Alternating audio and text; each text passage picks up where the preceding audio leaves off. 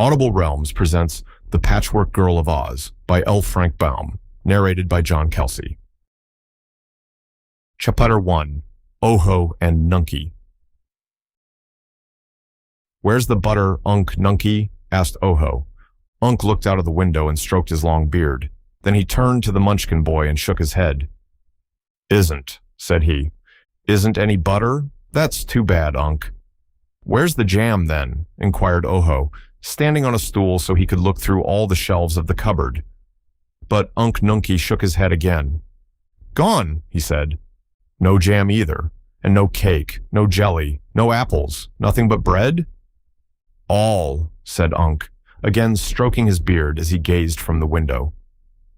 The little boy brought the stool and sat beside his uncle, munching the dry bread slowly and seeming in deep thought. "Nothing grows in our yard but the bread tree," he mused, "and there are only 2 more loaves on that tree, and they're not ripe yet. Tell me, Unc, why are we so poor?" The old Munchkin turned and looked at Oho. He had kindly eyes, but he hadn't smiled or laughed in so long that the boy had forgotten that Unc Nunky could look any other way than solemn. And Unc never spoke any more words than he was obliged to, so his little nephew, who lived alone with him, had learned to understand a great deal from one word. "Why are we so poor, Unc?" repeated the boy. "Not," said the old Munchkin. "I think we are," declared Oho. "What have we got?" "House," said Unc Nunky. "I know, but everyone in the land of Oz has a place to live. What else, Unc?" "Bread. I'm eating the last loaf that's ripe. There, I've put aside your share, Unc. It's on the table, so you can eat it when you get hungry. But when that is gone, what shall we eat, Unc?" The old man shifted in his chair, but merely shook his head. "Of course," said Oho, who was obliged to talk because his uncle would not. "No one starves in the land of Oz either. There is plenty for everyone, you know. Only, if it isn't just where you happen to be, you must go where it is." The aged Munchkin wriggled again and stared at his small nephew, as if disturbed by his argument. "By tomorrow morning," the boy went on, "we must go where there is something to eat, or we shall grow very hungry and become very unhappy." "Where?" asked Unc. "Where shall we go?" "I don't know, I'm sure," replied Oho. "But you must know, Unc. You must have traveled in your time, because you're so old. I don't remember it, because ever since I could remember anything, we've lived right here in this lonesome, round house, with a little garden back of it and the thick woods all around. All I've ever seen of the great land of Oz, Unc dear, is the view of that mountain over at the south, where they say the hammerheads live, who won't let anybody go by them, and that mountain at the north, where they say nobody lives." "One," declared Unc, correcting him. "Oh yes, one family lives there, I've heard. That's the crooked magician who is named Dr. Pipt, and his wife Margalotte. 1 year you told me about them. I think it took you a whole year, Unc, to say as much as I've just said about the crooked magician and his wife. They live high up on the mountain, and the good Munchkin country, where the fruits and flowers grow, is just the other side. It's funny you and I should live here all alone, in the middle of the forest, isn't it?" "Yes," said Unc. "Then let's go away and visit the Munchkin country and its jolly, good-natured people. I'd love to get a sight of something besides woods, Unc Nunky."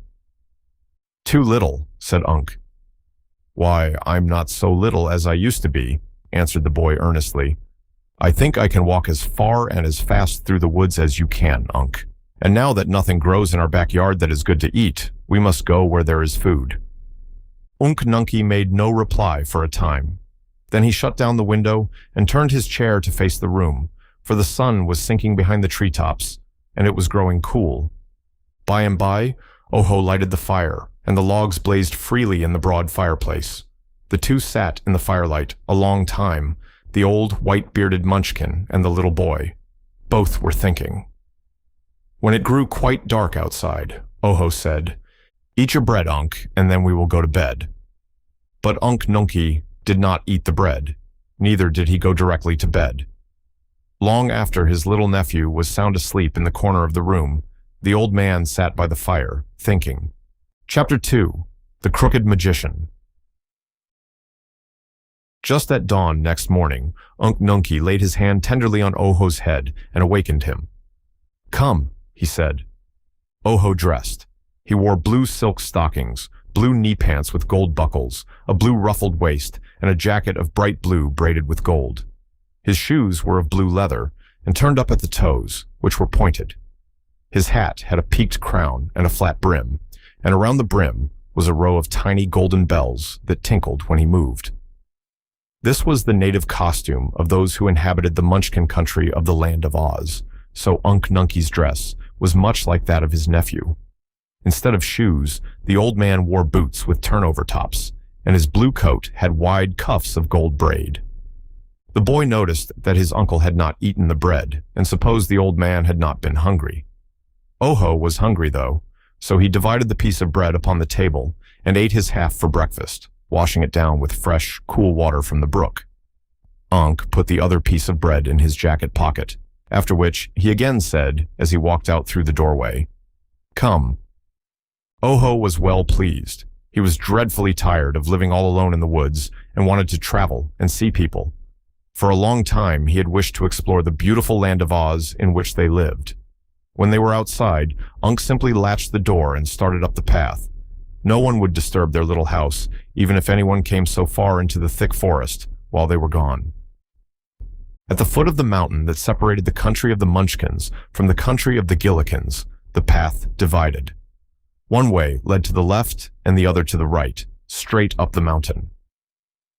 Unc Nunkie took this right-hand path and Oho followed without asking why. He knew it would take them to the house of the crooked magician, whom he had never seen, but who was their nearest neighbor. All the morning they trudged up the mountain path, and at noon Unc and Oho sat on a fallen tree trunk and ate the last of the bread which the old Munchkin had placed in his pocket.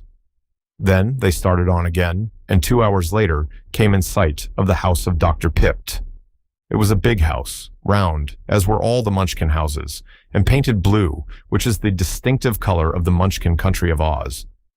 There was a pretty garden around the house, where blue trees and blue flowers grew in abundance, and in one place were beds of blue cabbages, blue carrots, and blue lettuce, all of which were delicious to eat.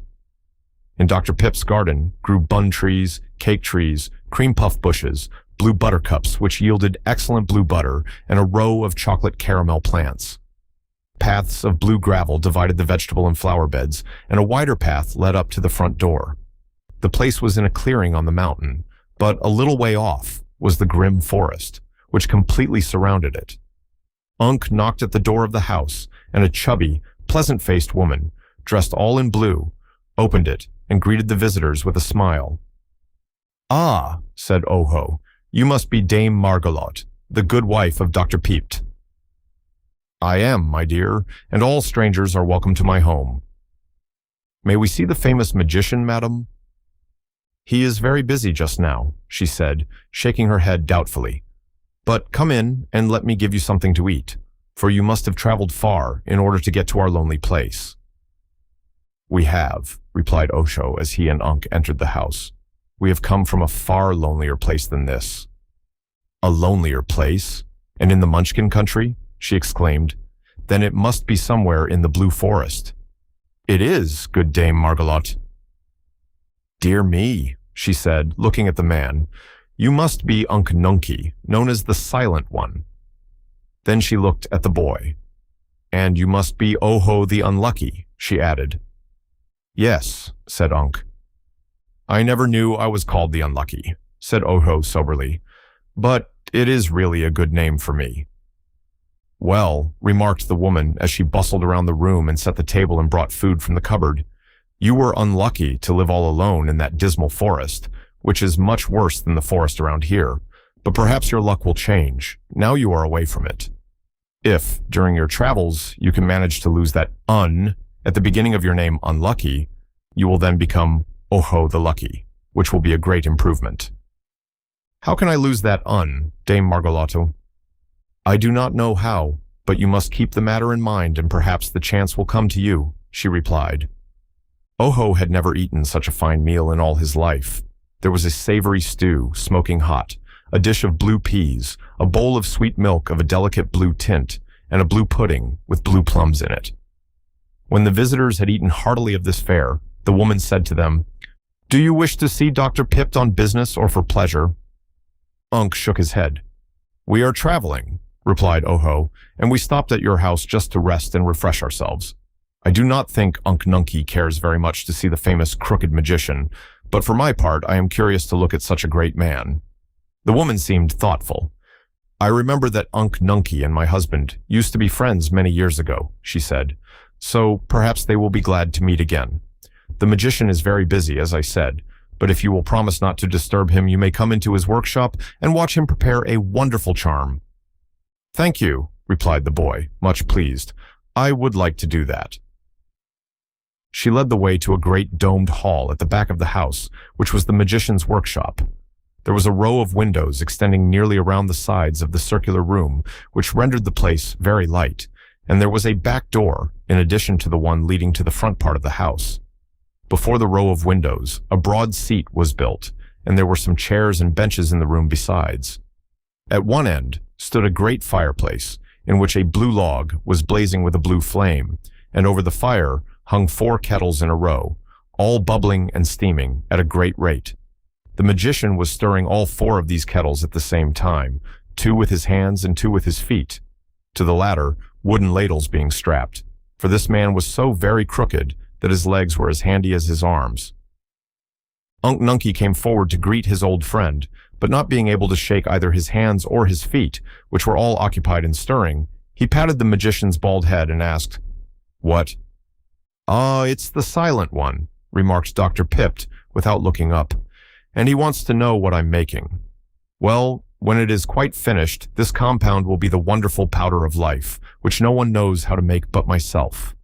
Whenever it is sprinkled on anything, that thing will at once come to life, no matter what it is. It takes me several years to make this magic powder, but at this moment, I am pleased to say it is nearly done. You see, I am making it for my good wife, Margalotte, who wants to use some of it for a purpose of her own. Sit down and make yourself comfortable, Unc Nunky, and after I've finished my task, I will talk to you." "You must know," said Margalotte, when they were all seated together on the broad window seat, "that my husband foolishly gave away all the powder of life he first made to old Mombi the witch, who used to live in the country of the Gillikins, to the north of here. Mombi gave to Dr. Pipt a powder of perpetual youth in exchange for his powder of life. But she cheated him wickedly, for the powder of youth was no good and could work no magic at all."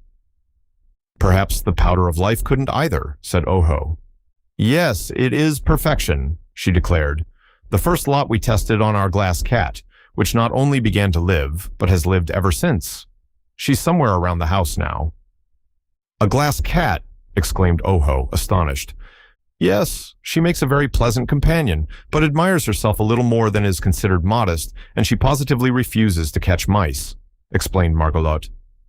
"My husband made the cat some pink brains, but they proved to be too high-bred and particular for a cat, so she thinks it is undignified in her to catch mice. Also, she has a pretty blood-red heart, but it is made of stone. A ruby, I think, and so is rather hard and unfeeling. I think the next glass cat the magician makes will have neither brains nor heart, for then it will not object to catching mice and may prove of some use to us." "What did old Mombi the witch do with the powder of life your husband gave her?" asked the boy. "She brought Jack Pumpkinhead to life, for one thing," was the reply. "I suppose you've heard of Jack Pumpkinhead. He's now living near the Emerald City and is a great favorite with the Princess Ozma, who rules all the land of Oz." "No, I've never heard of him," remarked Oho.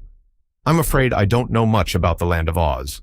You see, I've lived all my life with Unc Nunky, the silent one, and there was no one to tell me anything." "That is one reason you are Oho the Unlucky," said the woman in a sympathetic tone.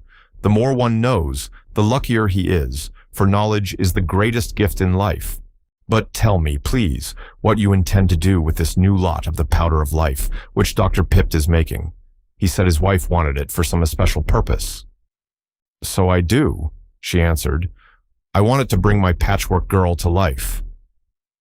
"Oh, a patchwork girl? What is that?" Oho asked, for this seemed even more strange and unusual than a glass cat. "I think I must show you my patchwork girl," said Margalotte, laughing at the boy's astonishment, "for she is rather difficult to explain. But first, I will tell you that for many years I have longed for a servant to help me with the housework and to cook the meals and wash the dishes. No servant will come here because the place is so lonely and out of the way, so my clever husband, the crooked magician, proposed that I make a girl out of some sort of material, and he would make her live by sprinkling over her the powder of life. This seemed an excellent suggestion, and at once Dr. Pip set to work to make a new batch of his magic powder. He has been at it a long, long while, and so I have had plenty of time to make the girl. Yet that task was not so easy as you may suppose. At first, I couldn't think what to make her of, but finally, in searching through a chest, I came across an old patchwork quilt, which my grandmother once made when she was young. "What is a patchwork quilt?" asked Oho. "A bed quilt made of patches of different kinds and colors of cloth, all neatly sewed together. The patches are of all shapes and sizes, so a patchwork quilt is a very pretty and gorgeous thing to look at. Sometimes it is called a crazy quilt, because the patches and colors are so mixed up. We never have used my grandmother's many-colored patchwork quilt, handsome as it is, for we Munchkins do not care for any color other than blue, so it has been packed away in the chest for about 100 years. When I found it, I said to myself that it would do nicely for my servant girl, for when she was brought to life, she would not be proud nor haughty, as the glass cat is, for such a dreadful mixture of colors would discourage her from trying to be as dignified as the blue Munchkins are." "Is blue the only respectable color, then?" inquired Oho. "Yes, for a Munchkin. All our country is blue, you know, but in other parts of Oz, the people favor different colors. At the Emerald City, where our Princess Ozma lives, green is the popular color. But all Munchkins prefer blue to anything else, and when my housework girl is brought to life, she will find herself to be of so many unpopular colors that she'll never dare be rebellious or impudent, as servants are sometimes liable to be when they are made the same way their mistresses are." Unc Nunkie nodded approval. "Good idea," he said, and that was a long speech for Unc Nunkie, because it was 2 words. "So I cut up the quilt," continued Margolotte, "and made from it a very well-shaped girl, which I stuffed with cotton wadding. I will show you what a good job I did." And she went to a tall cupboard and threw open the doors. Then back she came, lugging in her arms the patchwork girl, which she set upon the bench and propped up so that the figure would not tumble over. Chapter 3. The Patchwork Girl. Oho examined this curious contrivance with wonder. The patchwork girl was taller than he when she stood upright, and her body was plump and rounded because it had been so neatly stuffed with cotton. Margolotte had first made the girl's form from the patchwork quilt, and then she had dressed it with a patchwork skirt and an apron with pockets in it, using the same gay material throughout. Upon the feet, she had sewn a pair of red leather shoes with pointed toes. All the fingers and thumbs of the girl's hands had been carefully formed and stuffed and stitched at the edges, with gold plates at the ends to serve as fingernails. "She will have to work when she comes to life," said Margolotte. The head of the patchwork girl was the most curious part of her. While she waited for her husband to finish making his powder of life, the woman had found ample time to complete the head as her fancy dictated, and she realized that a good servant's head must be properly constructed. The hair was of brown yarn and hung down on her neck in several neat braids. Her eyes were 2 silver suspender buttons cut from a pair of the magician's old trousers, and they were sewed on with black threads, which formed the pupils of the eyes. Margolotte had puzzled over the ears for some time, for these were important if the servant was to hear distinctly. But finally, she had made them out of thin plates of gold and attached them in place by means of stitches through tiny holes bored in the metal. Gold is the most common metal in the land of Oz and is used for many purposes because it is soft and pliable. The woman had cut a slit for the patchwork girl's mouth and sewn 2 rows of white pearls in it for teeth, using a strip of scarlet plush for a tongue. This mouth Ojo considered very artistic and lifelike, and Margolotte was pleased when the boy praised it. There were almost too many patches on the face of the girl for her to be considered strictly beautiful, for one cheek was yellow and the other red, her chin blue, her forehead purple, and the center, where her nose had been formed and padded, a bright yellow. "You ought to have had her face all pink," suggested the boy. "I suppose so, but I had no pink cloth," replied the woman. "Still, I cannot see as it matters much, for I wish my patchwork girl to be useful rather than ornamental. If I get tired looking at her patched face, I can whitewash it." Has she any brains? Asked Oho. No, I forgot all about the brains, exclaimed the woman. I am glad you reminded me of them, for it is not too late to supply them by any means. Until she is brought to life, I can do anything I please with this girl. But I must be careful not to give her too much brains, and those she has must be such as are fitted to the station she is to occupy in life. In other words, her brains mustn't be very good.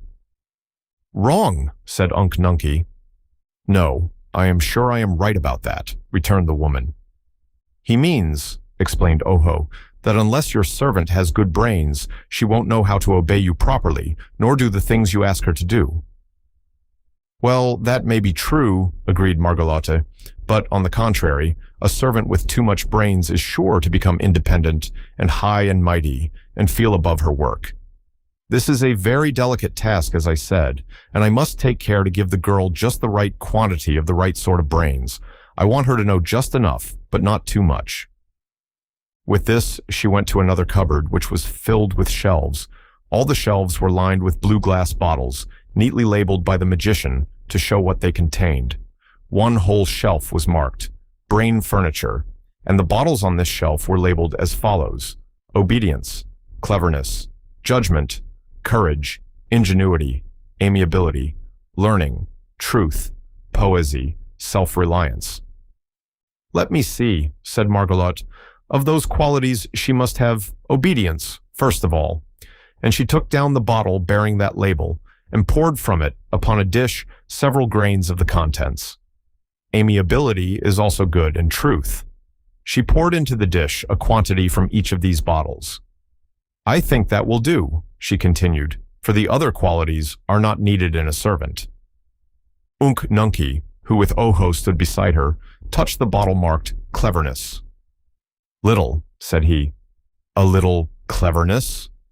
Well, perhaps you're right, sir, said she, and was about to take down the bottle when the crooked magician suddenly called to her excitedly from the fireplace. Quick, Margolotte, come and help me. She ran to her husband's side at once and helped him lift the 4 kettles from the fire. Their contents had all boiled away, leaving in the bottom of each kettle a few grains of fine white powder. Very carefully, the magician removed this powder, placing it all together in a golden dish, where he mixed it with a golden spoon. When the mixture was complete, there was scarcely a handful, all told. That, said Dr. Pipt, in a pleased and triumphant tone, is the wonderful powder of life, which I alone in the world know how to make. It has taken me nearly 6 years to prepare these precious grains of dust, but the little heap on that dish is worth the price of a kingdom, and many a king would give all he has to possess it.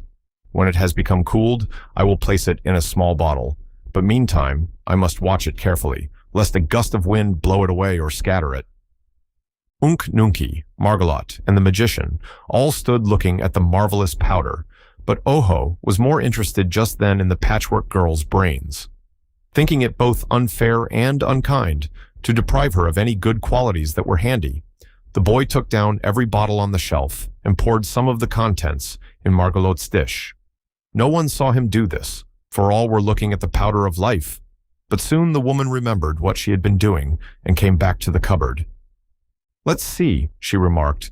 I was about to give my girl a little cleverness, which is the doctor's substitute for intelligence, a quality he has not yet learned how to manufacture. Taking down the bottle of cleverness, she added some of the powder to the heap on the dish.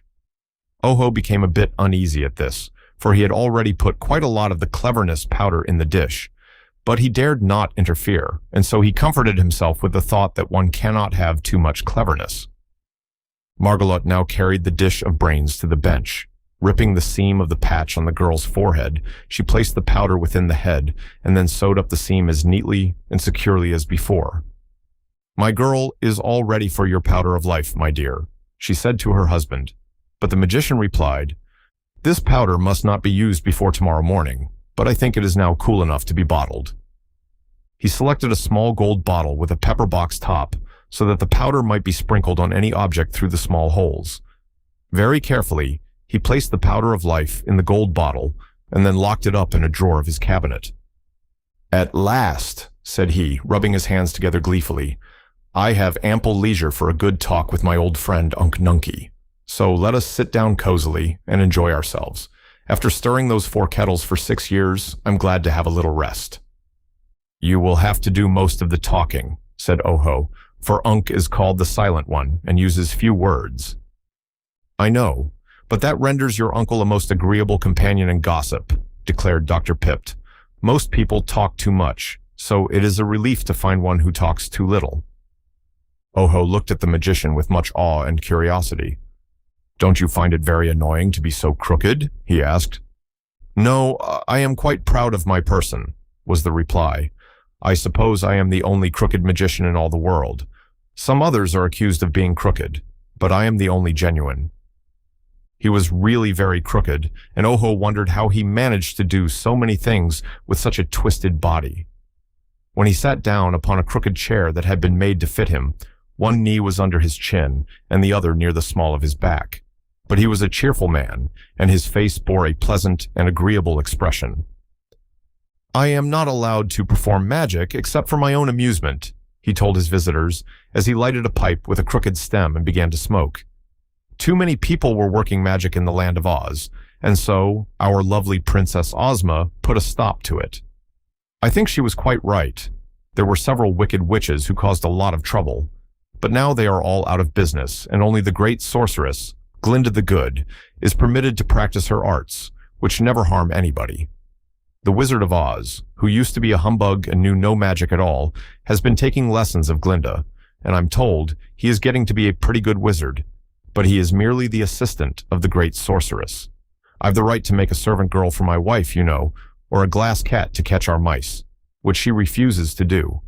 But I am forbidden to work magic for others, or to use it as a profession." "Magic must be a very interesting study," said Oho. "It truly is," asserted the magician. "In my time, I've performed some magical feats that were worthy the skill of Glinda the Good. For instance, there's the powder of life, and my liquid of petrifaction, which is contained in that bottle on the shelf yonder, over the window." "What does the liquid of petrifaction do?" inquired the boy. "Turns everything it touches to solid marble. It's an invention of my own, and I find it very useful.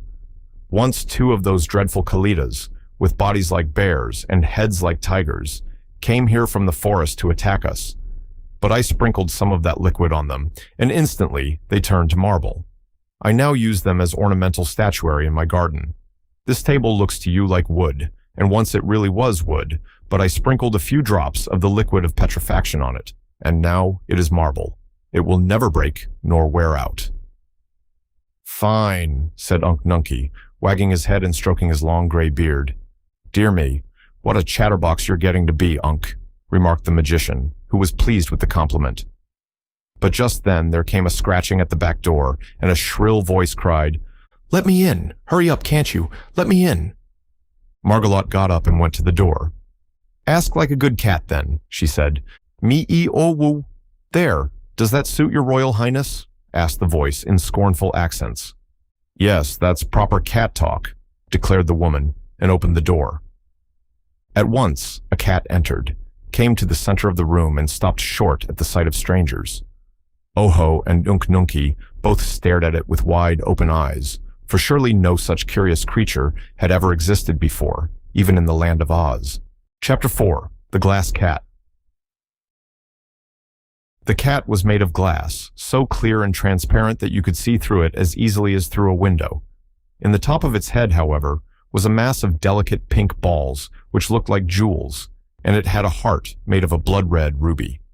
The eyes were 2 large emeralds, but aside from these colors, all the rest of the animal was clear glass, and it had a spun glass tail that was really beautiful.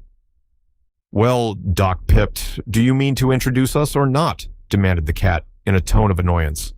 "Seems to me you are forgetting your manners." "Excuse me," returned the magician. "This is Unk Nunkie, the descendant of the former kings of the Munchkins, before this country became a part of the land of Oz." "He needs a haircut," observed the cat, washing its face. "True," replied Unk, with a low chuckle of amusement. "But he has lived alone in the heart of the forest for many years," the magician explained, "and although that is a barbarous country, there are no barbers there." "Who is the dwarf?" asked the cat. "That is not a dwarf, but a boy," answered the magician.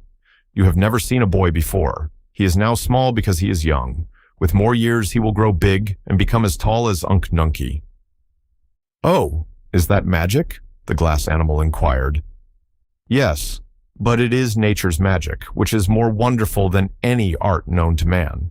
For instance, my magic made you and made you live, and it was a poor job because you are useless and a bother to me. But I can't make you grow. You will always be the same size and the same saucy, inconsiderate glass cat with pink brains and a hard ruby heart. No one can regret more than I the fact that you made me," asserted the cat, crouching upon the floor and slowly swaying its spun glass tail from side to side. "Your world is a very uninteresting place.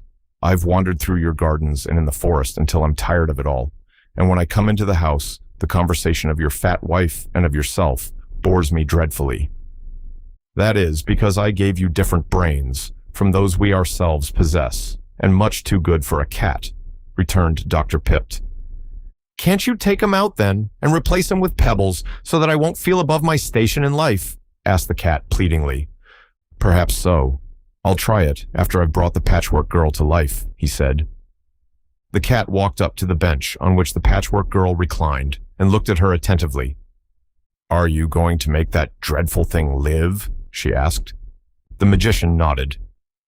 "It is intended to be my wife's servant maid," he said.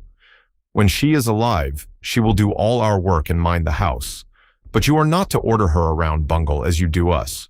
You must treat the Patchwork Girl respectfully." "I won't. I couldn't respect such a bundle of scraps under any circumstances." "If you don't, there will be more scraps than you will like," cried Margolotte angrily. "Why didn't you make her pretty to look at?" asked the cat. "You made me pretty, very pretty indeed, and I love to watch my pink brains roll around when they're working, and to see my precious red heart beat." She went to a long mirror as she said this, and stood before it, looking at herself with an air of much pride. "But that poor patched thing will hate herself when she's once alive," continued the cat. "If I were you, I'd use her for a mop and make another servant that is prettier." "You have a perverted taste," snapped Margolotte, much annoyed at this frank criticism. "I think the Patchwork Girl is beautiful, considering what she's made of. Even the rainbow hasn't as many colors, and you must admit that the rainbow is a pretty thing."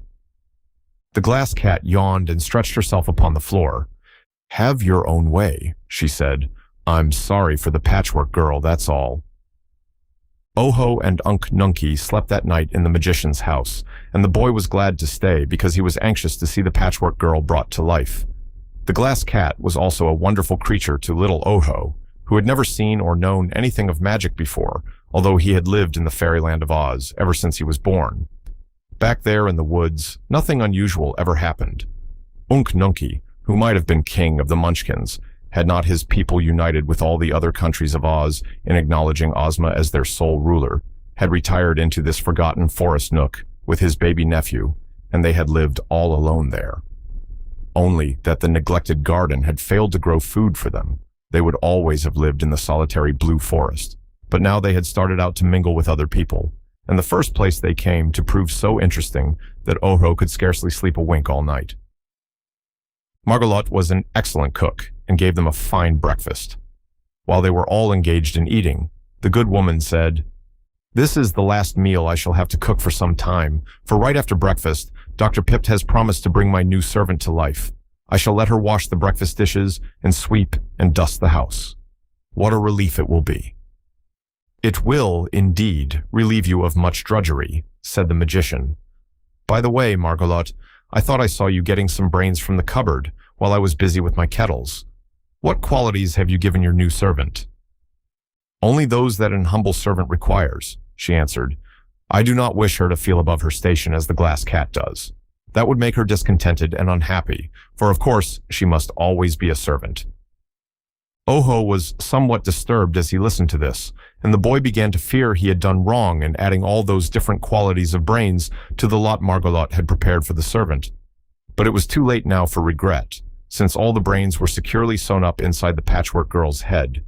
He might have confessed what he had done, and thus allowed Margolotte and her husband to change the brains, but he was afraid of incurring their anger. He believed that Unc had seen him add to the brains, and Unc had not said a word against it.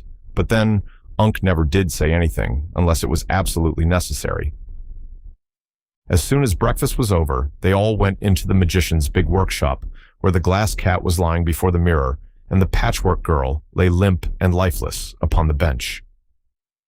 "Now then," said Dr. Pipt in a brisk tone, "we shall perform one of the greatest feats of magic possible to man, even in this marvelous land of Oz. In no other country could it be done at all. I think we ought to have a little music while the patchwork girl comes to life.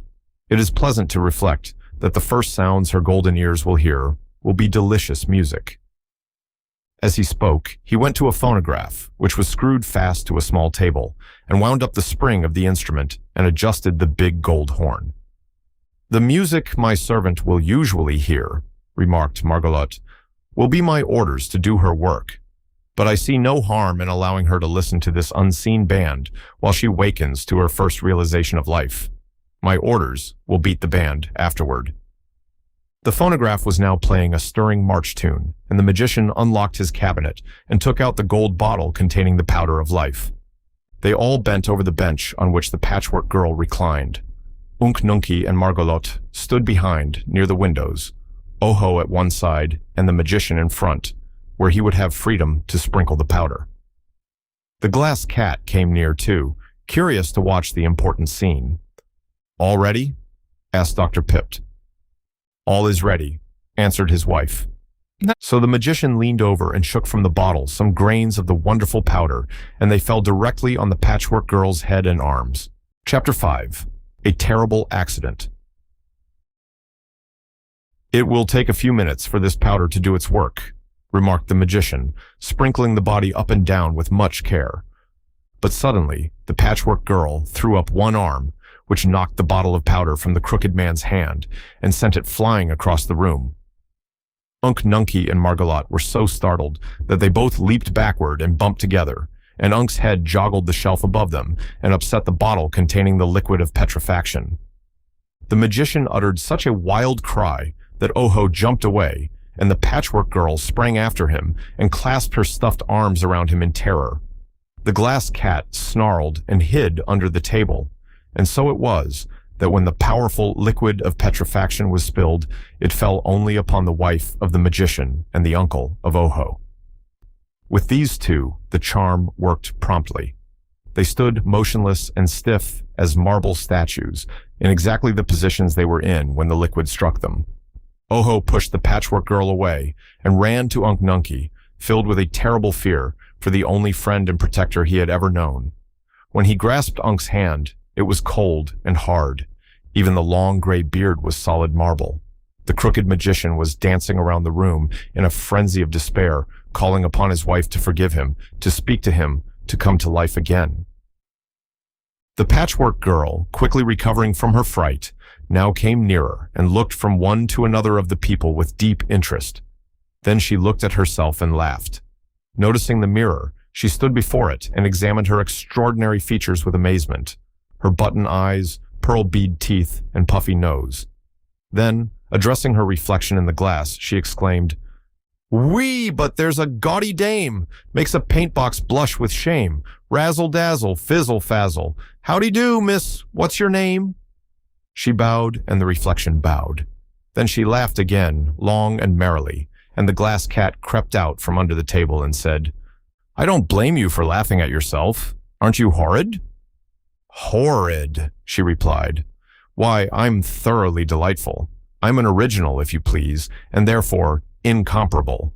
Of all the comic, absurd, rare, and amusing creatures the world contains, I must be the supreme freak. Who but poor Margolotte could have managed to invent such an unreasonable being as I? But I'm glad, I'm awfully glad, that I'm just what I am, and nothing else." "Be quiet, will you?" cried the frantic magician. "Be quiet and let me think. If I don't think, I shall go mad." "Think ahead," said the patchwork girl, seating herself in a chair. "Think all you want to. I don't mind." "Gee, but I'm tired playing that tune," called the phonograph, speaking through its horn in a brazen, scratchy voice. "If you don't mind, Pipt, old boy, I'll cut it out and take a rest." The magician looked gloomily at the music machine. "What dreadful luck," he wailed despondently. "The powder of life must have fallen on the phonograph." He went up to it and found that the gold bottle that contained the precious powder had dropped upon the stand and scattered its life-giving grains over the machine. The phonograph was very much alive and began dancing a jig with the legs of the table to which it was attached, and this dance so annoyed Dr. Pipt that he kicked the thing into a corner and pushed a bench against it to hold it quiet. "You were bad enough before," said the magician resentfully, "but a live phonograph is enough to drive every sane person in the land of Oz stark crazy." "No insults, please," answered the phonograph in a surly tone. "You did it, my boy. Don't blame me." "You've bungled everything, Dr. Pipt," added the glass cat contemptuously. "Except me," said the Patchwork Girl, jumping up to whirl merrily around the room. "I think," said Oho, almost ready to cry through grief over Unc Nunkie's sad fate, "it must all be my fault in some way. I'm called Oho the Unlucky, you know."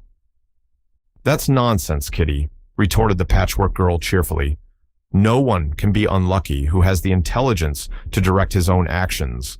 The unlucky ones are those who beg for a chance to think, like poor Dr. Pipt here.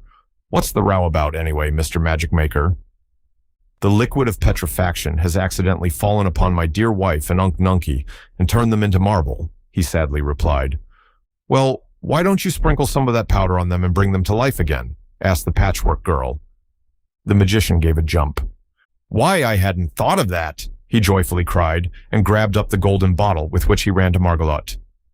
Said the Patchwork Girl, "Higgledy, piggledy, dee, what fools magicians be! His head's so thick he can't think quick, so he takes advice from me." Standing upon the bench, for he was so crooked he could not reach the top of his wife's head in any other way, Dr. Pipt began shaking the bottle, but not a grain of powder came out. He pulled off the cover, glanced within, and then threw the bottle from him with a wail of despair. "Gone! Gone! Every bit gone!" he cried. "Wasted on that miserable phonograph when it might have saved my dear wife." Then the magician bowed his head on his crooked arms and began to cry. Oho was sorry for him. He went up to the sorrowful man and said softly, "You can make more powder of life, Dr. Pipt." "Yes, but it will take me 6 years. 6 long, weary years of stirring 4 kettles with both feet and both hands," was the agonized reply. 6 years, while poor Margolotte stands watching me as a marble image. "Can't anything else be done?" asked the Patchwork Girl. The magician shook his head. Then he seemed to remember something and looked up. "There is one other compound that would destroy the magic spell of the liquid of petrifaction and restore my wife and Unc Nunkie to life," said he. "It may be hard to find the things I need to make this magic compound, but if they were found, I could do in an instant what will otherwise take 6 long, weary years of stirring kettles with both hands and both feet." "All right, let's find the things then," suggested the Patchwork Girl.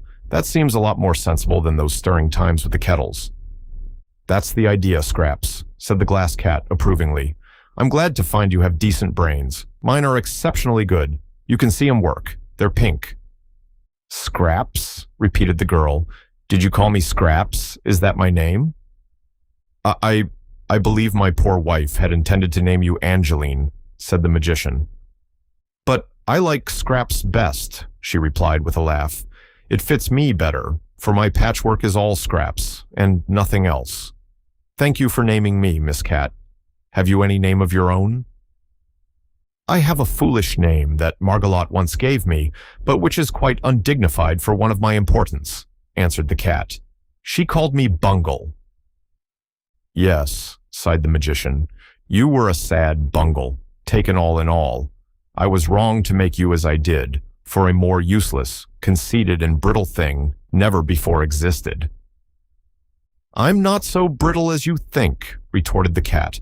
"I've been alive a good many years, for Dr. Pipt experimented on me with the first magic powder of life he ever made, and so far I've never broken or cracked or chipped any part of me." "You seem to have a chip on your shoulder," laughed the Patchwork Girl, and the cat went to the mirror to see. "Tell me," pleaded Oho, speaking to the crooked magician, What must we find to make the compound that will save Unc Nunky? First, was the reply, I must have a six-leaved clover that can only be found in the green country around the Emerald City, and six-leaved clovers are very scarce, even there. I'll find it for you, promised Oho. The next thing, continued the magician, is the left wing of a yellow butterfly. That color can only be found in the yellow country of the Winkies, west of the Emerald City. I'll find it, declared Oho. Is that all? Oh no, I'll get my book of recipes and see what comes next. Saying this, the magician unlocked a drawer of his cabinet and drew out a small book covered with blue leather. Looking through the pages, he found the recipe he wanted and said, I must have a gill of water from a dark well. What kind of a well is that, sir? Asked the boy.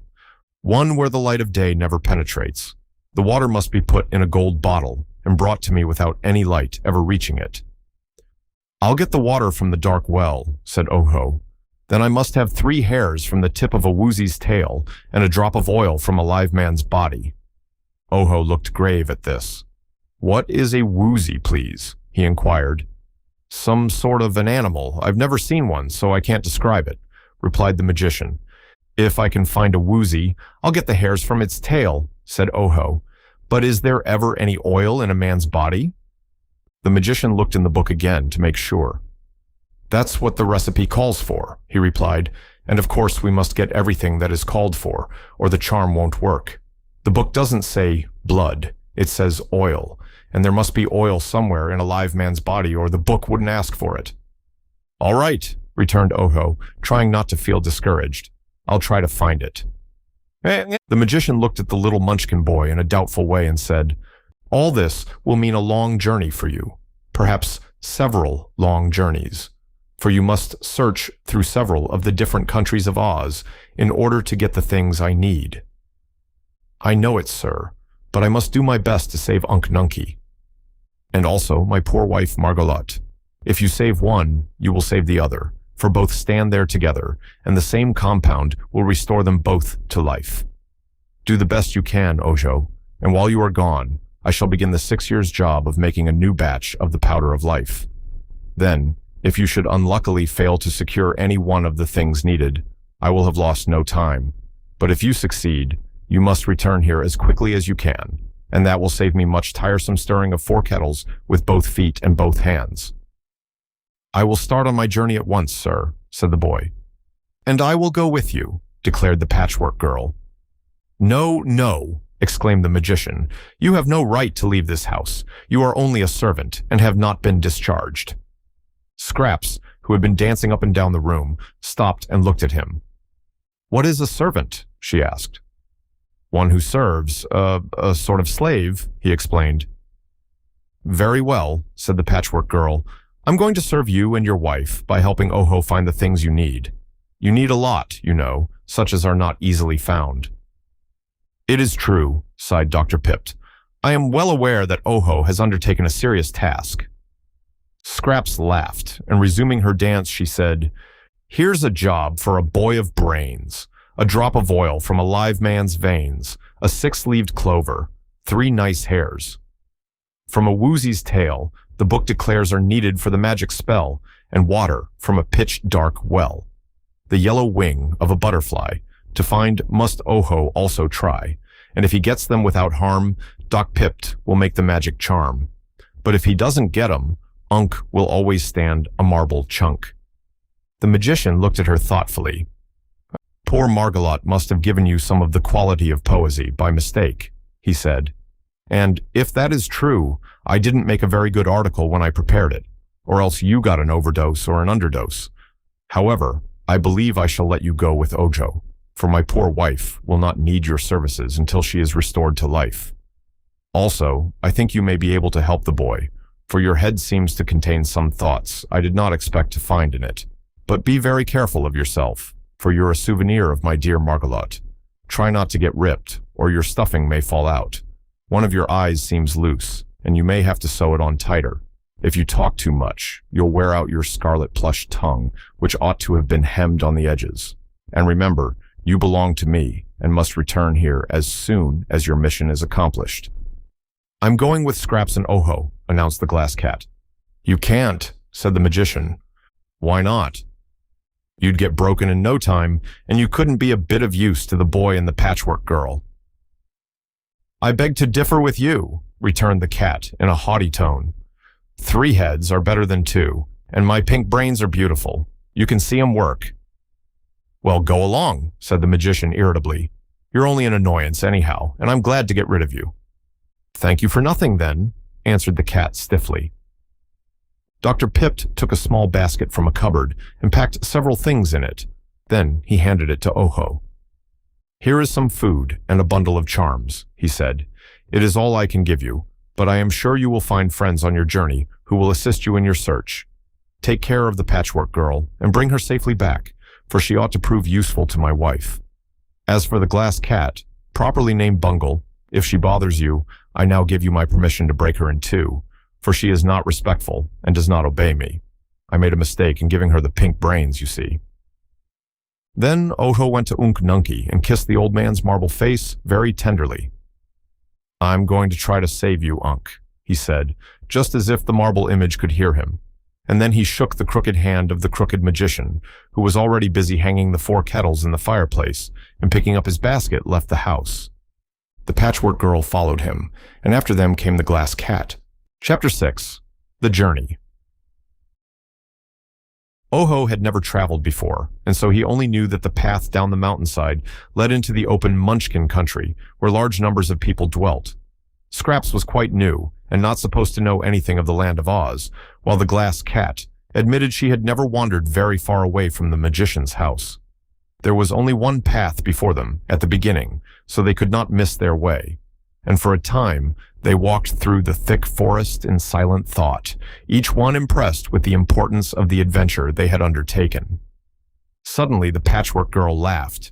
It was funny to see her laugh because her cheeks wrinkled up, her nose tipped, her silver button eyes twinkled, and her mouth curled at the corners in a comical way. Has something pleased you? Asked Oho, who was feeling solemn and joyless through thinking upon his uncle's sad fate. Yes, she answered. Your world pleases me, for it's a queer world, and life in it is queerer still.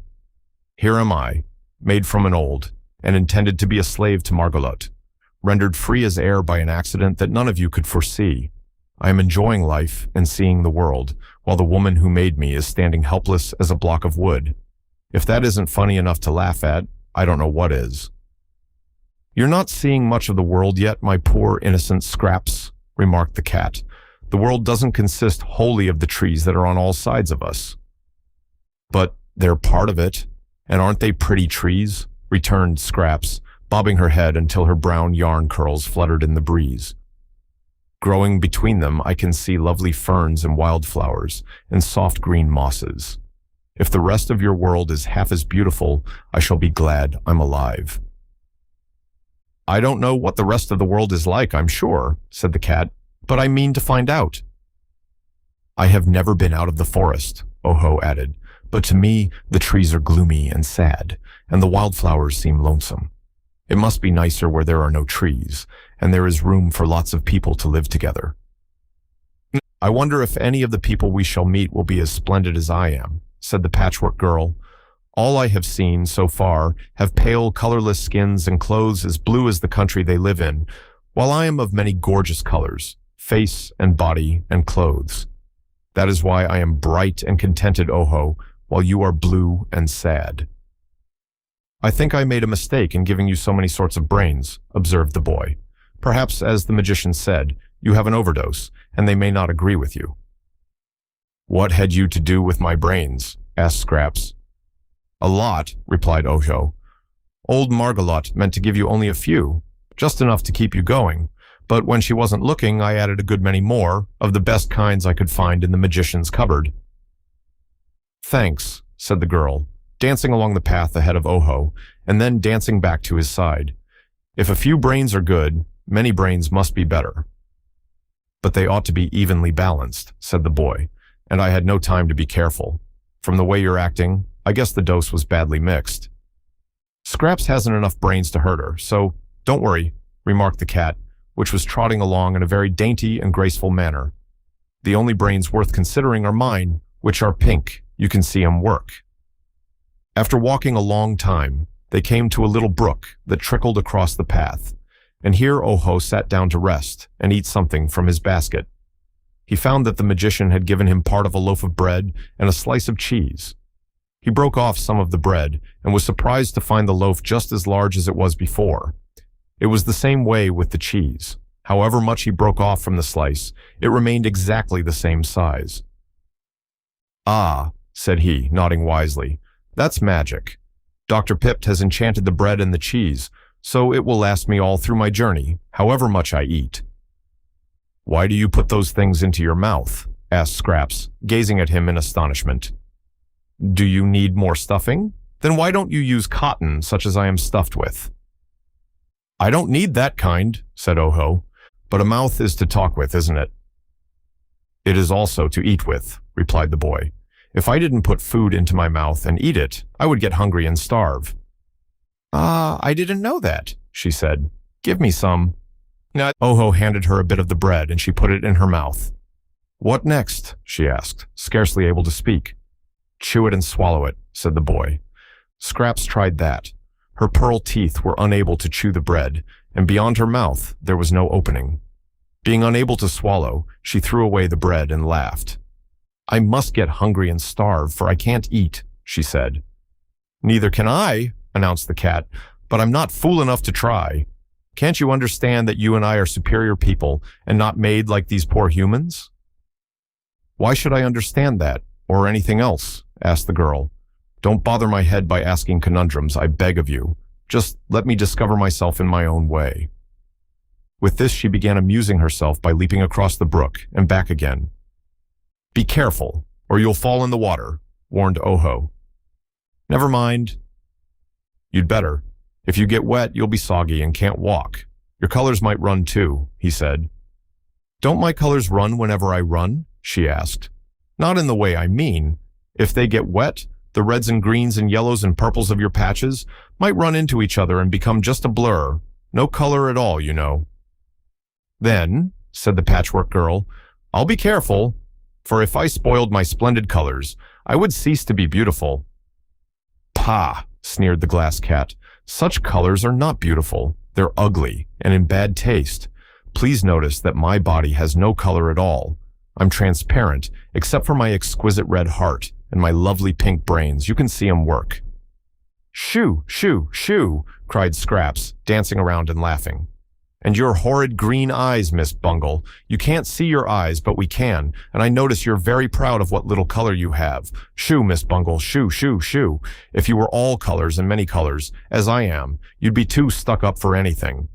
She leaped over the cat and back again, and the startled Bungle crept close to a tree to escape her. This made Scraps laugh more heartily than ever, and she said, "Whoop-de-doodle-doo, the cat has lost her shoe. Her tootsie's bare, but she don't care. So what's the odds to you?" "Dear me, Oho," said the cat. "Don't you think the creature is a little bit crazy?" "It may be," he answered with a puzzled look. "If she continues her insults, I'll scratch off her suspender-button eyes," declared the cat. "Don't quarrel, please," pleaded the boy, rising to resume the journey. "Let us be good comrades, and as happy and cheerful as possible, for we are likely to meet with plenty of trouble on our way."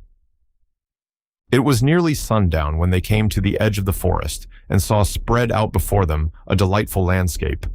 There were broad blue fields stretching for miles over the valley, which was dotted everywhere with pretty blue-domed houses, none of which, however, was very near to the place where they stood. Just at the point where the path left the forest stood a tiny house covered with leaves from the trees, and before this stood a Munchkin man with an axe in his hand. He seemed very much surprised when Oho and Scraps and the Glass Cat came out of the woods. But as the Patchwork Girl approached nearer, he sat down upon a bench and laughed so hard that he could not speak for a long time. This man was a wood chopper and lived all alone in the little house. He had bushy blue whiskers and merry blue eyes, and his blue clothes were quite old and worn. "Mercy me!" exclaimed the wood chopper when at last he could stop laughing. "Who would think such a funny harlequin lived in the land of Oz? Where did you come from, Crazy Quilt?" "Do you mean me?" asked the Patchwork Girl. Of course, he replied. You misjudge my ancestry. I'm not a crazy quilt, I'm Patchwork, she said. There's no difference, he replied, beginning to laugh again. When my old grandmother sews such things together, she calls it a crazy quilt, but I never thought such a jumble could come to life. It was the magic powder that did it, explained Oho. Oh, then you have come from the crooked magician on the mountain. I might have known it for, well, I declare, here's a glass cat. But the magician will get in trouble for this. It's against the law for anyone to work magic except Glinda the Good and the Royal Wizard of Oz.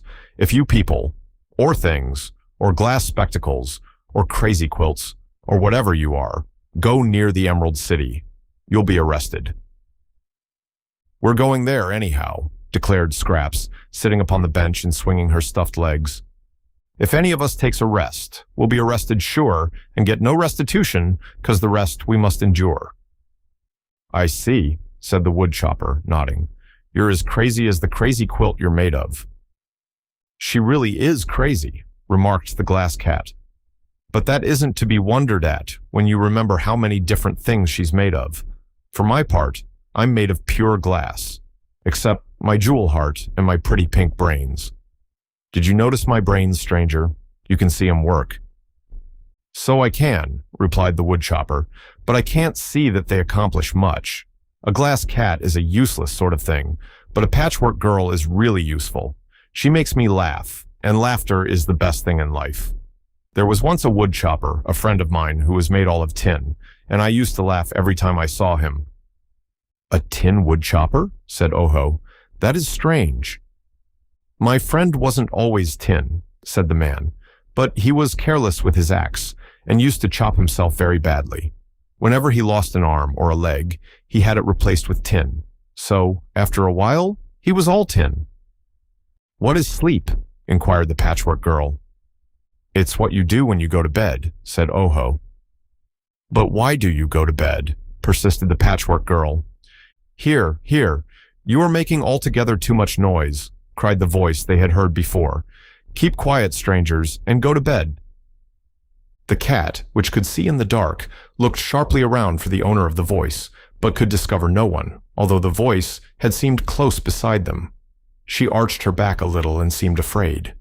Then she whispered to Oho, "Come," and led him to a bed. With his hands, the boy felt of the bed, and found it was big and soft, with feather pillows and plenty of blankets. So he took off his shoes and hat and crept into the bed. Then the cat led Scraps to another bed, and the patchwork girl was puzzled to know what to do with it. Lie down and keep quiet, whispered the cat warningly. Can't I sing? Asked Scraps.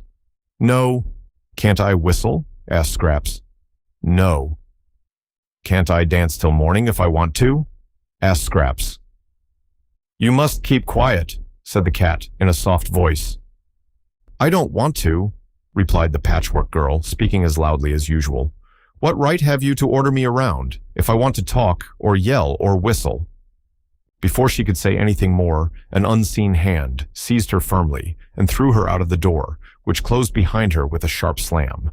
She found herself bumping and rolling in the road, and when she got up and tried to open the door of the house again, she found it locked. What has happened to Scraps? Asked Oho. Never mind. Let's go to sleep, or something will happen to us, answered the glass cat. So Oho snuggled down in his bed and fell asleep, and he was so tired that he never wakened until broad daylight. And could he chop wood then? Asked the boy. He could if he didn't rust his tin joints. But one day he met Dorothy in the forest and went with her to the Emerald City, where he made his fortune. He is now one of the favorites of Princess Ozma, and she has made him the Emperor of the Winkies, the country where all is yellow. Who is Dorothy? Inquired the patchwork girl. A little maid who used to live in Kansas, but is now a princess of Oz. She's Ozma's best friend, they say, and lives with her in the royal palace. Is Dorothy made of tin? Inquired Oho. Is she patchwork, like me? Inquired Scraps. No, said the man. Dorothy is flesh, just as I am. I know of only one tin person, and that is Nick Chopper, the Tin Woodman, and there will never be but one patchwork girl, for any magician that sees you will refuse to make another one like you. I suppose we shall see the Tin Woodman, for we are going to the country of the Winkies, said the boy. What for? Asked the woodchopper. To get the left wing of a yellow butterfly. It is a long journey, declared the man, and you will go through lonely parts of Oz and cross rivers and traverse dark forests before you get there. Suits me all right, said Scraps. I'll get a chance to see the country. You're crazy, girl. Better crawl into a rag bag and hide there, or give yourself to some little girl to play with. Those who travel are likely to meet trouble. That's why I stay at home. The woodchopper then invited them all to stay the night at his little hut, but they were anxious to get on, and so left him and continued along the path, which was broader now and more distinct. They expected to reach some other house before it grew dark, but the twilight was brief, and Oho soon began to fear they had made a mistake in leaving the woodchopper. I can scarcely see the path, he said at last. Can you see it, Scraps? No, replied the Patchwork girl, who was holding fast to the boy's arm so he could guide her. I can see, declared the glass cat. My eyes are better than yours, and my pink brains— Never mind your pink brains, please, said Oho hastily. Just run ahead and show us the way. Wait a minute and I'll tie a string to you, for then you can lead us. He got a string from his pocket and tied it around the cat's neck, and after that, the creature guided them along the path. They had proceeded in this way for about an hour when a twinkling blue light appeared ahead of them. Good, there's a house at last, cried Oho. When we reach it, the good people will surely welcome us and give us a night's lodging. But however far they walked, the light seemed to get no nearer, so by and by the cat stopped short, saying, I think the light is traveling too, and we shall never be able to catch up with it. But here is a house by the roadside, so why go farther? Where is the house, Bungle? Just here beside us, Scraps. Oho was now able to see a small house near the pathway. It was dark and silent, but the boy was tired and wanted to rest, so he went up to the door and knocked. Who is there? Cried a voice from within. I am Oho the Unlucky, and with me are Miss Scraps, Patchwork, and the glass cat, he replied. What do you want? Asked the voice. A place to sleep, said Oho. Come in then, but don't make any noise, and you must go directly to bed, returned the voice. Oho unlatched the door and entered. It was very dark inside, and he could see nothing at all, but the cat exclaimed, Why, there's no one here. There must be, said the boy. Someone spoke to me. I can see everything in the room, replied the cat, and no one is present but ourselves. But here are 3 beds, all made up, so we may as well go to sleep. Chapter 7. The Troublesome Phonograph. When the boy opened his eyes next morning, he looked carefully around the room. These small Munchkin houses seldom had more than one room in them. That in which Oho now found himself had 3 beds, set all in a row on one side of it. The glass cat lay asleep on one bed, Oho was in the second, and the third was neatly made up and smoothed for the day. On the other side of the room was a round table on which breakfast was already placed, smoking hot. Only one chair was drawn up to the table, where a place was set for one person. No one seemed to be in the room except the boy and Bungle. Oho got up and put on his shoes. Finding a toilet stand at the head of his bed, he washed his face and hands and brushed his hair. Then he went to the table and said, I wonder if this is my breakfast. Eat it, commanded a voice at his side, so near that Oho jumped, but no person could he see. He was hungry, and the breakfast looked good, so he sat down and ate all he wanted. Then, rising, he took his hat and wakened the glass cat. Come on, Bungle, said he. We must go. He cast another glance about the room, and speaking to the air, he said, Whoever lives here has been kind to me, and I'm much obliged. There was no answer, so he took his basket and went out the door, the cat following him. In the middle of the path sat the Patchwork girl, playing with pebbles she had picked up. Oh, there you are, she exclaimed cheerfully. I thought you were never coming out.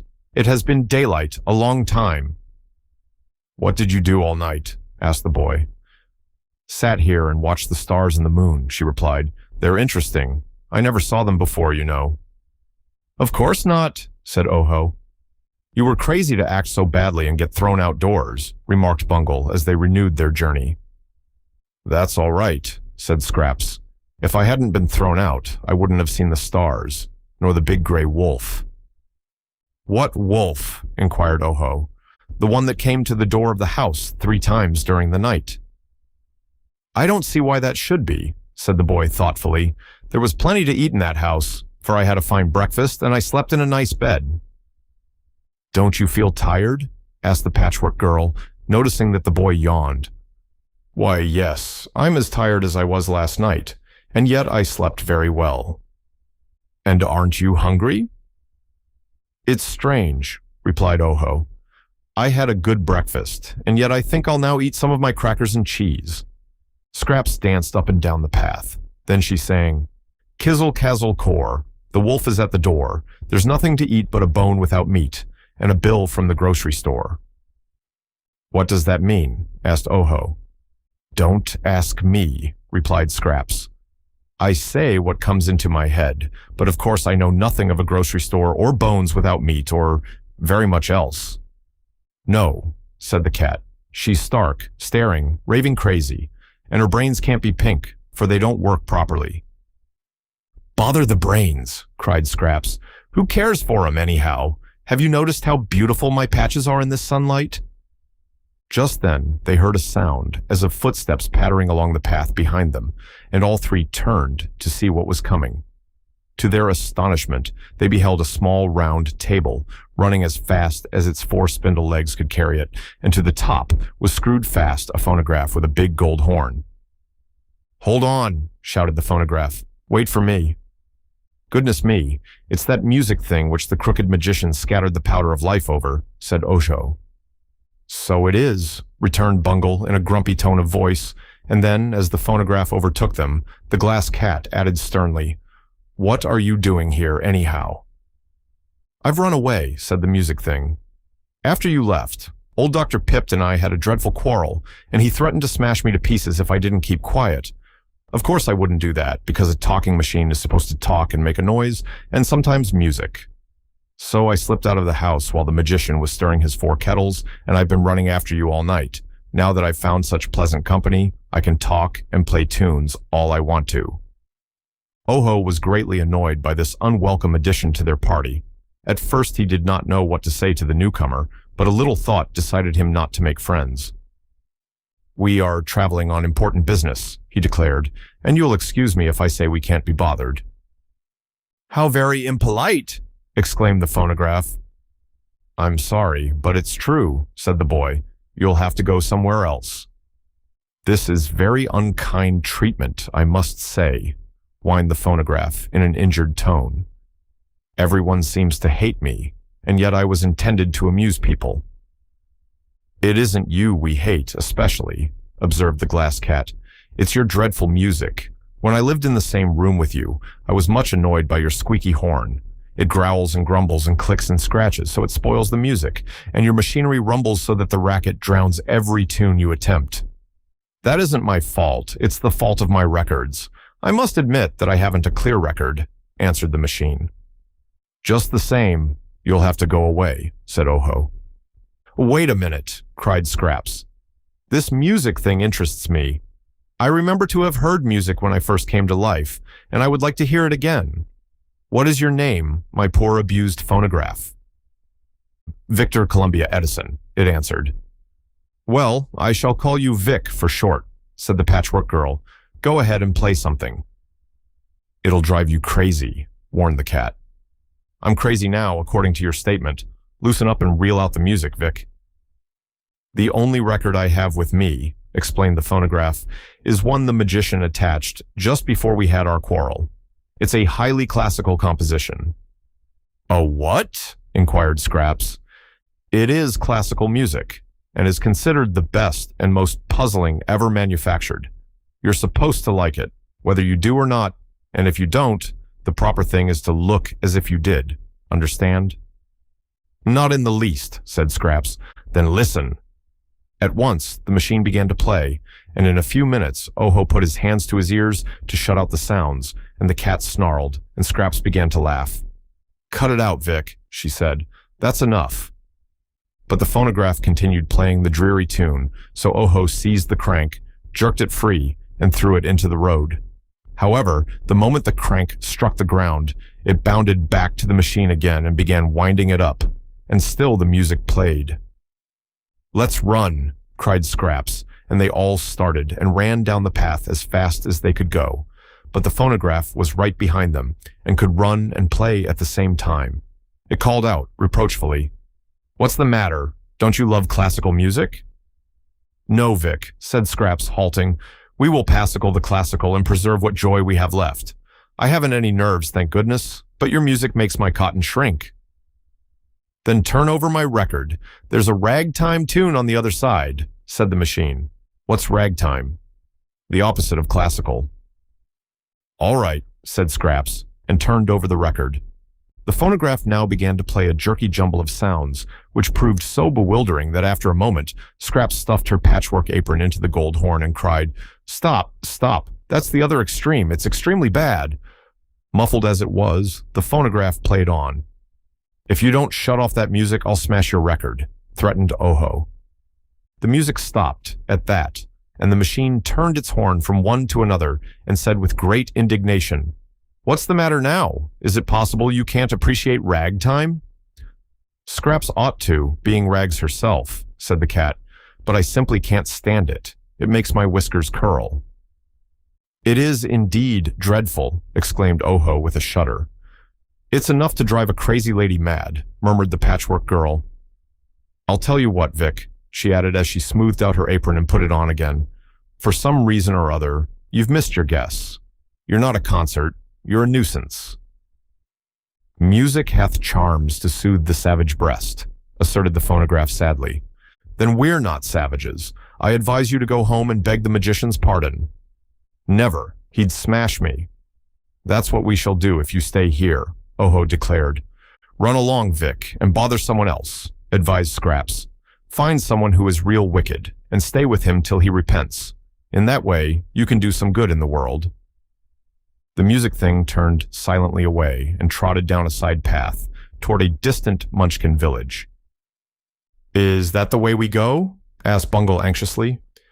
"No," said Oho. "I think we shall keep straight ahead, for this path is the widest and best. When we come to some house, we will inquire the way to the Emerald City." Chapter 8. The Foolish Owl and the Wise Donkey.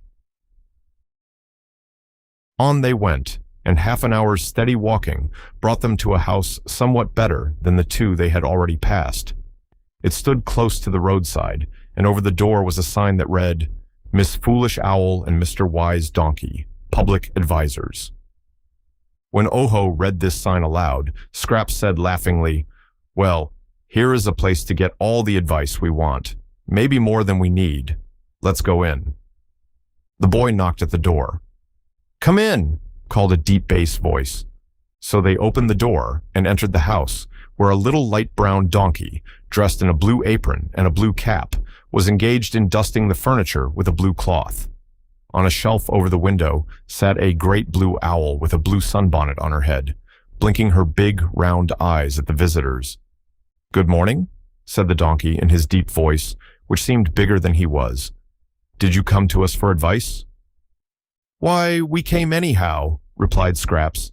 "And now we are here, we may as well have some advice. It's free, isn't it?" "Certainly," said the donkey. "Advice doesn't cost anything unless you follow it. Permit me to say, by the way, that you are the queerest lot of travelers that ever came to my shop. Judging you merely by appearances, I think you'd better talk to the foolish owl yonder." They turned to look at the bird, which fluttered its wings and stared back at them with its big eyes. "Hoot-tee-toot-tee-toot," cried the owl. "Fiddle-cum-foo, howdy, do, riddle-cum, tiddle-cum, too-rallaloo." "That beats your poetry, Scraps," said Oho. "It's just nonsense," declared the glass cat. "But it's good advice for the foolish," said the donkey admiringly. "Listen to my partner, and you can't go wrong," said the owl in a grumbling voice. "Patchwork Girl has come to life. No one's sweetheart, no one's wife. Lacking sense and loving fun, she'll be snubbed by everyone." "Quite a compliment." "Quite a compliment, I declare," exclaimed the donkey, turning to look at Scraps. "You are certainly a wonder, my dear, and I fancy you'd make a splendid pincushion. If you belonged to me, I'd wear smoked glasses when I looked at you." "Why?" asked the Patchwork Girl. because you are so gay and gaudy." "It is my beauty that dazzles you," she asserted. "You Munchkin people all strut around in your stupid blue color while I—" "You are wrong in calling me a Munchkin," interrupted the donkey, "for I was born in the land of Mo and came to visit the land of Oz on the day it was shut off from all the rest of the world. So here I am, obliged to stay, and I confess it is a very pleasant country to live in." "Hoot-de-toot!" cried the owl. "Ojo's searching for a charm, 'cause Unc Nunkey's come to harm. Charms are scarce. They're hard to get. Ojo's got a job, you bet." "Is the owl so very foolish?" asked the boy. "Extremely so," replied the donkey. "Notice what vulgar expressions she uses. But I admire the owl for the reason that she is positively foolish.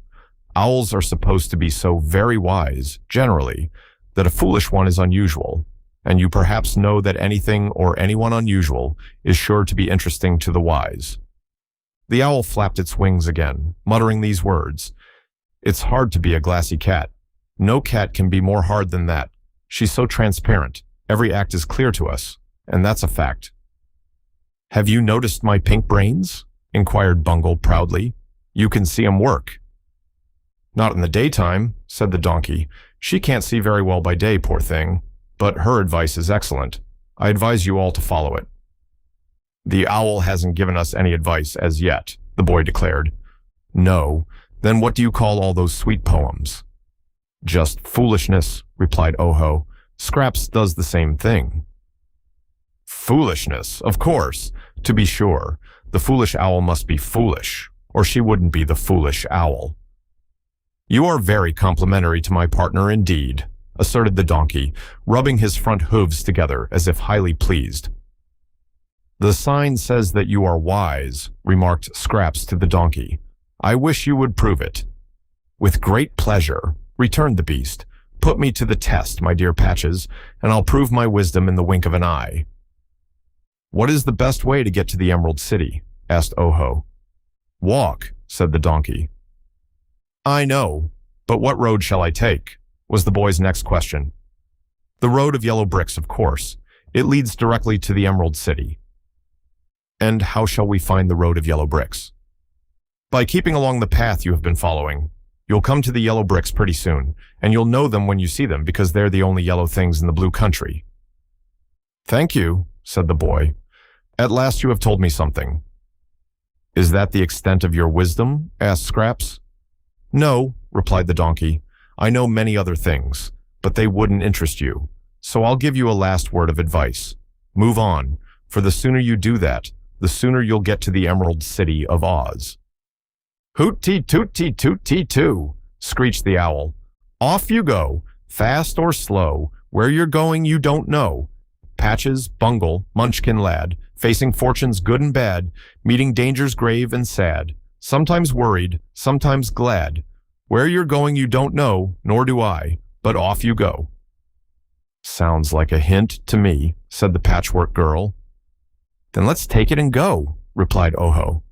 They said goodbye to the wise donkey and the foolish owl, and at once resumed their journey. Chapter 9. They Meet the Woozy. "There seem to be very few houses around here after all," remarked Oho, after they had walked for a time in silence. "Never mind," said Scraps. "We are not looking for houses, but rather the road of yellow bricks. Won't it be funny to run across something yellow in this dismal blue country?" "There are worse colors than yellow in this country," asserted the glass cat in a spiteful tone. "Oh, do you mean the pink pebbles you call your brains and your red heart and green eyes?" asked the Patchwork Girl. "No, I mean you, if you must know it," growled the cat. "You're jealous," laughed Scraps. "You'd give your whiskers for a lovely variegated complexion like mine." "I wouldn't," retorted the cat. "I've the clearest complexion in the world, and I don't employ a beauty doctor either." "I see you don't," said Scraps. "Please don't quarrel," begged Oho. "This is an important journey, and quarreling makes me discouraged. To be brave, one must be cheerful, so I hope you will be as good-tempered as possible." They had traveled some distance when suddenly they faced a high fence, which barred any further progress straight ahead. It ran directly across the road and enclosed a small forest of tall trees, set close together. When the group of adventurers peered through the bars of the fence, they thought this forest looked more gloomy and forbidding than any they had ever seen before. They soon discovered that the path they had been following now made a bend and passed around the enclosure, but what made Oho stop and look thoughtful was a sign painted on the fence, which read, "Beware of the Woozy." "That means," he said, "that there's a Woozy inside that fence, and the Woozy must be a dangerous animal or they wouldn't tell people to beware of it." "Let's keep out then," replied Scraps. "That path is outside the fence, and Mr. Woozy may have all his little forest to himself for all we care." "But one of our errands is to find a Woozy," Oho explained. "The magician wants me to get 3 hairs from the end of a Woozy's tail." "Let's go on and find some other Woozy," suggested the cat. "This one is ugly and dangerous, or they wouldn't cage him up. Maybe we shall find another that is tame and gentle." "Perhaps there isn't any other at all," answered Oho. "The sign doesn't say, 'Beware a Woozy.' It says, 'Beware the Woozy,' which may mean there's only one in all the land of Oz." "Then," said Scraps, "suppose we go in and find him. Very likely, if we ask him politely to let us pull 3 hairs out of the tip of his tail, he won't hurt us." "It would hurt him, I'm sure, and that would make him cross," said the cat. "You needn't worry, Bungle," remarked the Patchwork Girl, "for if there is danger, you can climb a tree. Oho and I are not afraid, are we, Oho?"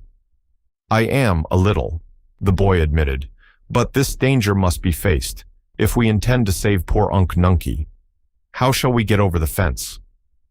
"Climb," answered Scraps, and at once she began climbing up the rows of bars. Oho followed, and found it more easy than he had expected. When they got to the top of the fence, they began to get down on the other side, and soon were in the forest. The glass cat, being small, crept between the lower bars and joined them. Here there was no path of any sort, so they entered the woods, the boy leading the way, and wandered through the trees until they were nearly in the center of the forest. They now came upon a clear space in which stood a rocky cave. So far they had met no living creature, but when Oho saw the cave, he knew it must be the den of the Woozy. It is hard to face any savage beast without a sinking of the heart, but still more terrifying is it to face an unknown beast, which you have never seen even a picture of. So there is little wonder that the pulses of the Munchkin boy beat fast as he and his companions stood facing the cave. The opening was perfectly square and about big enough to admit a goat. "I guess the Woozy is asleep," said Scraps. "Shall I throw in a stone to waken him?" "No, please don't," answered Oho, his voice trembling a little. "I'm in no hurry." But he had not long to wait, for the Woozy heard the sound of voices and came trotting out of his cave. As this is the only Woozy that has ever lived, either in the land of Oz or out of it, I must describe it to you. The creature was all squares and flat surfaces and edges. Its head was an exact square, like one of the building blocks a child plays with. Therefore it had no ears, but heard sounds through 2 openings in the upper corners. Its nose, being in the center of a square surface, was flat, while the mouth was formed by the opening of the lower edge of the block. The body of the Woozy was much larger than its head, but was likewise block-shaped, being twice as long as it was wide and high. The tail was square and stubby and perfectly straight, and the 4 legs were made in the same way, each being 4-sided. The animal was covered with a thick, smooth skin and had no hair at all except at the extreme end of its tail, where there grew exactly 3 stiff, stubby hairs. The beast was dark blue in color, and his face was not fierce nor ferocious in expression, but rather good-humored and droll. Seeing the strangers, the Woozy folded his hind legs as if they had been hinged and sat down to look his visitors over. "Well, well," he exclaimed, "what a queer lot you are. At first I thought some of those miserable Munchkin farmers had come to annoy me, but I am relieved to find you in their stead. It is plain to me that you are a remarkable group, as remarkable in your way as I am in mine, and so you are welcome to my domain. Nice place, isn't it? But lonesome, dreadfully lonesome." "Why did they shut you up here?" asked Scraps, who was regarding the queer, square creature with much curiosity. "Because I eat up all the honeybees, which the Munchkin farmers who live around here keep to make them honey." "Are you fond of eating honeybees?" inquired the boy. "Very. They are really delicious, but the farmers did not like to lose their bees, and so they tried to destroy me. Of course they couldn't do that. Why not? My skin is so thick and tough that nothing can get through it to hurt me. So, finding they could not destroy me, they drove me into this forest and built a fence around me. Unkind, wasn't it? But what do you eat now? Asked Oho. Nothing at all. I've tried the leaves from the trees and the mosses and creeping vines, but they don't seem to suit my taste. So, there being no honeybees here, I've eaten nothing for years. You must be awfully hungry, said the boy. I've got some bread and cheese in my basket. Would you like that kind of food? Give me a nibble, and I will try it. Then I can tell you better whether it is grateful to my appetite, returned the Woozy. So the boy opened his basket and broke a piece off the loaf of bread. He tossed it toward the Woozy, who cleverly caught it in his mouth and ate it in a twinkling. That's rather good, declared the animal. Any more? Try some cheese, said Oho, and threw down a piece. The Woozy ate that too, and smacked its long, thin lips. That's mighty good, it exclaimed. Any more? Plenty, replied Oho. So he sat down on a stump and fed the Woozy bread and cheese for a long time, for no matter how much the boy broke off, the loaf and the slice remained just as big. That'll do, said the Woozy at last. I'm quite full. I hope the strange food won't give me indigestion. I hope not, said Oho. It's what I eat. Well, I must say, I'm much obliged, and I'm glad you came, announced the beast. Is there anything I can do in return for your kindness? Yes, said Oho earnestly. You have it in your power to do me a great favor if you will.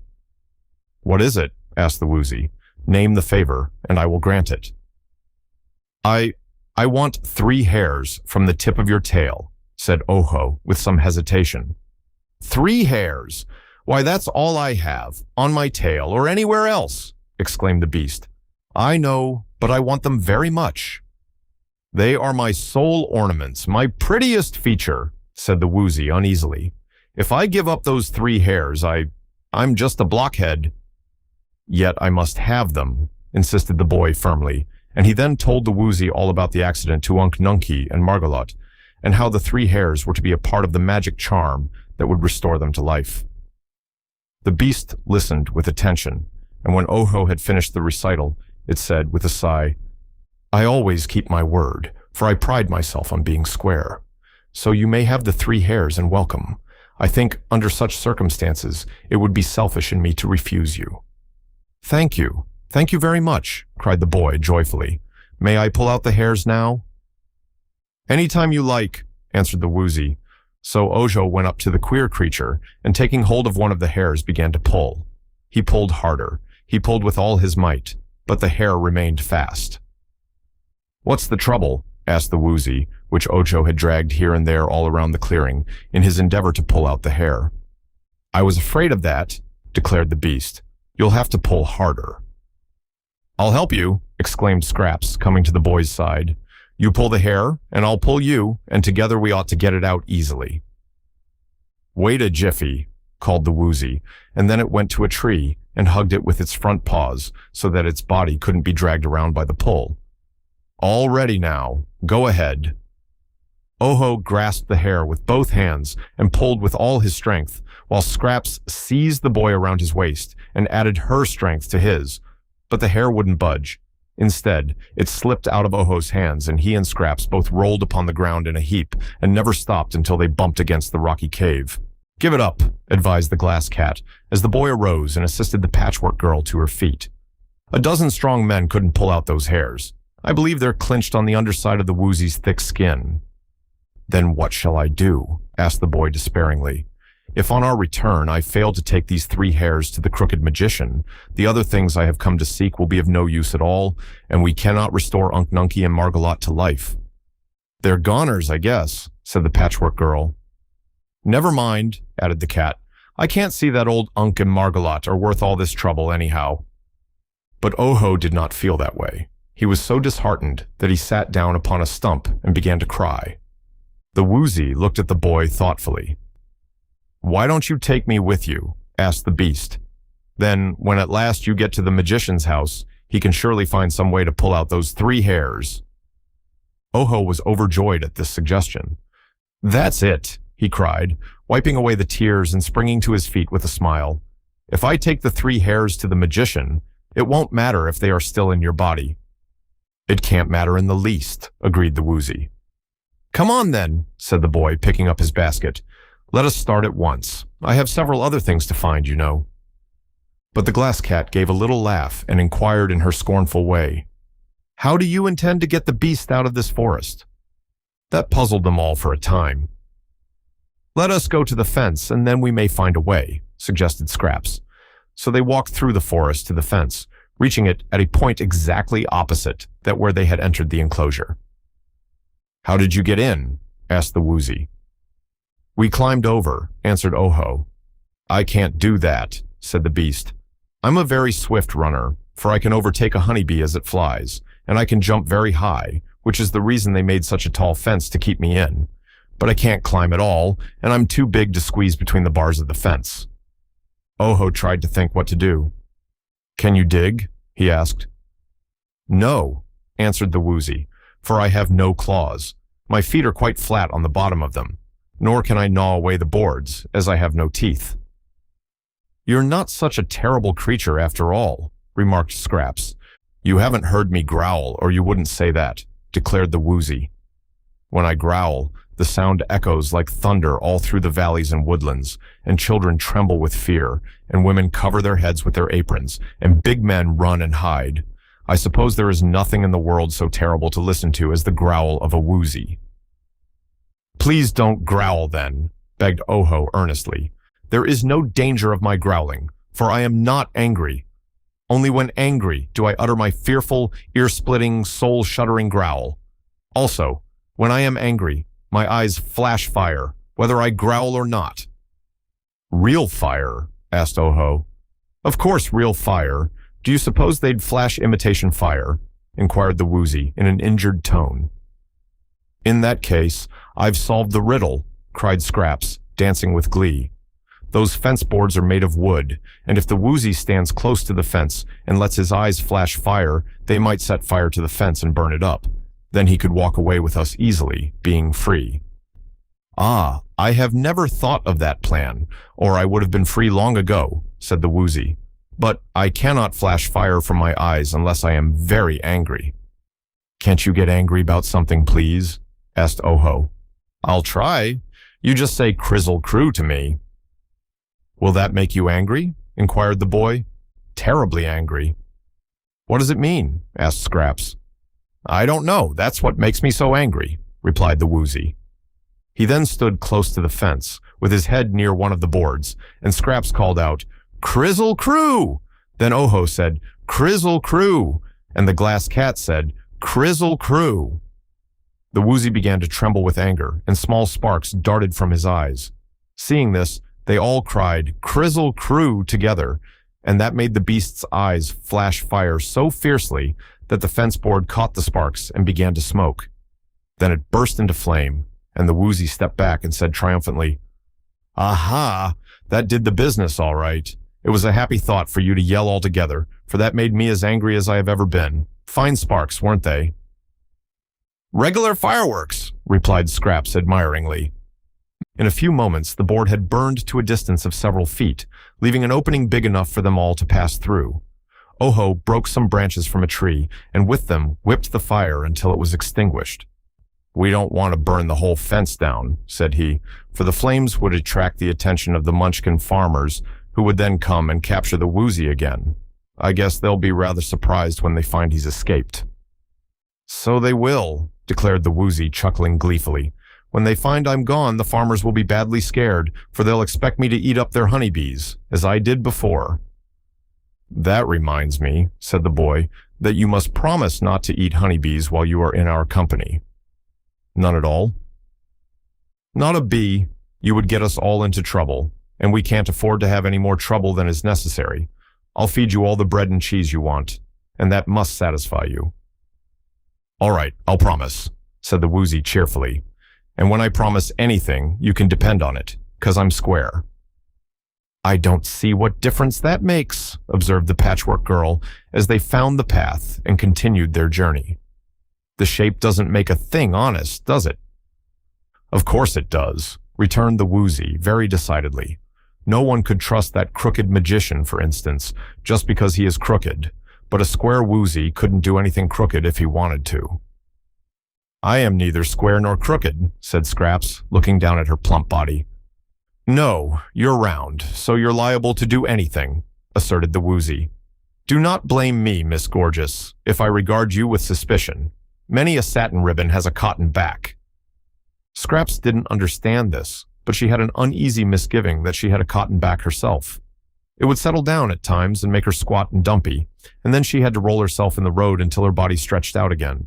Chapter 10. Shaggy Man to the Rescue. They had not gone very far before Bungle, who had run on ahead, came bounding back to say that the road of yellow bricks was just before them. At once they hurried forward to see what this famous road looked like. It was a broad road, but not straight, for it wandered over hill and dale and picked out the easiest places to go. All its length and breadth was paved with smooth bricks of a bright yellow color, so it was smooth and level, except in a few places where the bricks had crumbled or been removed, leaving holes that might cause the unwary to stumble. I wonder, said Oho, looking up and down the road, which way to go. Where are you bound for? Asked the Woozy. The Emerald City, he replied. Then go west, said the Woozy. I know this road pretty well, for I've chased many a honeybee over it. Have you ever been to the Emerald City? Asked Scraps. No, I am very shy by nature, as you may have noticed, so I haven't mingled much in society. Are you afraid of men? Inquired the Patchwork Girl. Me? With my heart-rending growl, my horrible, shudderful growl? I should say not. I am not afraid of anything, declared the Woozy. I wish I could say the same, sighed Oho. I don't think we need be afraid when we get to the Emerald City, for Unc Nunky has told me that Ozma, our girl ruler, is very lovely and kind, and tries to help everyone who is in trouble. But they say there are many dangers lurking on the road to the great fairy city, and so we must be very careful. I hope nothing will break me, said the Glass Cat in a nervous voice. I'm a little brittle, you know, and can't stand many hard knocks. If anything should fade the colors of my lovely patches, it would break my heart, said the Patchwork Girl. I'm not sure you have a heart, Oho reminded her. Then it would break my cotton, persisted Scraps. Do you think they are all fast colors, Oho? She asked anxiously. They seem fast enough when you run, he replied. And then, looking ahead of them, he exclaimed, Oh, what lovely trees! They were certainly pretty to look upon, and the travelers hurried forward to observe them more closely. Why, they are not trees at all, said Scraps. They are just monstrous plants. That is what they really were, masses of great broad leaves which rose from the ground far into the air until they towered twice as high as the top of the Patchwork Girl's head, who was a little taller than Oho. The plants formed rows on both sides of the road, and from each plant rose a dozen or more of the big broad leaves, which swayed continually from side to side, although no wind was blowing. But the most curious thing about the swaying leaves was their color. They seemed to have a general groundwork of blue, but here and there, other colors glinted at times through the blue, gorgeous yellows, turning to pink, purple, orange, and scarlet, mingled with more sober browns and grays, each appearing as a blotch or stripe anywhere on a leaf, and then disappearing to be replaced by some other color of a different shape. The changeful coloring of the great leaves was very beautiful, but it was bewildering as well, and the novelty of the scene drew our travelers close to the line of plants, where they stood watching them with rapt interest. Suddenly, a leaf bent lower than usual and touched the Patchwork Girl. Swiftly, it enveloped her in its embrace, covering her completely in its thick folds, and then it swayed back upon its stem. Why, she's gone, gasped Oho in amazement, and listening carefully, he thought he could hear the muffled screams of Scraps coming from the center of the folded leaf. But before he could think what he ought to do to save her, another leaf bent down and captured the Glass Cat, rolling around the little creature until she was completely hidden, and then straightening up again upon its stem. Look out! Cried the Woozy. Run! Run fast, or you are lost! Oho turned and saw the Woozy running swiftly up the road, but the last leaf of the row of plants seized the beast even as he ran, and instantly he disappeared from sight. The boy had no chance to escape. Half a dozen of the great leaves were bending toward him from different directions, and as he stood hesitating, one of them clutched him in its embrace. In a flash, he was in the dark. Then he felt himself gently lifted until he was swaying in the air, with the folds of the leaf hugging him on all sides. At first he struggled hard to escape, crying out in anger, "Let me go! Let me go!" But neither struggles nor protests had any effect whatever. The leaf held him firmly, and he was a prisoner. Then Oho quieted himself and tried to think. Despair fell upon him when he remembered that all his little party had been captured, even as he was, and there was none to save them. "I might have expected it," he sobbed miserably. "I'm Oho the Unlucky, and something dreadful was sure to happen to me." He pushed against the leaf that held him, and found it to be soft, but thick and firm. It was like a great bandage all around him, and he found it difficult to move his body or limbs in order to change their position. The minutes passed and became hours. Oho wondered how long one could live in such a condition, and if the leaf would gradually sap his strength and even his life in order to feed itself. The little Munchkin boy had never heard of any person dying in the land of Oz, but he knew one could suffer a great deal of pain. His greatest fear at this time was that he would always remain imprisoned in the beautiful leaf and never see the light of day again. No sound came to him through the leaf. All around was intense silence. Oho wondered if Scraps had stopped screaming or if the folds of the leaf prevented his hearing her. By and by, he thought he heard a whistle, as of someone whistling a tune. Yes, it really must be someone whistling, he decided, for he could follow the strains of a pretty Munchkin melody that Unc Nunkie used to sing to him. The sounds were low and sweet, and, although they reached Oho's ears very faintly, they were clear and harmonious. Could the leaf whistle? Oho wondered. Nearer and nearer came the sounds, and then they seemed to be just the other side of the leaf that was hugging him. Suddenly the whole leaf toppled and fell, carrying the boy with it, and while he sprawled at full length, the folds slowly relaxed and set him free. He scrambled quickly to his feet and found that a strange man was standing before him, a man so curious in appearance that the boy stared with round eyes. He was a big man, with shaggy whiskers, shaggy eyebrows, shaggy hair, but kindly blue eyes that were gentle as those of a cow.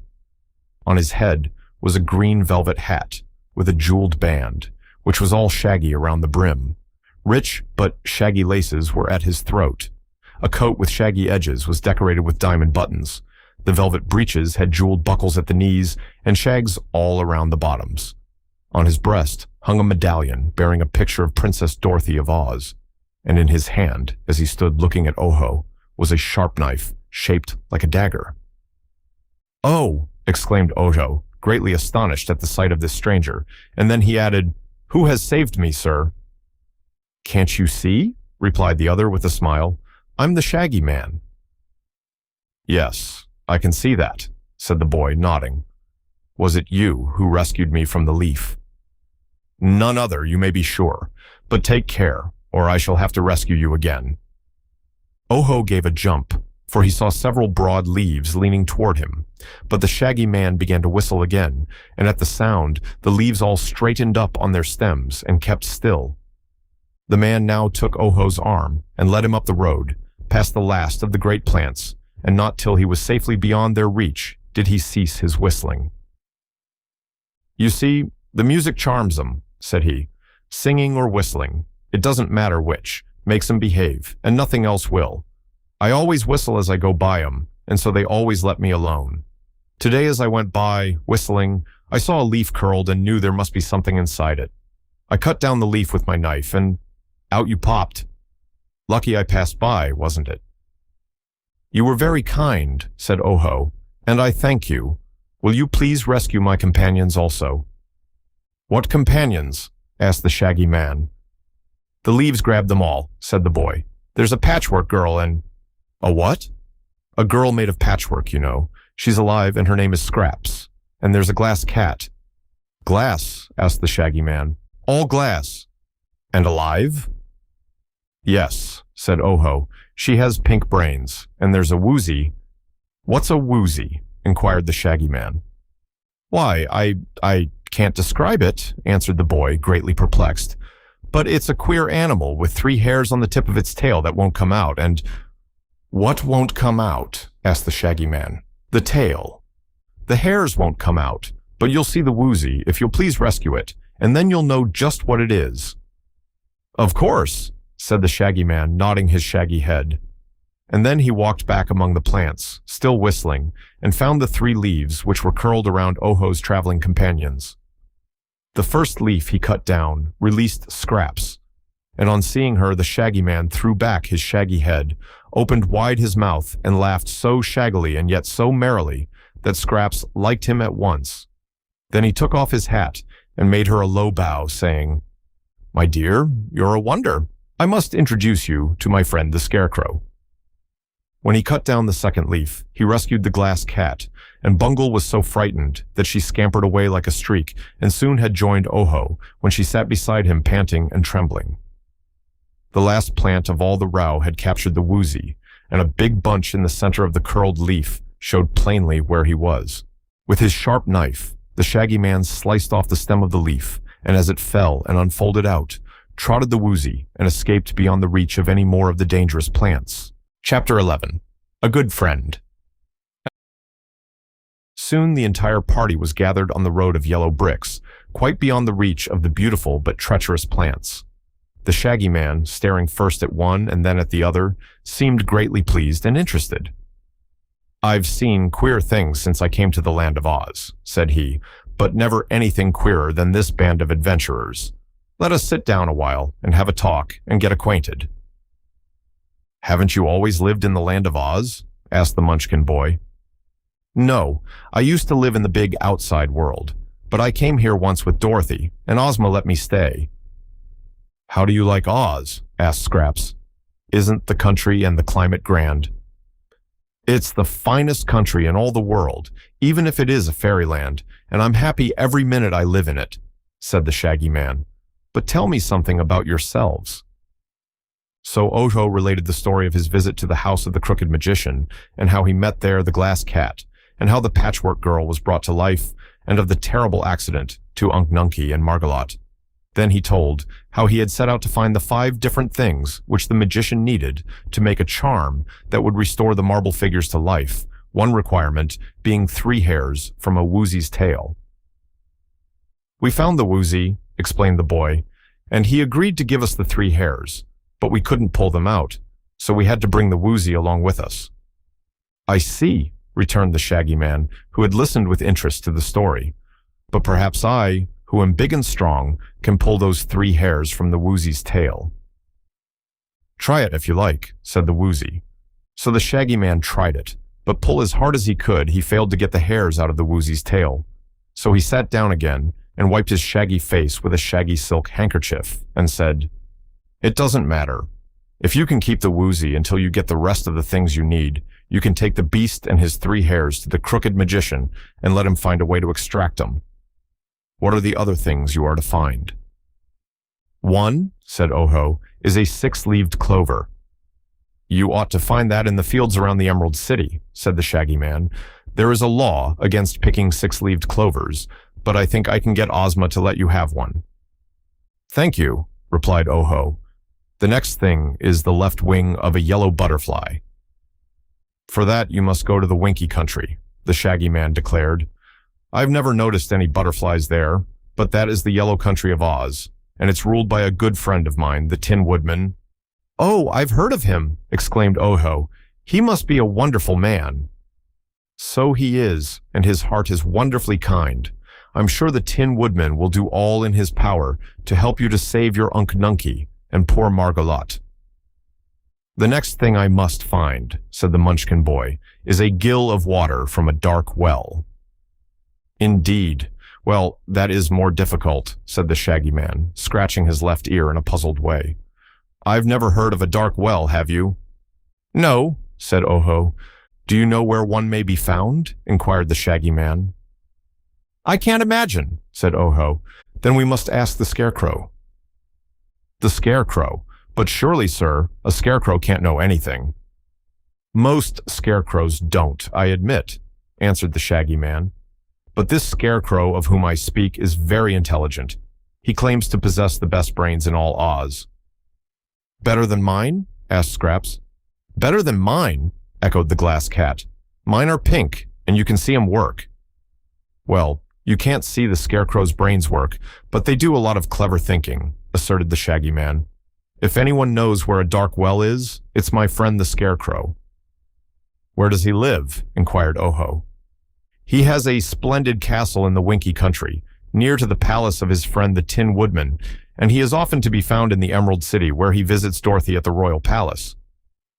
"Then we will ask him about the dark well," said Oho. "But what else does this crooked magician want?" asked the Shaggy Man.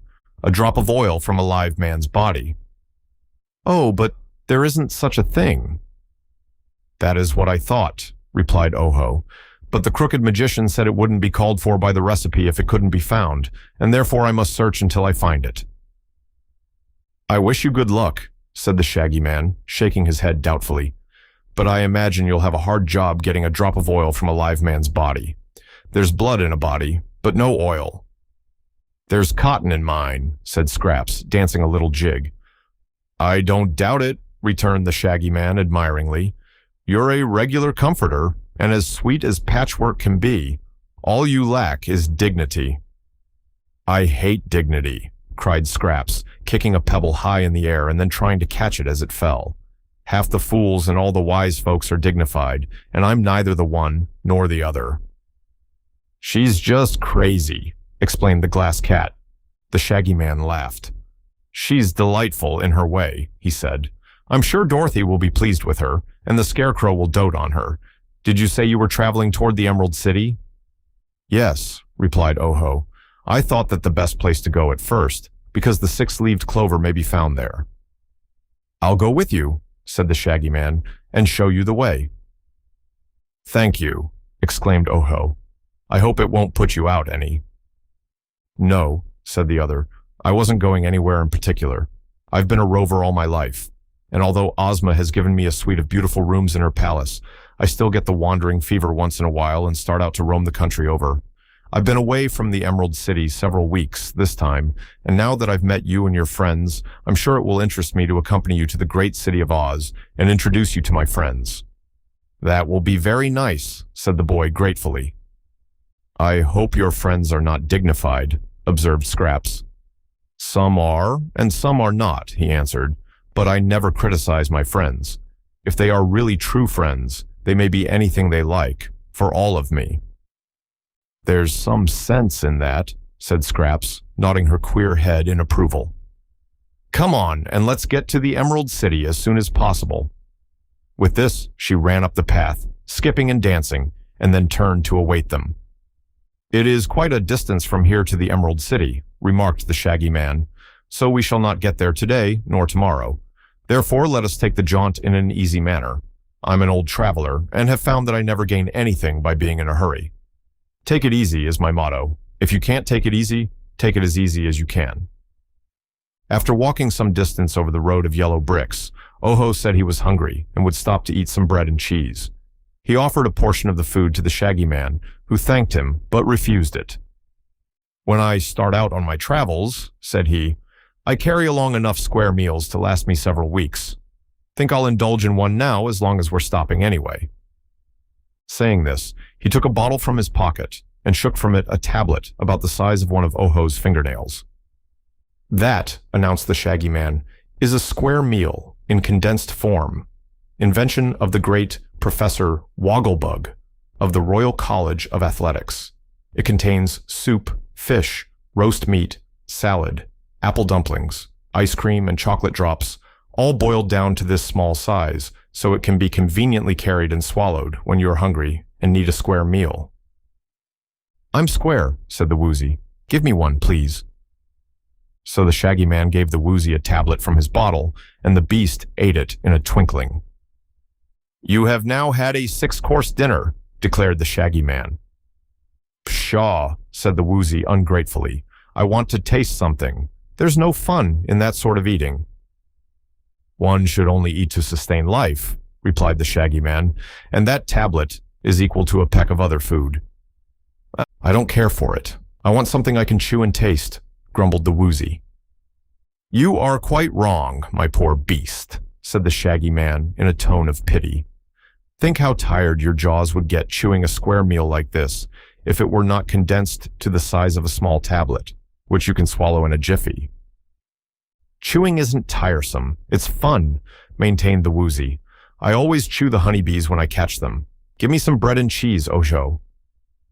No, you've already eaten a big dinner, protested the Shaggy Man. Maybe, answered the Woozy, but I guess I'll fool myself by munching some bread and cheese. I may not be hungry having eaten all those things you gave me, but I consider this eating business a matter of taste, and I like to realize what's going into me. Oho gave the beast what he wanted, but the Shaggy Man shook his shaggy head reproachfully and said there was no animal so obstinate or hard to convince as a Woozy. At this moment, a patter of footsteps was heard, and looking up, they saw the live phonograph standing before them. It seemed to have passed through many adventures since Oho and his comrades last saw the machine, for the varnish of its wooden case was all marred and dented and scratched in a way that gave it an aged and disreputable appearance. "Dear me," exclaimed Oho, staring hard. "What has happened to you?" "Nothing much," replied the phonograph in a sad and depressed voice. "I've had enough things thrown at me since I left you to stock a department store and furnish half a dozen bargain counters." "Are you so broken up that you can't play?" asked Scraps. "No, I still am able to grind out delicious music. Just now, I've a record on tap that is really superb," said the phonograph, growing more cheerful. "That is too bad," remarked Oho. "We've no objection to you as a machine, you know, but as a music maker, we hate you." "Then why was I ever invented?" demanded the machine in a tone of indignant protest. They looked at one another inquiringly, but no one could answer such a puzzling question. Finally, the Shaggy Man said, "I'd like to hear the phonograph play." Oho sighed. "We've been very happy since we met you, sir," he said. "I know, but a little misery at times makes one appreciate happiness more. Tell me, Phony, what is this record like, which you say you have on tap?" "It's a popular song, sir. In all civilized lands, the common people have gone wild over it." "Makes civilized folks wild folks, eh? Then it's dangerous." "Wild with joy, I mean," explained the phonograph. "Listen, this song will prove a rare treat to you, I know. It made the author rich. For an author, it is called My Lulu." Then the phonograph began to play. A strain of odd, jerky sounds was followed by these words, sung by a man through his nose with great vigor of expression. "I want ma Lulu, ma cross-eyed Lulu. I want ma Lulu, Lulu, Lulu, Lulu. I love ma Lulu, ma cross-eyed Lulu. There ain't nobody else loves Lulu, Lulu." "Here, shut that off," cried the Shaggy Man, springing to his feet. "What do you mean by such impertinence?" "It's the latest popular song," declared the phonograph, speaking in a sulky tone of voice. "A popular song?" "Yes, one that the feeble-minded can remember the words of, and those ignorant of music can whistle or sing. That makes a popular song popular, and the time is coming when it will take the place of all other songs." "That time won't come to us just yet," said the Shaggy Man sternly. "I'm something of a singer myself, and I don't intend to be throttled by any Lulus like your cross-eyed one. I shall take you all apart, Mr. Phony, and scatter your pieces far and wide over the country, as a matter of kindness to the people you might meet, if allowed to run around loose. Having performed this painful duty, I shall—" But before he could say more, the phonograph turned and dashed up the road as fast as its 4 table legs could carry it, and soon it had entirely disappeared from their view. The Shaggy Man sat down again and seemed well pleased. "Someone else will save me the trouble of scattering that phonograph," said he, "for it is not possible that such a music maker can last long in the land of Oz. When you are rested, friends, let us go on our way." During the afternoon, the travelers found themselves in a lonely and uninhabited part of the country. Even the fields were no longer cultivated, and the country began to resemble a wilderness.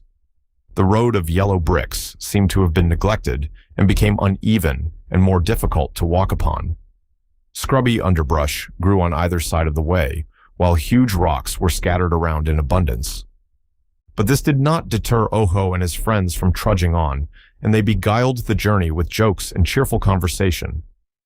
Toward evening, they reached a crystal spring which gushed from a tall rock by the roadside, and near this spring stood a deserted cabin. Said the Shaggy Man, halting here, "We may as well pass the night here, where there is shelter for our heads and good water to drink. Road beyond here is pretty bad. Worst, we shall have to travel. So let's wait until morning before we tackle it." They agreed to this, and Oho found some brushwood in the cabin and made a fire on the hearth. The fire delighted Scraps, who danced before it, until Oho warned her she might set fire to herself and burn up. After that, the Patchwork Girl kept at a respectful distance from the darting flames, but the Woozy lay down before the fire like a big dog and seemed to enjoy its warmth. For supper, the Shaggy Man ate one of his tablets, but Oho stuck to his bread and cheese as the most satisfying food. He also gave a portion to the Woozy. When darkness came on and they sat in a circle on the cabin floor facing the firelight, there being no furniture of any sort in the place, Oho said to the Shaggy Man, "Won't you tell us a story?" "I'm not good at stories," was the reply, "but I sing like a bird." "Raven or crow?" asked the Glass Cat. "Like a songbird. I'll prove it. I'll sing a song I composed myself. Don't tell anyone I'm a poet. They might want me to write a book. Don't tell them I can sing, or they'd want me to make records for that awful phonograph. Haven't time to be a public benefactor, so I'll just sing you this little song for your own amusement." They were glad enough to be entertained, and listened with interest while the Shaggy Man chanted the following verses to a tune that was not unpleasant. "I'll sing a song of Osland, where wondrous creatures dwell, and fruits and flowers and shady bowers abound in every dell, where magic is a science, and where no one shows surprise if some amazing thing takes place before his very eyes. Our ruler's a bewitching girl whom fairies love to please. She's always kept her magic scepter to enforce decrees, to make her people happy, for her heart is kind and true, and to aid the needy and distressed is what she longs to do. And then there's Princess Dorothy, as sweet as any rose, a lass from Kansas, where they don't grow fairies, I suppose. And there's the brainy Scarecrow, with a body stuffed with straw, who utters words of wisdom rare that fill us all with awe. I'll not forget Nick Chopper, the woodman made of tin, whose tender heart thinks killing time is quite a dreadful sin. Nor old Professor Wogglebug, who's highly magnified and looks so big to everyone that he is filled with pride. Jack Pumpkinhead's a dear old chum, who might be called a chump, but one renowned by riding round upon a magic gump. The Sawhorse is a splendid steed, and though he's made of wood, he does as many thrilling stunts as any meat horse could. And now I'll introduce a beast that everyone adores. The Cowardly Lion shakes with fear most every time he roars, and yet he does the bravest things that any lion might, because he knows that cowardice is not considered right. There's Tick-Tock. He's a clockwork man and quite a funny sight. He talks and walks mechanically when he's wound up tight, and we've a hungry tiger who would babies love to eat but never does because we feed him other kinds of meat. It's hard to name all of the freaks this noble land's acquired. 'Twould make my song so very long that you would soon be tired. But give attention while I mention one wise yellow hen and 9 fine tiny piglets living in a golden pen. Just search the whole world over. Sail the seas from coast to coast. No other nation in creation queerer folks can boast. And now our rare museum will include a cat of glass, a Woozy, and, last but not least, a crazy patchwork lass. Oho was so pleased with this song that he applauded the singer by clapping his hands, and Scraps followed suit by clapping her padded fingers together, although they made no noise. The cat pounded on the floor with her glass paws, gently so as not to break them, and the Woozy, which had been asleep, woke up to ask what the row was about. "I seldom sing in public, for fear they might want me to start an opera company," remarked the Shaggy Man, who was pleased to know his effort was appreciated. "Voice just now is a little out of training. Rusty, perhaps." "Tell me," said the Patchwork Girl earnestly, "do all those queer people you mentioned really live in the Land of Oz?" "Every one of them. I even forgot one thing, Dorothy's pink kitten." "For goodness sake," exclaimed Bungle, sitting up and looking interested. "A pink kitten? How absurd. Is it glass? No, just ordinary kitten. Then it can't amount to much. I have pink brains and you can see 'em work. Dorothy's kitten is all pink, brains and all, except blue eyes. Name's Eureka. Great favorite at the royal palace, said the Shaggy Man, yawning. The glass cat seemed annoyed. Do you think a pink kitten, common meat, is as pretty as I am? She asked. Can't say. Tastes differ, you know, replied the Shaggy Man, yawning again. But here's a pointer that may be of service to you. Make friends with Eureka, and you'll be solid at the palace. I'm solid now, solid glass. You don't understand, rejoined the Shaggy Man sleepily. Anyhow, make friends with the pink kitten, and you'll be all right. If the pink kitten despises you, look out for breakers. Would anyone at the royal palace break a glass cat? Might. You never can tell. Advise you to purr soft and look humble, if you can. And now, I'm going to bed. Bungle considered the Shaggy Man's so carefully that her pink brains were busy long after the others of the party were fast asleep. Chapter 12. The Giant Porcupine. Next morning, they started out bright and early to follow the road of yellow bricks toward the Emerald City. The little Munchkin boy was beginning to feel tired from the long walk, and he had a great many things to think of and consider besides the events of the journey. At the wonderful Emerald City, which he would presently reach, were so many strange and curious people that he was half afraid of meeting them, and wondered if they would prove friendly and kind. Above all else, he could not drive from his mind the important errand on which he had come, and he was determined to devote every energy to finding the things that were necessary to prepare the magic recipe. He believed that until dear Unc Nunkie was restored to life, he could feel no joy in anything, and often he wished that Unc could be with him to see all the astonishing things Oho was seeing.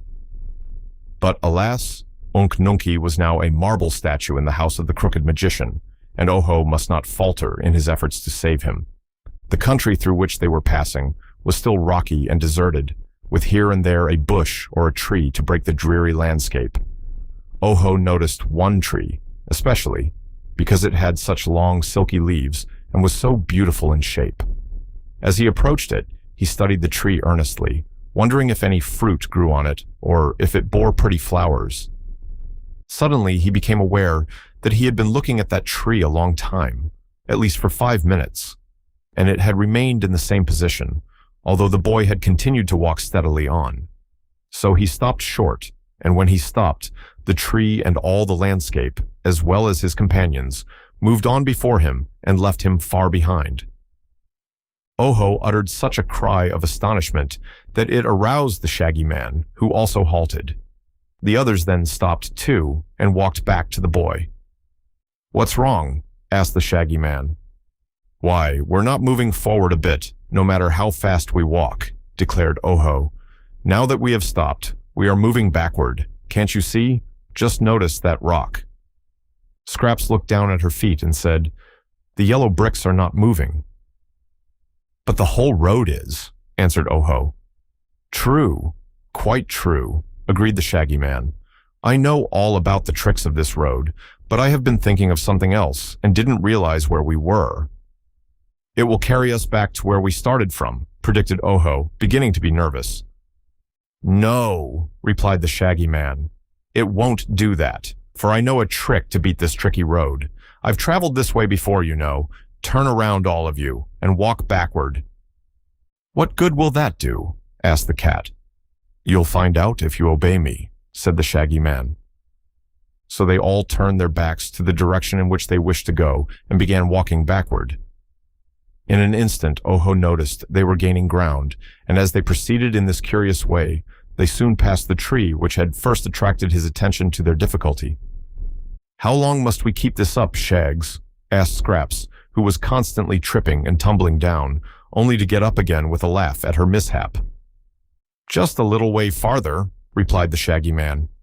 A few minutes later, he called to them to turn about quickly and step forward, and as they obeyed the order, they found themselves treading solid ground. "That task is well over," observed the Shaggy Man. "It's a little tiresome to walk backward, but that is the only way to pass this part of the road, which has a trick of sliding back and carrying with it anyone who is walking upon it." With new courage and energy, they now trudged forward, and after a time, came to a place where the road cut through a low hill, leaving high banks on either side of it. They were traveling along this cut, talking together, when the Shaggy Man seized Scraps with one arm and Oho with another and shouted, "Stop!" "What's wrong now?" asked the Patchwork Girl. "See there," answered the Shaggy Man, pointing with his finger. Directly in the center of the road lay a motionless object that bristled all over with sharp quills which resembled arrows. The body was as big as a 10-bushel basket, but the projecting quills made it appear to be 4 times bigger. "Well, what of it?" asked Scraps. "That is Chiss, who causes a lot of trouble along this road," was the reply. "Chiss? What is Chiss?" "I think it is merely an overgrown porcupine, but here in Oz, they consider Chiss an evil spirit. He's different from a regular porcupine because he can throw his quills in any direction, which an American porcupine cannot do. That's what makes old Chiss so dangerous. If we get too near, he'll fire those quills at us and hurt us badly." "Then we will be foolish to get too near," said Scraps. "I'm not afraid," declared the Woozy. "The Chiss is cowardly, I'm sure, and if it ever heard my awful, terrible, frightful growl, it would be scared stiff." "Oh, can you growl?" asked the Shaggy Man. "That is the only ferocious thing about me," asserted the Woozy with evident pride. "My growl makes an earthquake blush and the thunder ashamed of itself.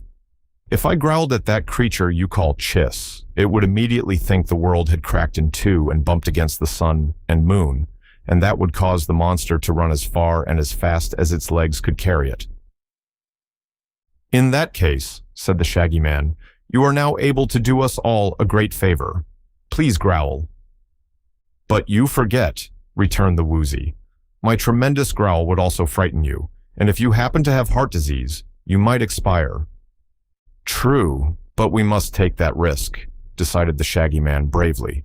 "Being warned of what is to occur, we must try to bear the terrific noise of your growl, but Chiss won't expect it, and it will scare him away." The Woozy hesitated. "I'm fond of you all, and I hate to shock you," it said. "Never mind," said Oho. "You may be made deaf. If so, we will forgive you." "Very well, then," said the Woozy in a determined voice, and advanced a few steps toward the giant porcupine. Pausing to look back, it asked, "All ready?" "All ready," they answered. "Then cover up your ears and brace yourselves firmly. Now then, look out!" The Woozy turned toward Chiss, opened wide its mouth, and said, "Quee-ee-ee-eek." "Go ahead and growl," said Scraps. "Why, I did growl," retorted the Woozy, who seemed much astonished. "What, that little squeak?" she cried. "It is the most awful growl that ever was heard, on land or sea, in caverns, or in the sky," protested the Woozy. "I wonder you stood the shock so well. Didn't you feel the ground tremble? I suppose Chiss is now quite dead with fright." The Shaggy Man laughed merrily. "Poor Wooz," said he. "Your growl wouldn't scare a fly." The Woozy seemed to be humiliated and surprised. It hung its head a moment, as if in shame or sorrow, but then it said with renewed confidence, "Anyhow, my eyes can flash fire, and good fire too, good enough to set fire to a fence." "That is true," declared Scraps. "I saw it done myself, but your ferocious growl isn't as loud as the tick of a beetle, or one of Oho's snores when he's fast asleep." "Perhaps," said the Woozy humbly, "I have been mistaken about my growl. It has always sounded very fearful to me, but that may have been because it was so close to my ears." "Never mind," Oho said soothingly. "It is a great talent to be able to flash fire from your eyes. No one else can do that." As they stood hesitating what to do, Chiss stirred, and suddenly a shower of quills came flying toward them, almost filling the air. They were so many. Scraps realized in an instant that they had gone too near to Chiss for safety, so she sprang in front of Oho and shielded him from the darts, which stuck their points into her own body until she resembled one of those targets they shoot arrows at in archery games. The Shaggy Man dropped flat on his face to avoid the shower, but one quill struck him in the leg and went far in.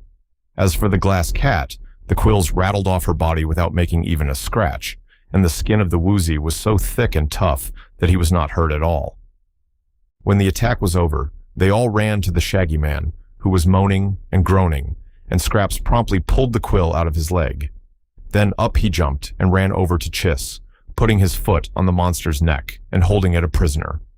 The body of the great porcupine was now as smooth as leather, except for the holes where the quills had been, for it had shot every single quill in that one wicked shower. "Let me go!" it shouted angrily. "How dare you put your foot on Chiss?" "I'm going to do worse than that, old boy," replied the Shaggy Man. "You have annoyed travelers on this road long enough, and now I shall put an end to you." "You can't," returned Chiss. "Nothing can kill me, as you know perfectly well." "Perhaps that is true," said the Shaggy Man in a tone of disappointment. "Seems to me I've been told before that you can't be killed, but if I let you go, what will you do?" "Pick up my quills again," said Chiss in a sulky voice, "and then shoot them at more travelers? No, that won't do. You must promise me to stop throwing quills at people." "I won't promise anything of the sort," declared Chiss. "Why not?" "Because it is my nature to throw quills, and every animal must do what nature intends it to do. It isn't fair for you to blame me. If it were wrong for me to throw quills, then I wouldn't be made with quills to throw. The proper thing for you to do is to keep out of my way." "Why, there's some sense in that argument," admitted the Shaggy Man thoughtfully.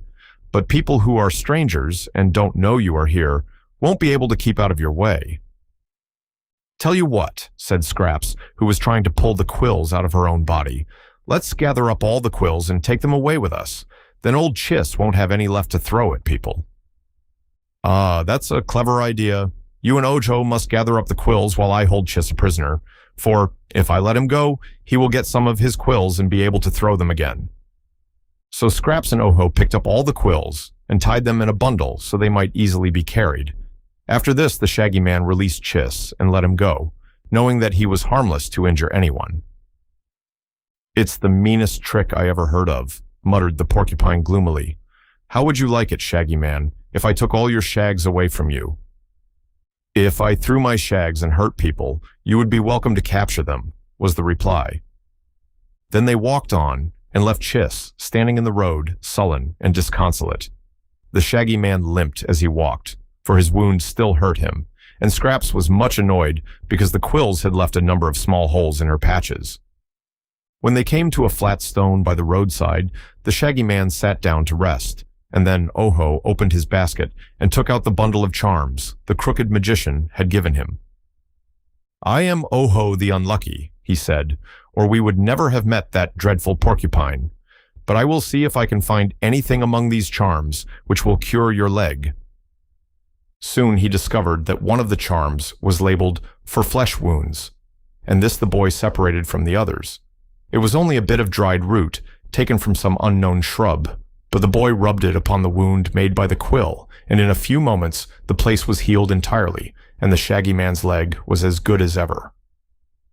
"Rub it on the holes in my patches," suggested Scraps, and Ojo tried it, but without any effect. "The charm you need is a needle and thread," said the Shaggy Man, "but do not worry, my dear, those holes do not look badly at all." "They'll let in the air, and I don't want people to think I'm airy, or that I've been stuck up," said the Patchwork Girl. "You were certainly stuck up until we pulled out those quills," observed Ojo with a laugh. So now they went on again, and coming presently to a pond of muddy water, they tied a heavy stone to the bundle of quills and sunk it to the bottom of the pond to avoid carrying it farther. Chapter 13. Scraps and the Scarecrow. From here on, the country improved, and the desert places began to give way to fertile spots. Still no houses were yet to be seen near the road. There were some hills with valleys between them, and on reaching the top of one of these hills, the travelers found before them a high wall running to the right and the left as far as their eyes could reach. Immediately in front of them, where the wall crossed the roadway, stood a gate having stout iron bars that extended from top to bottom. They found, on coming nearer, that this gate was locked with a great padlock, rusty through lack of use. "Well," said Scraps, "I guess we'll stop here." "It's a good guess," replied Ojo. Our way is barred by this great wall and gate. It looks as if no one had passed through in many years." "Looks are deceiving," declared the Shaggy Man, laughing at their disappointed faces. "And this barrier is the most deceiving thing in all Oz."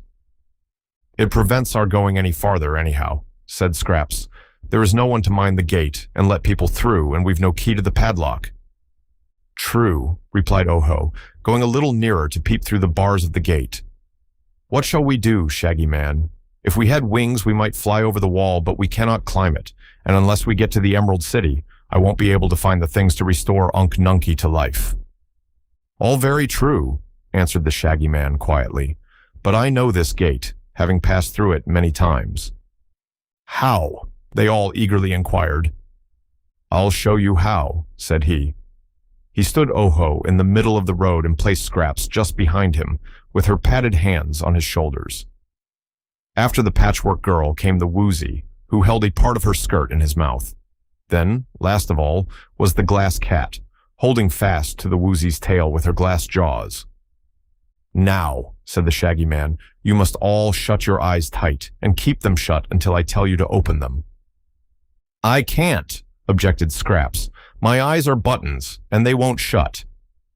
So the Shaggy Man tied his red handkerchief over the Patchwork Girl's eyes and examined all the others to make sure they had their eyes fast shut and could see nothing. "What's the game, anyhow? Blind man's buff?" asked Scraps. "Keep quiet," commanded the Shaggy Man sternly. "All ready, then follow me." He took Oho's hand and led him forward over the road of yellow bricks toward the gate. Holding fast to one another, they all followed in a row, expecting every minute to bump against the iron bars. The Shaggy Man also had his eyes closed, but marched straight ahead nevertheless, and after he had taken 100 steps by actual count, he stopped and said, "Now you may open your eyes." They did so, and to their astonishment found the wall and the gateway far behind them, while in front, the former blue country of the Munchkins had given way to green fields, with pretty farmhouses scattered among them. "That wall," explained the Shaggy Man, "is what is called an optical illusion.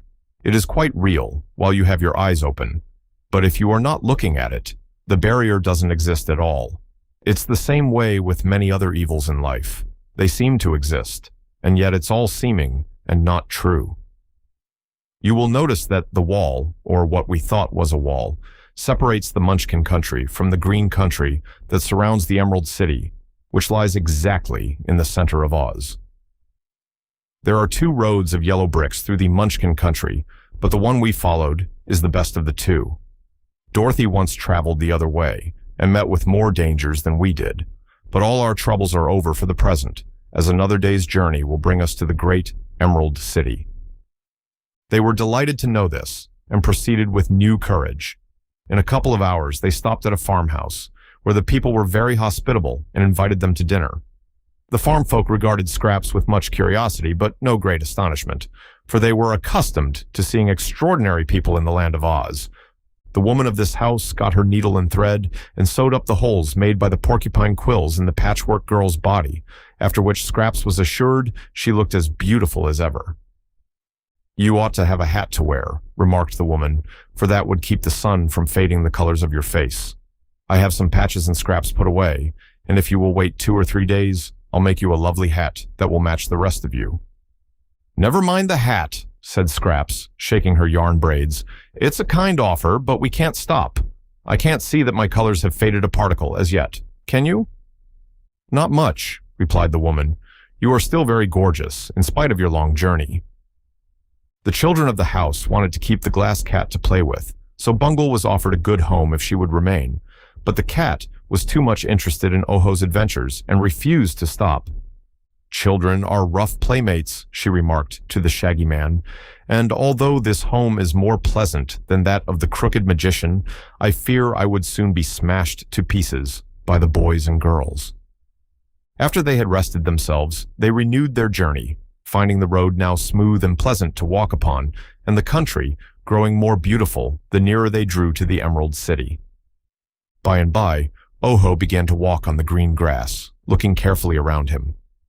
"What are you trying to find?" asked Scraps. "A 6-leaved clover," said he. "Don't do that," exclaimed the Shaggy Man earnestly. "It's against the law to pick a six-leaved clover. You must wait until you get Ozma's consent." "She wouldn't know it," declared the boy. "Ozma knows many things," said the Shaggy Man. "In her room is a magic picture that shows any scene in the land of Oz where strangers or travelers happen to be. She may be watching the picture of us even now and noticing everything that we do." "Does she always watch the magic picture?" asked Oho. "Not always, for she has many other things to do. But, as I said, she may be watching us this very minute." "I don't care," said Oho in an obstinate tone of voice. "Ozma's only a girl." The Shaggy Man looked at him in surprise. "You ought to care for Ozma," said he, "if you expect to save your uncle. For if you displease our powerful ruler, your journey will surely prove a failure. Whereas, if you make a friend of Ozma, she will gladly assist you. As for her being a girl, that is another reason why you should obey her laws, if you are courteous and polite.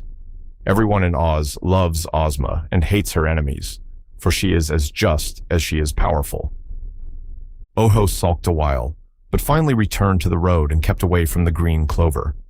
The boy was moody and bad-tempered for an hour or two afterward, because he could really see no harm in picking a six-leaved clover if he found one, and in spite of what the Shaggy Man had said, he considered Ozma's law to be unjust. They presently came to a beautiful grove of tall and stately trees, through which the road wound in sharp curves, first one way and then another. As they were walking through this grove, they heard someone in the distance singing, and the sounds grew nearer and nearer until they could distinguish the words, although the bend in the road still hid the singer.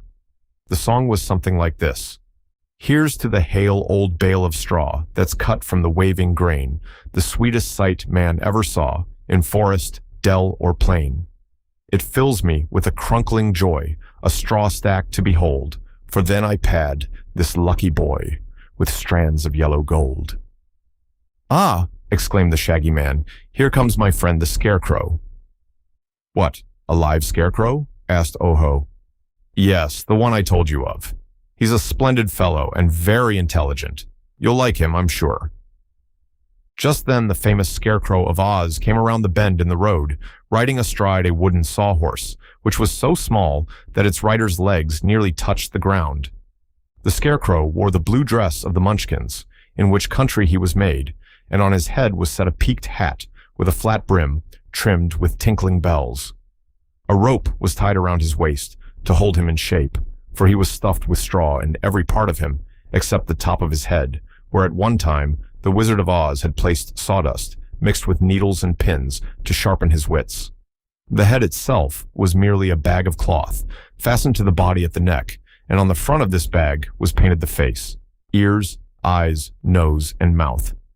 The Scarecrow's face was very interesting, for it bore a comical and yet winning expression, although one eye was a bit larger than the other, and the ears were not mates.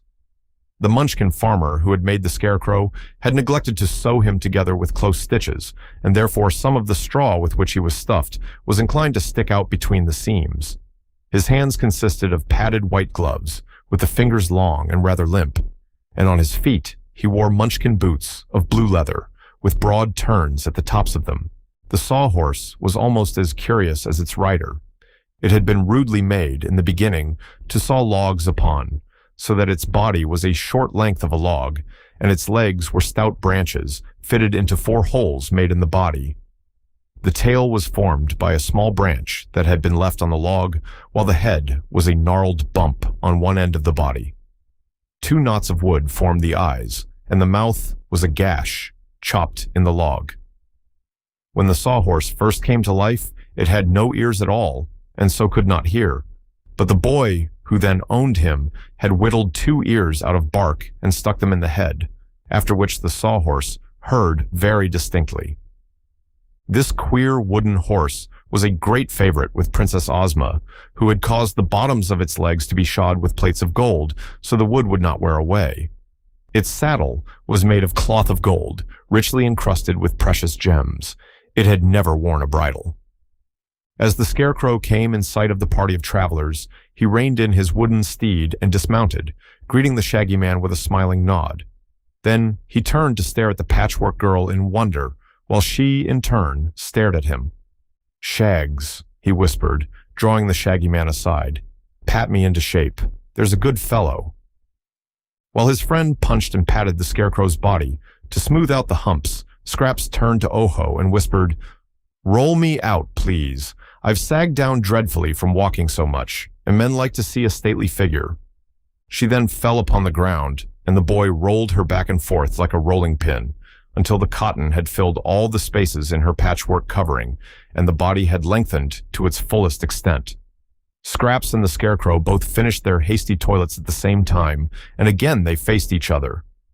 "Allow me, Miss Patchwork," said the Shaggy Man, "to present my friend, the Right Royal Scarecrow of Oz. Scarecrow, this is Miss Scraps Patches. Scraps, this is the Scarecrow. Scarecrow, Scraps, Scraps, Scarecrow." They both bowed with much dignity. "Forgive me for staring so rudely," said the Scarecrow, "but you are the most beautiful sight my eyes have ever beheld." "That is a high compliment from one who is himself so beautiful," murmured Scraps, casting down her suspender-button eyes by lowering her head. "But tell me, good sir, are you not a trifle lumpy?" "Yes, of course. That's my straw, you know. It bunches up sometimes, in spite of all my efforts to keep it even. Doesn't your straw ever bunch?" "Oh, I'm stuffed with cotton," said Scraps. "It never bunches, but it's inclined to pack down and make me sag." "But cotton is a high-grade stuffing. I may say it is even more stylish, not to say aristocratic, than straw," said the Scarecrow politely. "Still, it is but proper that one so entrancingly lovely should have the best stuffing there is going. I'm so glad I've met you, Miss Scraps. Introduce us again, Shaggy." "Once is enough," replied the Shaggy Man, laughing at his friend's enthusiasm. "Then tell me where you found her, and, dear me, what a queer cat. What are you made of? Gelatine?" "Pure glass," answered the cat, proud to have attracted the Scarecrow's attention. "I am much more beautiful than the Patchwork Girl. I'm transparent, and Scraps isn't. I've pink brains. You can see 'em work, and I've a ruby heart, finely polished, while Scraps hasn't any heart at all."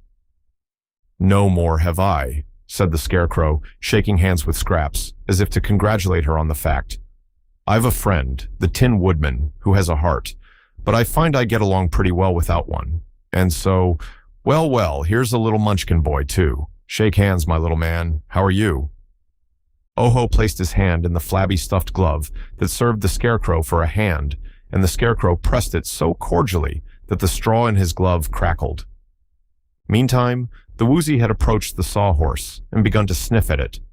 The Sawhorse resented this familiarity, and with a sudden kick, pounded the Woozy squarely on its head with one gold-shod foot. "Take that, you monster!" it cried angrily. The Woozy never even winked. "To be sure," he said, "I'll take anything I have to, but don't make me angry, you wooden beast, or my eyes will flash fire and burn you up." The Sawhorse rolled its knot eyes wickedly and kicked again, but the Woozy trotted away and said to the Scarecrow, "What a sweet disposition that creature has. I advise you to chop it up for kindling wood and use me to ride upon. My back is flat, and you can't fall off."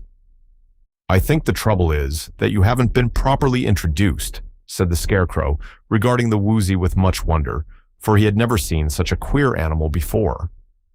"The Sawhorse is the favorite steed of Princess Ozma, the ruler of the land of Oz, and he lives in a stable decorated with pearls and emeralds at the rear of the royal palace. He is swift as the wind, untiring, and is kind to his friends. All the people of Oz respect the Sawhorse highly, and when I visit Ozma, she sometimes allows me to ride him, as I am doing today.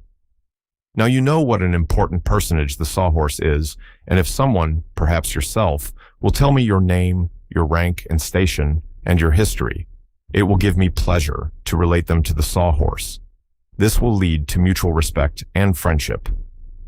The Woozy was somewhat abashed by this speech and did not know how to reply, but Oho said, "This square beast is called the Woozy, and he isn't of much importance, except that he has 3 hairs growing on the tip of his tail." The Scarecrow looked and saw that this was true. "But," said he in a puzzled way, "what makes those 3 hairs important? The Shaggy Man has thousands of hairs, but no one has ever accused him of being important.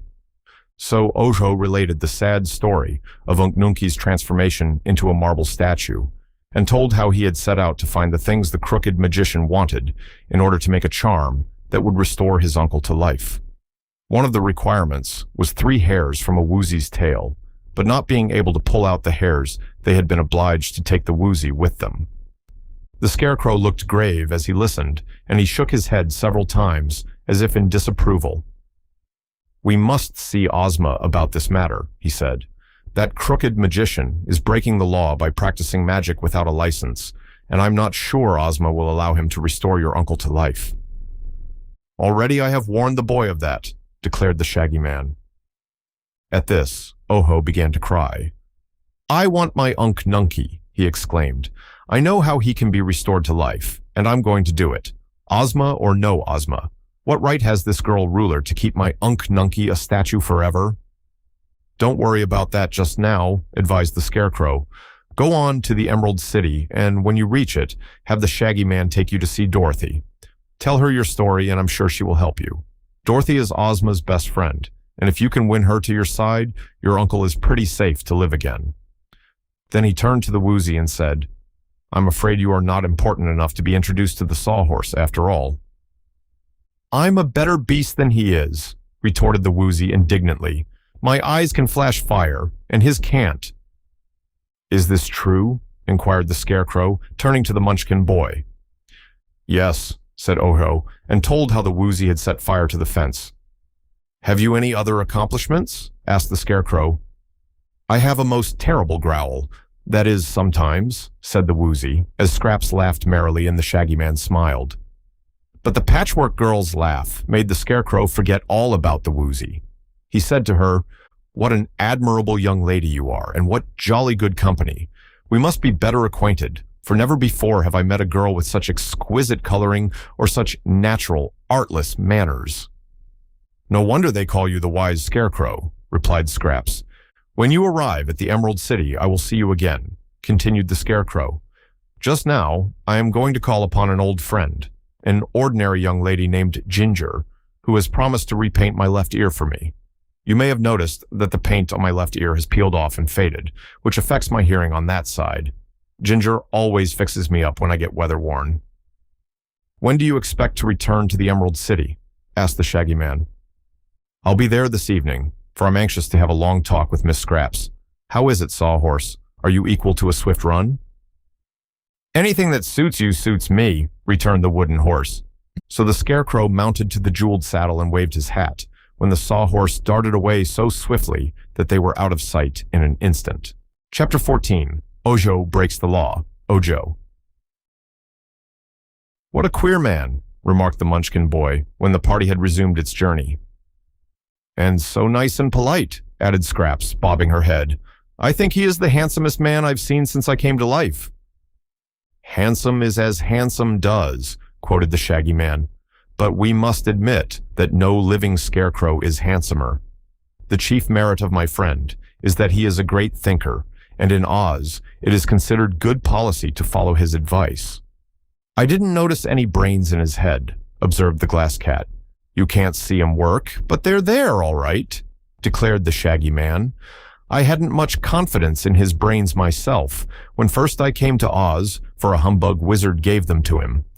But I was soon convinced that the Scarecrow is really wise, and unless his brains make him so, such wisdom is unaccountable." "Is the Wizard of Oz a humbug?" asked Ojo. "Not now. He was once, but he has reformed and now assists Glinda the Good, who is the royal sorceress of Oz, and the only one licensed to practice magic or sorcery. Glinda has taught our old wizard a good many clever things, so he is no longer a humbug." They walked a little while in silence, and then Ojo said, "If Ozma forbids the crooked magician to restore Nunky to life, what shall I do?" The Shaggy Man shook his head. "In that case, you can't do anything," he said. "But don't be discouraged yet. We will go to Princess Dorothy and tell her your troubles, and then we will let her talk to Ozma. Dorothy has the kindest little heart in the world, and she has been through so many troubles herself that she is sure to sympathize with you." Is Dorothy the little girl who came here from Kansas? Asked the boy. Yes. In Kansas, she was Dorothy Gale.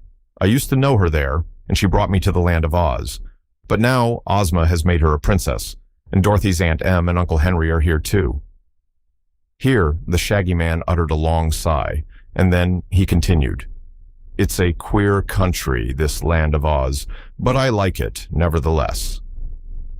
What is queer about it? Asked Scraps. You, for instance, said he. Did you see no girls as beautiful as I am in your own country? She inquired. None with the same gorgeous, variegated beauty, he confessed. In America, a girl stuffed with cotton wouldn't be alive, nor would anyone think of making a girl out of a patchwork quilt. What a queer country America must be, she exclaimed in great surprise. The Scarecrow, whom you say is wise, told me I am the most beautiful creature he has ever seen. I know, and perhaps you are, from a Scarecrow point of view, replied the Shaggy Man, but why he smiled as he said it, Scraps could not imagine. As they drew nearer to the Emerald City, the travelers were filled with admiration for the splendid scenery they beheld. Handsome houses stood on both sides of the road, and each had a green lawn before it, as well as a pretty flower garden. In another hour, said the Shaggy Man, we shall come in sight of the walls of the royal city. He was walking ahead, with Scraps, and behind them came the Woozy and the Glass Cat. Oho had lagged behind, for in spite of the warnings he had received, the boy's eyes were fastened on the clover that bordered the road of yellow bricks, and he was eager to discover if such a thing as a six-leaved clover really existed. Suddenly he stopped short and bent over to examine the ground more closely. Yes, here at last was a clover with 6 spreading leaves. He counted them carefully to make sure. In an instant, his heart leaped with joy, for this was one of the important things he had come for, one of the things that would restore dear Unc Nunkie to life. He glanced ahead and saw that none of his companions was looking back. Neither were any other people about, for it was midway between 2 houses. The temptation was too strong to be resisted.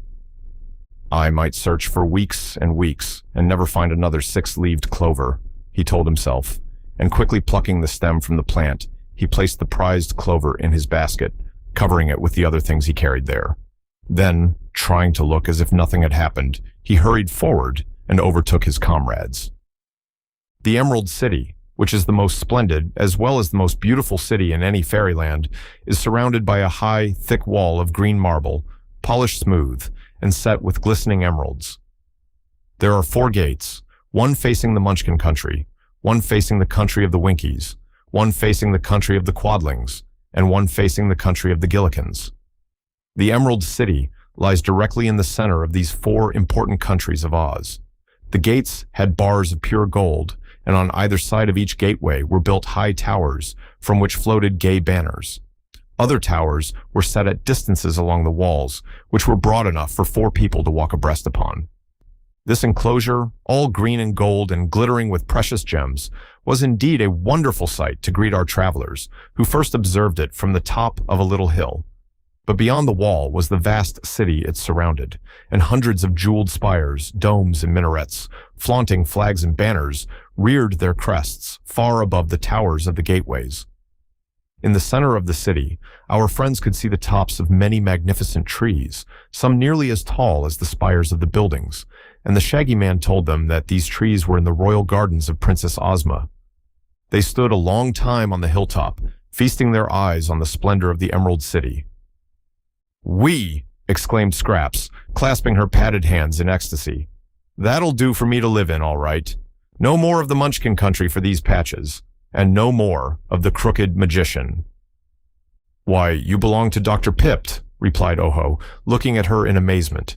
"You were made for a servant, Scraps, so you are personal property and not your own mistress." "Bother Dr. Pipt. If he wants me, let him come here and get me. I'll not go back to his den of my own accord, that's certain. Only one place in the land of Oz is fit to live in, and that's the Emerald City. It's lovely. It's almost as beautiful as I am, Oho." "In this country," remarked the Shaggy Man, "people live wherever our ruler tells them to. It wouldn't do to have everyone live in the Emerald City, you know, for some must plow the land and raise grains and fruits and vegetables, while others chop wood in the forests, or fish in the rivers, or herd the sheep and the cattle. Poor things, said Scraps. I'm not sure they are not happier than the city people, replied the Shaggy Man. There's a freedom and independence in country life that not even the Emerald City can give one. I know that lots of the city people would like to get back to the land. The Scarecrow lives in the country, and so do the Tin Woodman and Jack Pumpkinhead. Yet all three would be welcome to live in Ozma's palace if they cared to. Too much splendor becomes tiresome, you know. But if we're to reach the Emerald City before sundown, we must hurry, for it is yet a long way off. The entrancing sight of the city had put new energy into them all, and they hurried forward with lighter steps than before. There was much to interest them along the roadway, for the houses were now set more closely together, and they met a good many people who were coming or going from one place or another. All these seemed happy-faced, pleasant people, who nodded graciously to the strangers as they passed and exchanged words of greeting. At last, they reached the great gateway, just as the sun was setting and adding its red glow to the glitter of the emeralds on the green walls and spires. Somewhere inside the city, a band could be heard playing sweet music. A soft, subdued hum, as of many voices, reached their ears. From the neighboring yards came the low mooing of cows waiting to be milked. They were almost at the gate when the golden bars slid back, and a tall soldier stepped out and faced them. Oho thought he had never seen so tall a man before. The soldier wore a handsome green and gold uniform, with a tall hat in which was a waving plume, and he had a belt thickly encrusted with jewels. But the most peculiar thing about him was his long green beard, which fell far below his waist, and perhaps made him seem taller than he really was. "Halt!" said the soldier with the green whiskers, not in a stern voice, but rather in a friendly tone. They halted before he spoke and stood looking at him. "Good evening, Colonel," said the Shaggy Man. "What's the news since I left? Anything important?" "Billina has hatched out 13 new chickens," replied the soldier with the green whiskers, "and they're the cutest little fluffy yellow balls you ever saw. The yellow hen is mighty proud of those children, I can tell you." "She has a right to be," agreed the Shaggy Man. "Let me see. That's about 7,000 chicks she has hatched out. Isn't it, General?" "That, at least," was the reply. "You will have to visit Billina and congratulate her." "It will give me pleasure to do that," said the Shaggy Man. "But you will observe that I have brought some strangers home with me. I am going to take them to see Dorothy." "One moment, please," said the soldier, barring their way as they started to enter the gate. "I am on duty, and I have orders to execute. Is anyone in your party named Oho the Unlucky?" "Why, that's me," cried Oho, astonished at hearing his name on the lips of a stranger. The soldier with the green whiskers nodded. "I thought so," said he, "and I am sorry to announce that it is my painful duty to arrest you." "Arrest me?" exclaimed the boy. "What for?" "I haven't looked to see," answered the soldier. Then he drew a paper from his breast pocket and glanced at it. "Oh yes, you are to be arrested for willfully breaking one of the laws of Oz." "Breaking a law," said Scraps. "Nonsense, soldier, you're joking." "Not this time," returned the soldier with a sigh. "My dear child, what are you, a rummage sale or a guess me quick? In me you behold the bodyguard of our gracious ruler, Princess Ozma, as well as the royal army of Oz and the police force of the Emerald City." "And only one man!" exclaimed the Patchwork Girl. "Only one, and plenty enough.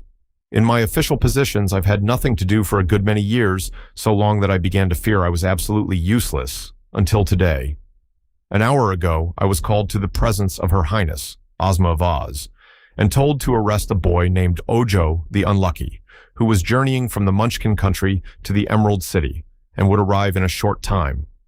This command so astonished me that I nearly fainted, for it is the first time anyone has merited arrest since I can remember. You are rightly named Oho the Unlucky, my poor boy, since you have broken a law of Oz." "But you are wrong," said Scraps. "Ozma is wrong. You are all wrong, for Oho has broken no law." "Then he will soon be free again," replied the soldier with the green whiskers.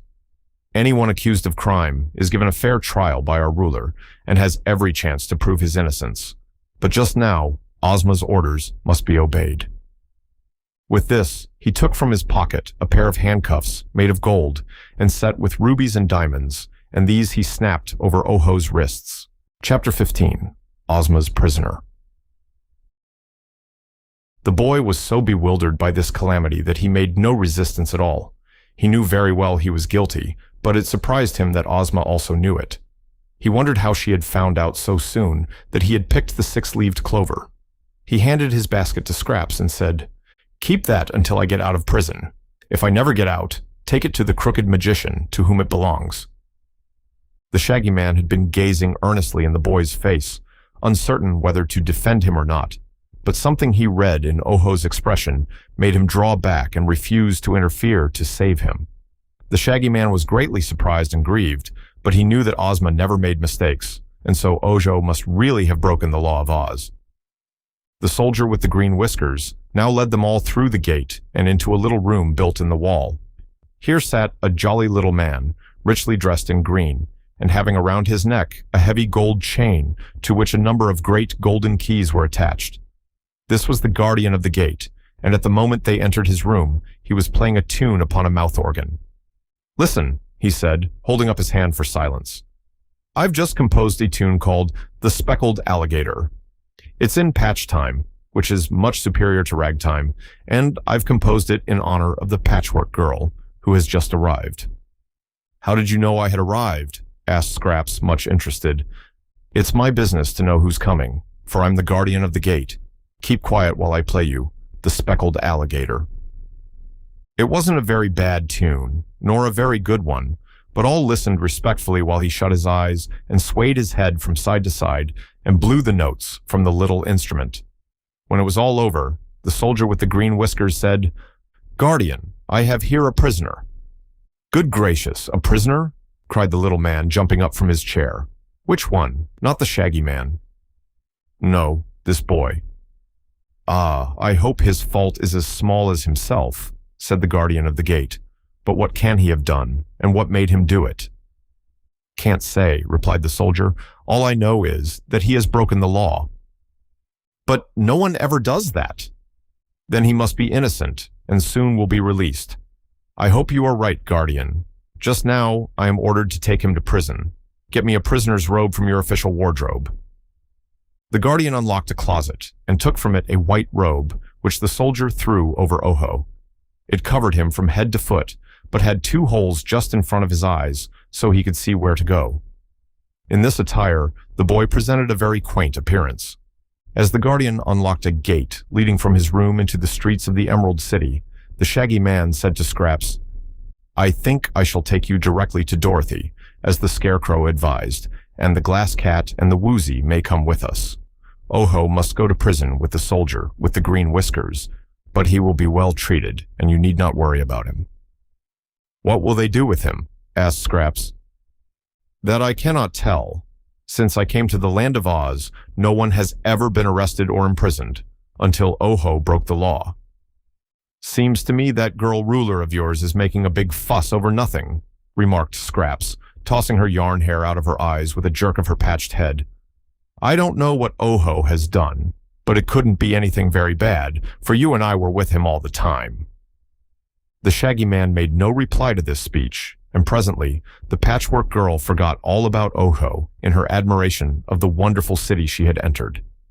They soon separated from the Munchkin boy, who was led by the soldier with the green whiskers down a side street toward the prison. Oho felt very miserable and greatly ashamed of himself, but he was beginning to grow angry because he was treated in such a disgraceful manner. Instead of entering the splendid Emerald City as a respectable traveler who was entitled to a welcome and to hospitality, he was being brought in as a criminal, handcuffed and in a robe that told all he met of his deep disgrace. Oho was by nature gentle and affectionate, and if he had disobeyed the law of Oz, it was to restore his dear Unk Nunkie to life. His fault was more thoughtless than wicked, but that did not alter the fact that he had committed a fault. At first, he had felt sorrow and remorse, but the more he thought about the unjust treatment he had received, unjust merely because he considered it so, the more he resented his arrest, blaming Ozma for making foolish laws and then punishing folks who broke them. Only a six-leaved clover, a tiny green plant growing neglected and trampled underfoot. What harm could there be in picking it? Oho began to think Ozma must be a very bad and oppressive ruler for such a lovely fairyland as Oz. The Shaggy Man said the people loved her, but how could they? The little Munchkin boy was so busy thinking these things, which many guilty prisoners have thought before him, that he scarcely noticed all the splendor of the city streets through which they passed. Whenever they met any of the happy, smiling people, the boy turned his head away in shame, although none knew who was beneath the robe. By and by, they reached a house built just beside the great city wall, but in a quiet, retired place. It was a pretty house, neatly painted and with many windows. Before it was a garden filled with blooming flowers. The soldier with the green whiskers led Oho up the gravel path to the front door, on which he knocked. A woman opened the door, and seeing Oho in his white robe, exclaimed, "Goodness me, a prisoner at last, but what a small one, soldier." "The size doesn't matter, Tollydiggle, my dear. The fact remains that he is a prisoner," said the soldier. "And this being the prison, and you the jailer, it is my duty to place the prisoner in your charge." "True. Come in then, and I'll give you a receipt for him." They entered the house and passed through a hall to a large circular room where the woman pulled the robe off from Oho and looked at him with kindly interest. The boy, on his part, was gazing around him in amazement, for never had he dreamed of such a magnificent apartment as this in which he stood. The roof of the dome was of colored glass, worked into beautiful designs. The walls were paneled with plates of gold, decorated with gems of great size and many colors, and upon the tiled floor were soft rugs, delightful to walk upon. The furniture was framed in gold and upholstered in satin brocade, and it consisted of easy chairs, divans, and stools in great variety. Also, there were several tables with mirror tops and cabinets filled with rare and curious things. In one place, a case filled with books stood against the wall, and elsewhere Oho saw a cupboard containing all sorts of games. "May I stay here a little while before I go to prison?" asked the boy pleadingly. "Why, this is your prison," replied Tollydiggle, "and in me behold your jailer. Take off those handcuffs, soldier, for it is impossible for anyone to escape from this house." "I know that very well," replied the soldier, and at once unlocked the handcuffs and released the prisoner. The woman touched a button on the wall and lighted a big chandelier that hung suspended from the ceiling, for it was growing dark outside. Then she seated herself at a desk and asked, "What name?" "Oho the Unlucky," answered the soldier with the green whiskers. "Unlucky? Ah, that accounts for it," said she. "What crime?" "Breaking a law of Oz." "All right, there's your receipt, soldier, and now I'm responsible for the prisoner. I'm glad of it, for this is the first time I've ever had anything to do in my official capacity," remarked the jailer in a pleased tone.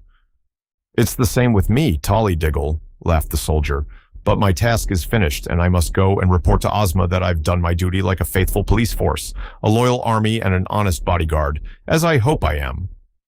Saying this, he nodded farewell to Tollydiggle and Oho, and went away. "Now then," said the woman briskly, "I must get you some supper, for you are doubtless hungry. What would you prefer, planked whitefish, omelet with jelly, or mutton chops with gravy?" Oho thought about it. Then he said, "I'll take the chops, if you please." "Very well. Amuse yourself while I'm gone. I won't be long." And then she went out by a door and left the prisoner alone. Oho was much astonished, for not only was this unlike any prison he had ever heard of, but he was being treated more as a guest than a criminal. There were many windows, and they had no locks. There were 3 doors to the room, and none were bolted.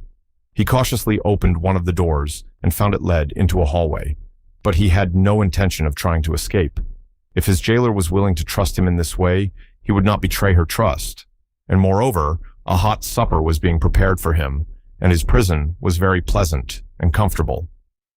So he took a book from the case and sat down in a big chair to look at the pictures. This amused him until the woman came in with a large tray and spread a cloth on one of the tables.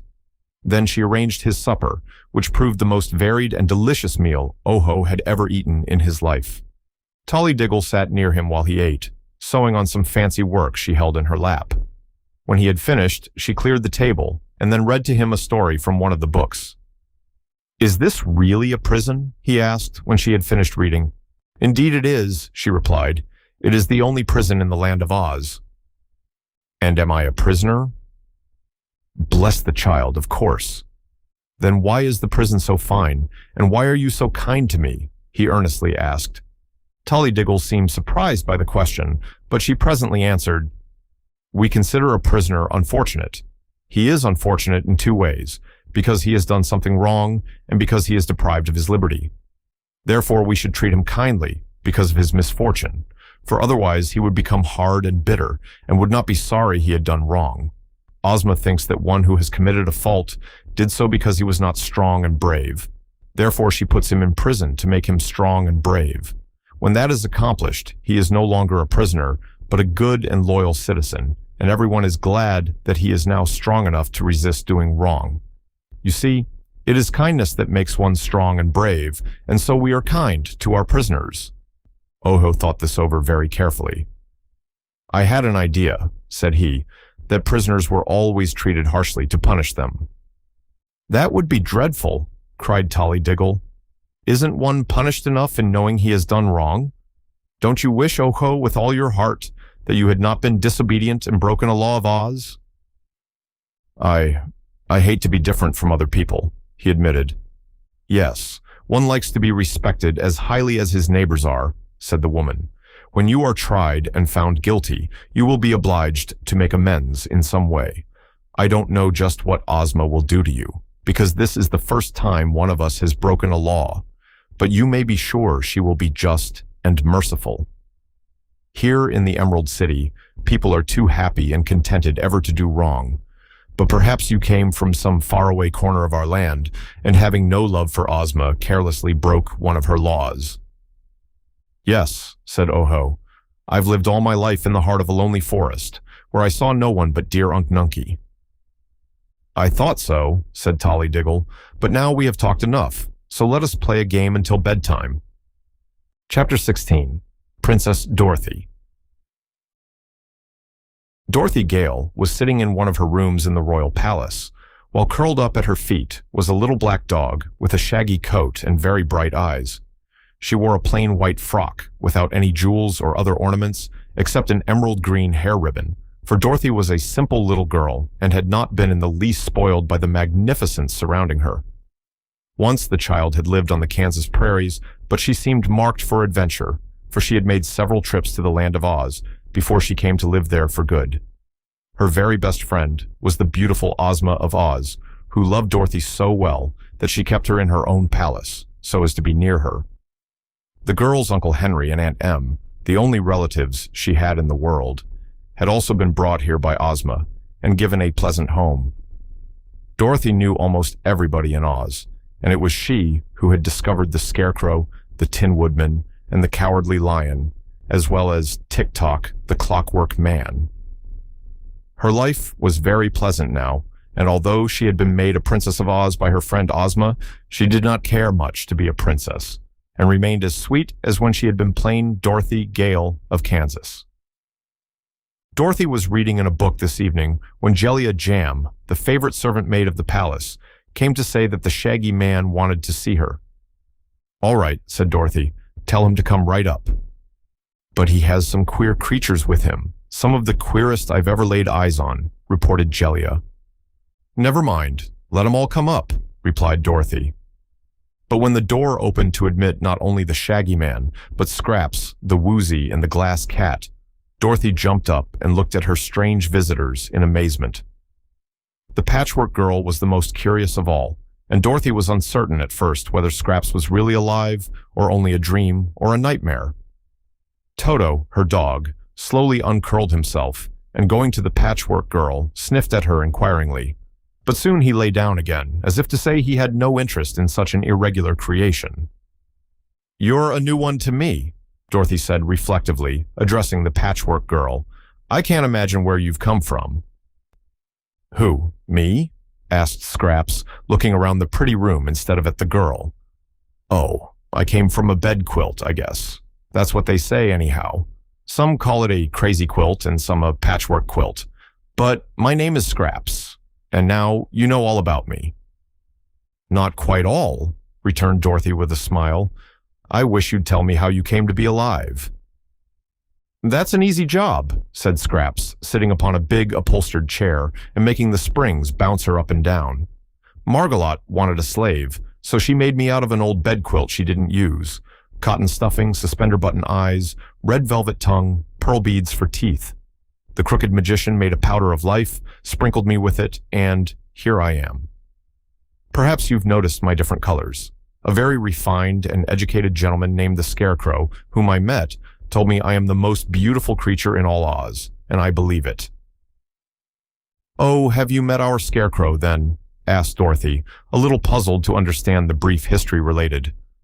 "Yes, isn't he jolly?" "The Scarecrow has many good qualities," replied Dorothy. "But I'm sorry to hear all this about the crooked magician. Ozma'll be mad as hops when she hears he's been doing magic again. She told him not to." "He only practices magic for the benefit of his own family," explained Bungle, who was keeping at a respectful distance from the little black dog. "Dear me," said Dorothy. "I hadn't noticed you before. Are you glass or what?" "I'm glass, and transparent too, which is more than can be said of some folks," answered the cat. "Also, I have some lovely pink brains. You can see 'em work." "Oh, is that so? Come over here and let me see." The glass cat hesitated, eyeing the dog. "Send that beast away and I will," she said. "Beast? Why, that's my dog Toto, and he's the kindest dog in all the world. Toto knows a good many things, too. Most as much as I do, I guess." "Why doesn't he say anything?" asked Bungle. "He can't talk, not being a fairy dog," explained Dorothy. "He's just a common United States dog, but that's a good deal, and I understand him, and he understands me, just as well as if he could talk."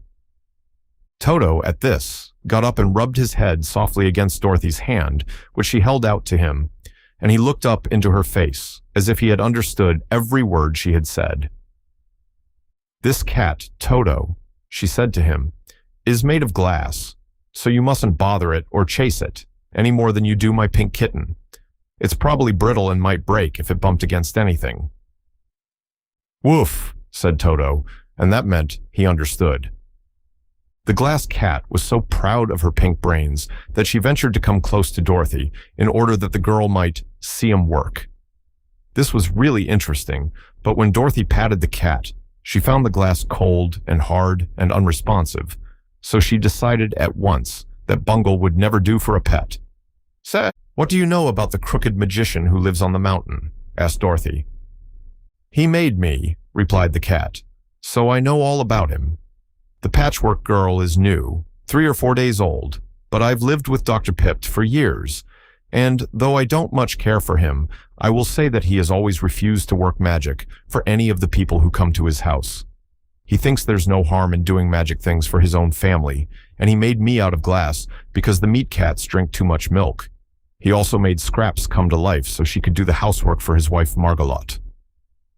"Then why did you both leave him?" asked Dorothy. "I think you'd better let me explain that," interrupted the Shaggy Man, and then he told Dorothy all of Oho's story, and how Unk Nunky and Margolot had accidentally been turned to marble by the liquid of petrifaction. Then he related how the boy had started out in search of the things needed to make the magic charm, which would restore the unfortunates to life, and how he had found the Woozy and taken him along because he could not pull the 3 hairs out of its tail. Dorothy listened to all this with much interest and thought that so far Oho had acted very well. But when the Shaggy Man told her of the Munchkin boy's arrest by the soldier with the green whiskers because he was accused of willfully breaking a law of Oz, the little girl was greatly shocked. "What do you suppose he's done?" she asked. "I fear he has picked a 6-leaved clover," answered the Shaggy Man sadly. "I did not see him do it, and I warned him that to do so was against the law, but perhaps that is what he did nevertheless." "I'm sorry about that," said Dorothy gravely. "For now there will be no one to help his poor uncle and Margolot, except this Patchwork girl, the Woozy, and the glass cat." "Don't mention it," said Scraps. That's no affair of mine. Margolot and Unk Nunky are perfect strangers to me. For the moment I came to life, they came to marble." "I see," remarked Dorothy with a sigh of regret. "The woman forgot to give you a heart." "I'm glad she did," retorted the Patchwork Girl. "A heart must be a great annoyance to one. It makes a person feel sad, or sorry, or devoted, or sympathetic, all of which sensations interfere with one's happiness." "I have a heart," murmured the Glass Cat. "It's made of a ruby, but I don't imagine I shall let it bother me about helping Unk Nunky and Margolot." "That's a pretty hard heart of yours," said Dorothy. "And the Woozy, of course." "Why, as for me," observed the Woozy, who was reclining on the floor with his legs doubled under him, so that he looked much like a square box, "I have never seen those unfortunate people you are speaking of, and yet I am sorry for them, having at times been unfortunate myself. When I was shut up in that forest, I longed for someone to help me, and by, Oho came and did help me. So I'm willing to help his uncle. I'm only a stupid beast, Dorothy, but I can't help that, and if you'll tell me what to do to help Oho and his uncle, I'll gladly do it." Dorothy walked over and patted the Woozy on his square head. "You're not pretty," she said, "but I like you. What are you able to do? Anything special?" "I can make my eyes flash fire, real fire, when I'm angry. When anyone says, 'Crizzle Crew' to me, I get angry, and then my eyes flash fire." "I don't see as fireworks could help Oho's uncle," remarked Dorothy. "Can you do anything else?" I thought I had a very terrifying growl," said the Woozy with hesitation, "but perhaps I was mistaken." "Yes," said the Shaggy Man, "you were certainly wrong about that." Then he turned to Dorothy and added, "What will become of the Munchkin boy?" "I don't know," she said, shaking her head thoughtfully. "Ozma will see him about it, of course, and then she'll punish him. But how, I don't know, 'cause no one ever has been punished in Oz since I knew anything about the place. Too bad, Shaggy Man, isn't it?" While they were talking, Scraps had been roaming around the room and looking at all the pretty things it contained. She had carried Oho's basket in her hand, until now, when she decided to see what was inside it. She found the bread and cheese, which she had no use for, and the bundle of charms, which were curious but quite a mystery to her. Then, turning these over, she came upon the 6-leaved clover which the boy had plucked. Scraps was quick-witted, and although she had no heart, she recognized the fact that Oho was her first friend. She knew at once that because the boy had taken the clover, he had been imprisoned, and she understood that Oho had given her the basket so they would not find the clover in his possession and have proof of his crime. So, turning her head to see that no one noticed her, she took the clover from the basket and dropped it into a golden vase that stood on Dorothy's table. Then she came forward and said to Dorothy, "I wouldn't care to help Oho's uncle, but I will help Oho. He did not break the law. No one can prove he did, and that green-whiskered soldier had no right to arrest him." "Ozma ordered the boy's arrest," said Dorothy, and of course she knew what she was doing. "But if you can prove Ojo is innocent, they will set him free at once." "They'll have to prove him guilty, won't they?" asked Scraps. "I suppose so." "Well, they can't do that," declared the Patchwork Girl. As it was nearly time for Dorothy to dine with Ozma, which she did every evening, she rang for a servant and ordered the Woozy taken to a nice room and given plenty of such food as he liked best. "That's honeybees," said the Woozy. "You can't eat honeybees, but you'll be given something just as nice," Dorothy told him. Then she had the Glass Cat taken to another room for the night, and the Patchwork Girl she kept in one of her own rooms, for she was much interested in the strange creature and wanted to talk with her again and try to understand her better. Chapter 17. Ozma and her friends. The Shaggy Man had a room of his own in the royal palace, so there he went to change his shaggy suit of clothes for another just as shaggy but not so dusty from travel. He selected a costume of pea green and pink satin and velvet, with embroidered shags on all the edges and iridescent pearls for ornaments. Then he bathed in an alabaster pool and brushed his shaggy hair and whiskers the wrong way to make them still more shaggy. This accomplished, and arrayed in his splendid shaggy garments, he went to Ozma's banquet hall and found the Scarecrow, the Wizard, and Dorothy already assembled there. The Scarecrow had made a quick trip and returned to the Emerald City with his left ear freshly painted. A moment later, while they all stood in waiting, a servant threw open a door. The orchestra struck up a tune, and Ozma of Oz entered. Much has been told and written concerning the beauty of person and character of this sweet girl, ruler of the land of Oz, the richest, the happiest, and most delightful fairyland of which we have any knowledge. Yet with all her queenly qualities, Ozma was a real girl and enjoyed the things in life that other real girls enjoy. When she sat on her splendid emerald throne in the great throne room of her palace and made laws and settled disputes and tried to keep all her subjects happy and contented, she was as dignified and demure as any queen might be. But when she had thrown aside her jeweled robe of state and her scepter and had retired to her private apartments, the girl, joyous, light-hearted, and free, replaced the sedate ruler. In the banquet hall tonight were gathered only old and trusted friends, so here Ozma was herself, a mere girl. She greeted Dorothy with a kiss, the Shaggy Man with a smile, the little old wizard with a friendly handshake, and then she pressed the Scarecrow's stuffed arm and cried merrily, "What a lovely left ear! Why, it's 100 times better than the old one." "I'm glad you like it," replied the Scarecrow, well pleased. "Ginger did a neat job, didn't she? And my hearing is now perfect. Isn't it wonderful what a little paint will do if it's properly applied?" "It really is wonderful," she agreed, as they all took their seats. "But the sawhorse must have made his legs twinkle to have carried you so far in one day.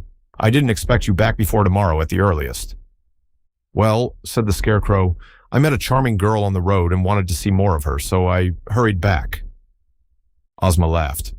"I know," she returned. "It's the Patchwork girl. She is certainly bewildering, if not strictly beautiful." "Have you seen her then?" the straw man eagerly asked. "Only in my magic picture, which shows me all scenes of interest in the land of Oz." "I fear the picture didn't do her justice," said the Scarecrow. "It seemed to me that nothing could be more gorgeous," declared Ozma. "Whoever made that patchwork quilt, from which scraps was formed, must have selected the gayest and brightest bits of cloth that ever were woven." "I am glad you like her," said the Scarecrow in a satisfied tone. Although the straw man did not eat, not being made so he could, he often dined with Ozma and her companions, merely for the pleasure of talking with them. He sat at the table and had a napkin and plate, but the servants knew better than to offer him food. After a little while he asked, "Where is the Patchwork girl now?" "In my room," replied Dorothy. "I've taken a fancy to her. She's so queer and uncommon." "She's half crazy, I think," added the Shaggy Man.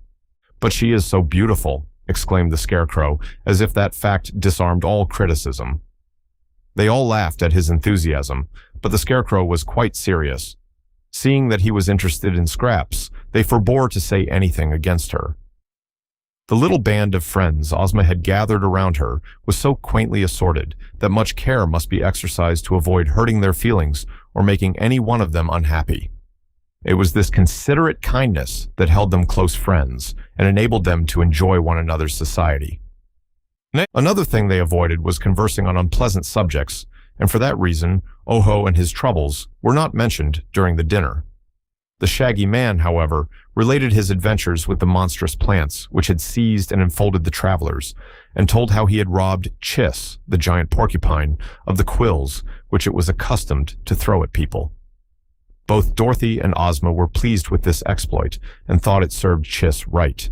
Then they talked of the Woozy, which was the most remarkable animal any of them had ever before seen, except, perhaps, the live sawhorse. Ozma had never known that her dominions contained such a thing as a Woozy, there being but one in existence, and this being confined in his forest for many years. Dorothy said she believed the Woozy was a good beast, honest and faithful, but she added that she did not care much for the glass cat. "Still," said the Shaggy Man, "the glass cat is very pretty, and if she were not so conceited over her pink brains, no one would object to her as a companion." The wizard had been eating silently until now, when he looked up and remarked, "That powder of life, which is made by the crooked magician, is really a wonderful thing, but Dr. Pipt does not know its true value, and he uses it in the most foolish ways. "I must see about that," said Ozma gravely. Then she smiled again and continued in a lighter tone. "It was Dr. Pip's famous powder of life that enabled me to become the ruler of Oz." "I've never heard that story," said the Shaggy Man, looking at Ozma questioningly. "Well, when I was a baby girl, I was stolen by an old witch named Mombi and transformed into a boy," began the girl ruler. "I did not know who I was, and when I grew big enough to work, the witch made me wait upon her and carry wood for the fire and hoe in the garden. One day she came back from a journey bringing some of the powder of life, which Dr. Pip had given her. I had made a pumpkin-headed man and set it up in her path to frighten her, for I was fond of fun and hated the witch. But she knew what the figure was, and to test her powder of life, she sprinkled some of it on the man I had made. It came to life and is now our dear friend, Jack Pumpkinhead. That night, I ran away with Jack to escape punishment, and I took old Mombi's powder of life with me. During our journey, we came upon a wooden sawhorse standing by the road, and I used the magic powder to bring it to life. The sawhorse has been with me ever since. When I got to the Emerald City, the good sorceress, Glinda, knew who I was and restored me to my proper person when I became the rightful ruler of this land. So you see, had not old Mombi brought home the powder of life, I might never have run away from her and become Ozma of Oz, nor would we have had Jack Pumpkinhead and the sawhorse to comfort and amuse us."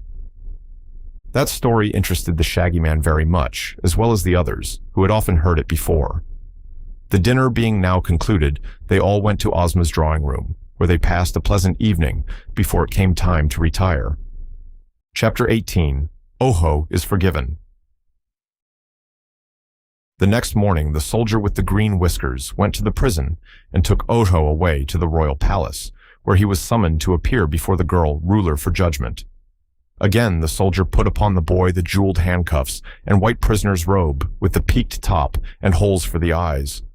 Oho was so ashamed, both of his disgrace and the fault he had committed, that he was glad to be covered up in this way, so that people could not see him or know who he was. He followed the soldier with the green whiskers very willingly, anxious that his fate might be decided as soon as possible. The inhabitants of the Emerald City were polite people and never jeered at the unfortunate, but it was so long since they had seen a prisoner that they cast many curious looks toward the boy, and many of them hurried away to the royal palace to be present during the trial. When Oho was escorted into the great throne room of the palace, he found hundreds of people assembled there. In the magnificent emerald throne, which sparkled with countless jewels, sat Ozma of Oz in her robe of state, which was embroidered with emeralds and pearls. On her right, but a little lower, was Dorothy, and on her left, the Scarecrow. Still lower, but nearly in front of Ozma, sat the wonderful Wizard of Oz, and on a small table beside him was the golden vase from Dorothy's room, into which Scraps had dropped the stolen clover. At Ozma's feet crouched two enormous beasts, each the largest and most powerful of its kind. Although these beasts were quite free, no one present was alarmed by them, for the Cowardly Lion and the Hungry Tiger were well known and respected in the Emerald City, and they always guarded the ruler when she held high court in the throne room. There was still another beast present, but this one Dorothy held in her arms, for it was her constant companion, the little dog Toto. Toto knew the Cowardly Lion and the Hungry Tiger and often played and romped with them, for they were good friends. Seated on ivory chairs before Ozma, with a clear space between them and the throne, were many of the nobility of the Emerald City, lords and ladies in beautiful costumes, and officials of the kingdom in the royal uniforms of Oz. Behind these courtiers were others of less importance, filling the great hall to the very doors. At the same moment that the soldier with the green whiskers arrived with Oho, the Shaggy Man entered from a side door, escorting the Patchwork Girl, the Woozy, and the Glass Cat. All these came to the vacant space before the throne and stood facing the ruler. "Hello, Oho," said Scraps. "How are you?" "All right," he replied, but the scene awed the boy, and his voice trembled a little with fear. Nothing could awe the Patchwork Girl, and although the Woozy was somewhat uneasy in these splendid surroundings, the Glass Cat was delighted with the sumptuousness of the court and the impressiveness of the occasion. Pretty big words, but quite expressive. At a sign from Ozma, the The soldier removed Oho's white robe, and the boy stood face to face with the girl who was to decide his punishment. He saw at a glance how lovely and sweet she was, and his heart gave a bound of joy, for he hoped she would be merciful. Ozma sat looking at the prisoner a long time. Then she said gently, "One of the laws of Oz forbids anyone to pick a six-leaved clover. You are accused of having broken this law, even after you had been warned not to do so." Oho hung his head, and while he hesitated how to reply, the Patchwork Girl stepped forward and spoke for him. "All this fuss is about nothing at all," she said, facing Ozma unabashed. "You can't prove he picked the six-leaved clover, so you've no right to accuse him of it. Search him if you like, but you won't find the clover. Look in his basket, and you'll find it's not there. He hasn't got it, so I demand that you set this poor Munchkin boy free." The people of Oz listened to this defiance in amazement and wondered at the queer Patchwork Girl who dared talk so boldly to their ruler. But Ozma sat silent and motionless, and it was the little wizard who answered Scraps. "So the clover hasn't been picked, eh?" he said. "I think it has. I think the boy hid it in his basket, and then gave the basket to you. I also think you dropped the clover into this vase, which stood in Princess Dorothy's room, hoping to get rid of it, so it would not prove the boy guilty. You're a stranger here, Miss Patches, and so you don't know that nothing can be hidden from our powerful ruler's magic picture, nor from the watchful eyes of the humble Wizard of Oz. Look, all of you." With these words, he waved his hands toward the vase on the table, which Scraps now noticed for the first time. From the mouth of the vase, a plant sprouted, slowly growing before their eyes until it became a beautiful bush, and on the topmost branch appeared the six-leaved clover, which Oho had unfortunately picked. The Patchwork Girl looked at the clover and said, "Oh, so you've found it. Very well. Prove he picked it if you can." Ozma turned to Oho. "Did you pick the six-leaved clover?" she asked. "Yes," he replied. "I knew it was against the law, but I wanted to save Unc Nunky, and I was afraid if I asked your consent to pick it, you would refuse me." "What caused you to think that?" asked the ruler. "Why, it seemed to me a foolish law, unjust and unreasonable. Even now I can see no harm in picking a six-leaved clover, and I had not seen the Emerald City then, nor you, and I thought a girl who would make such a silly law would not be likely to help anyone in trouble." Ozma regarded him musingly, her chin resting upon her hand, but she was not angry. On the contrary, she smiled a little at her thoughts, and then grew sober again. "I suppose a good many laws seem foolish to those people who do not understand them," she said. "But no law is ever made without some purpose, and that purpose is usually to protect all the people and guard their welfare. As you are a stranger, I will explain this law, which to you seems so foolish.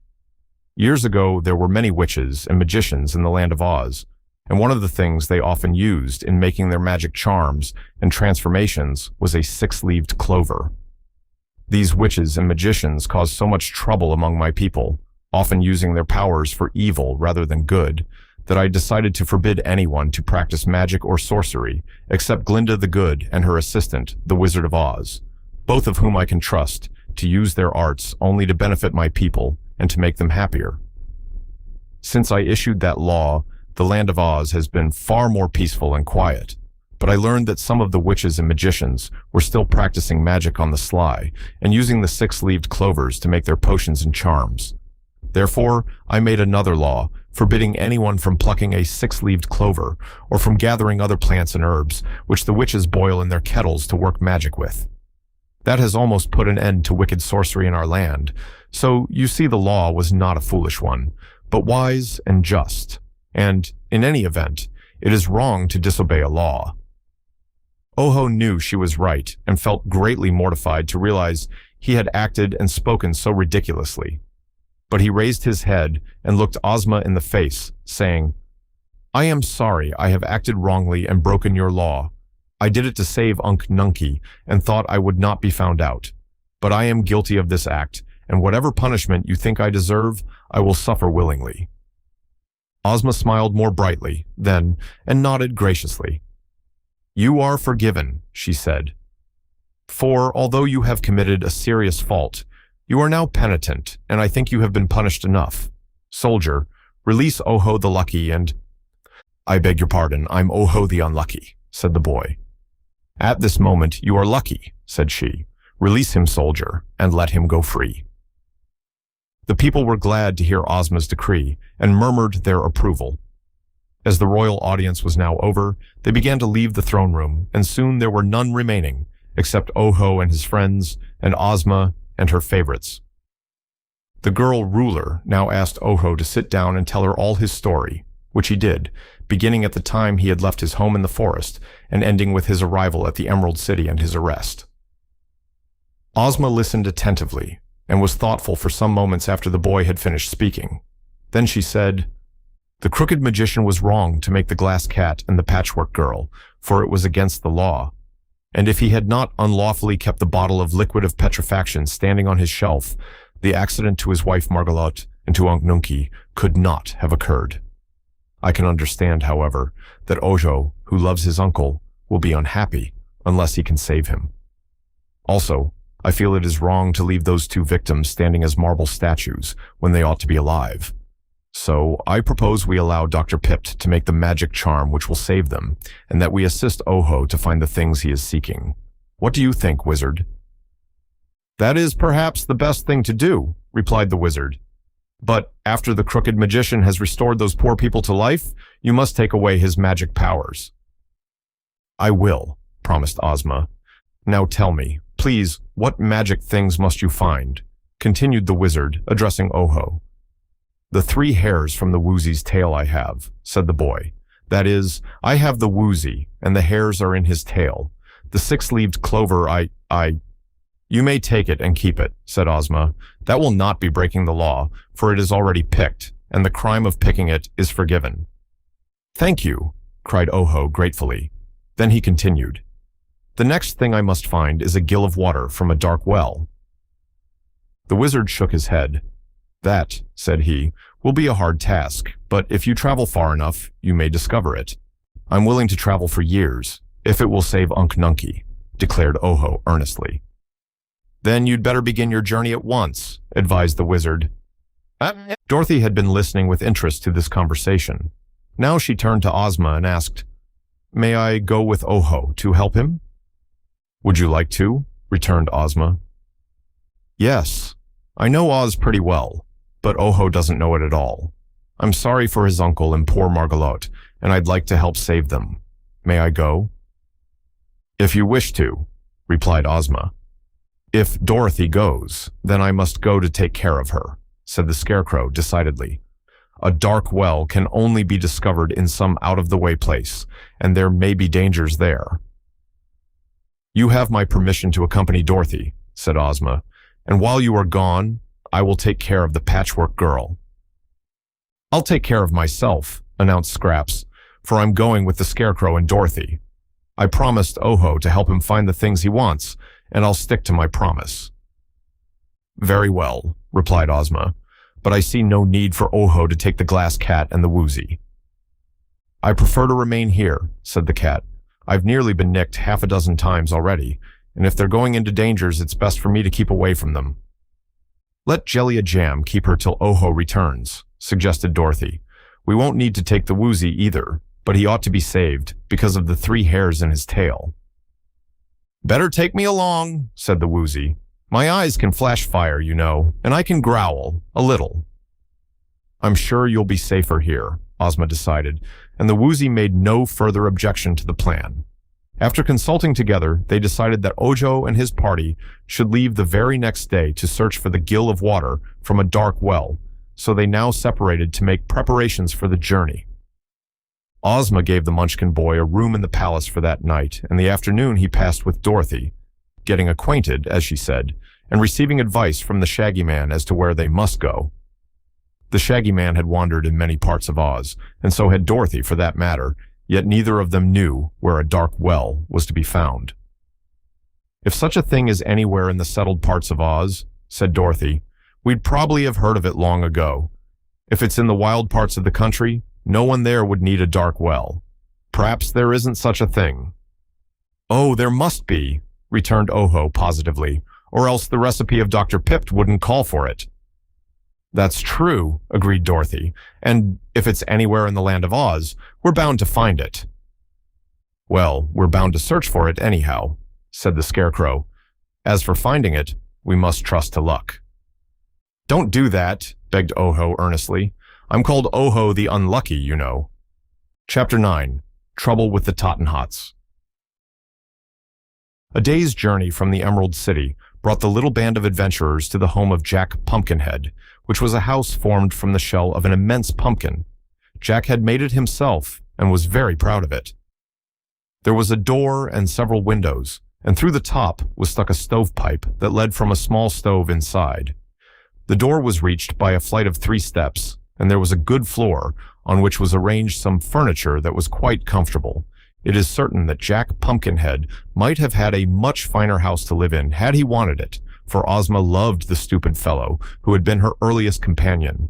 But Jack preferred his pumpkin house, as it matched himself very well, and in this he was not so stupid after all. The body of this remarkable person was made of wood, branches of trees of various sizes having been used for the purpose. This wooden framework was covered by a red shirt with white spots in it, blue trousers, a yellow vest, a jacket of green and gold, and stout leather shoes.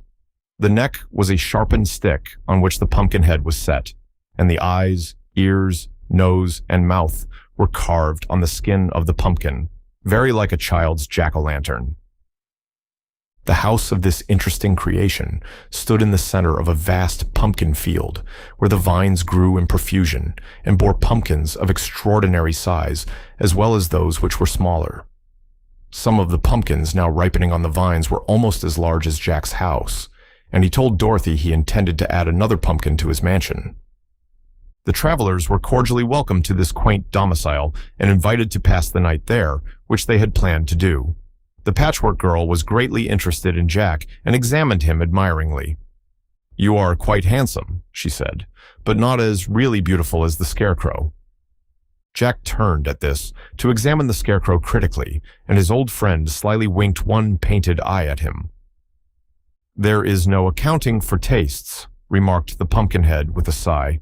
"An old crow once told me I was very fascinating, but of course the bird might have been mistaken. Yet I have noticed that the crows usually avoid the Scarecrow, who is a very honest fellow in his way, but stuffed. I am not stuffed, you will observe. My body is good solid hickory." "I adore stuffing," said the Patchwork Girl. "Well, as for that, my head is stuffed with pumpkin seeds," declared Jack.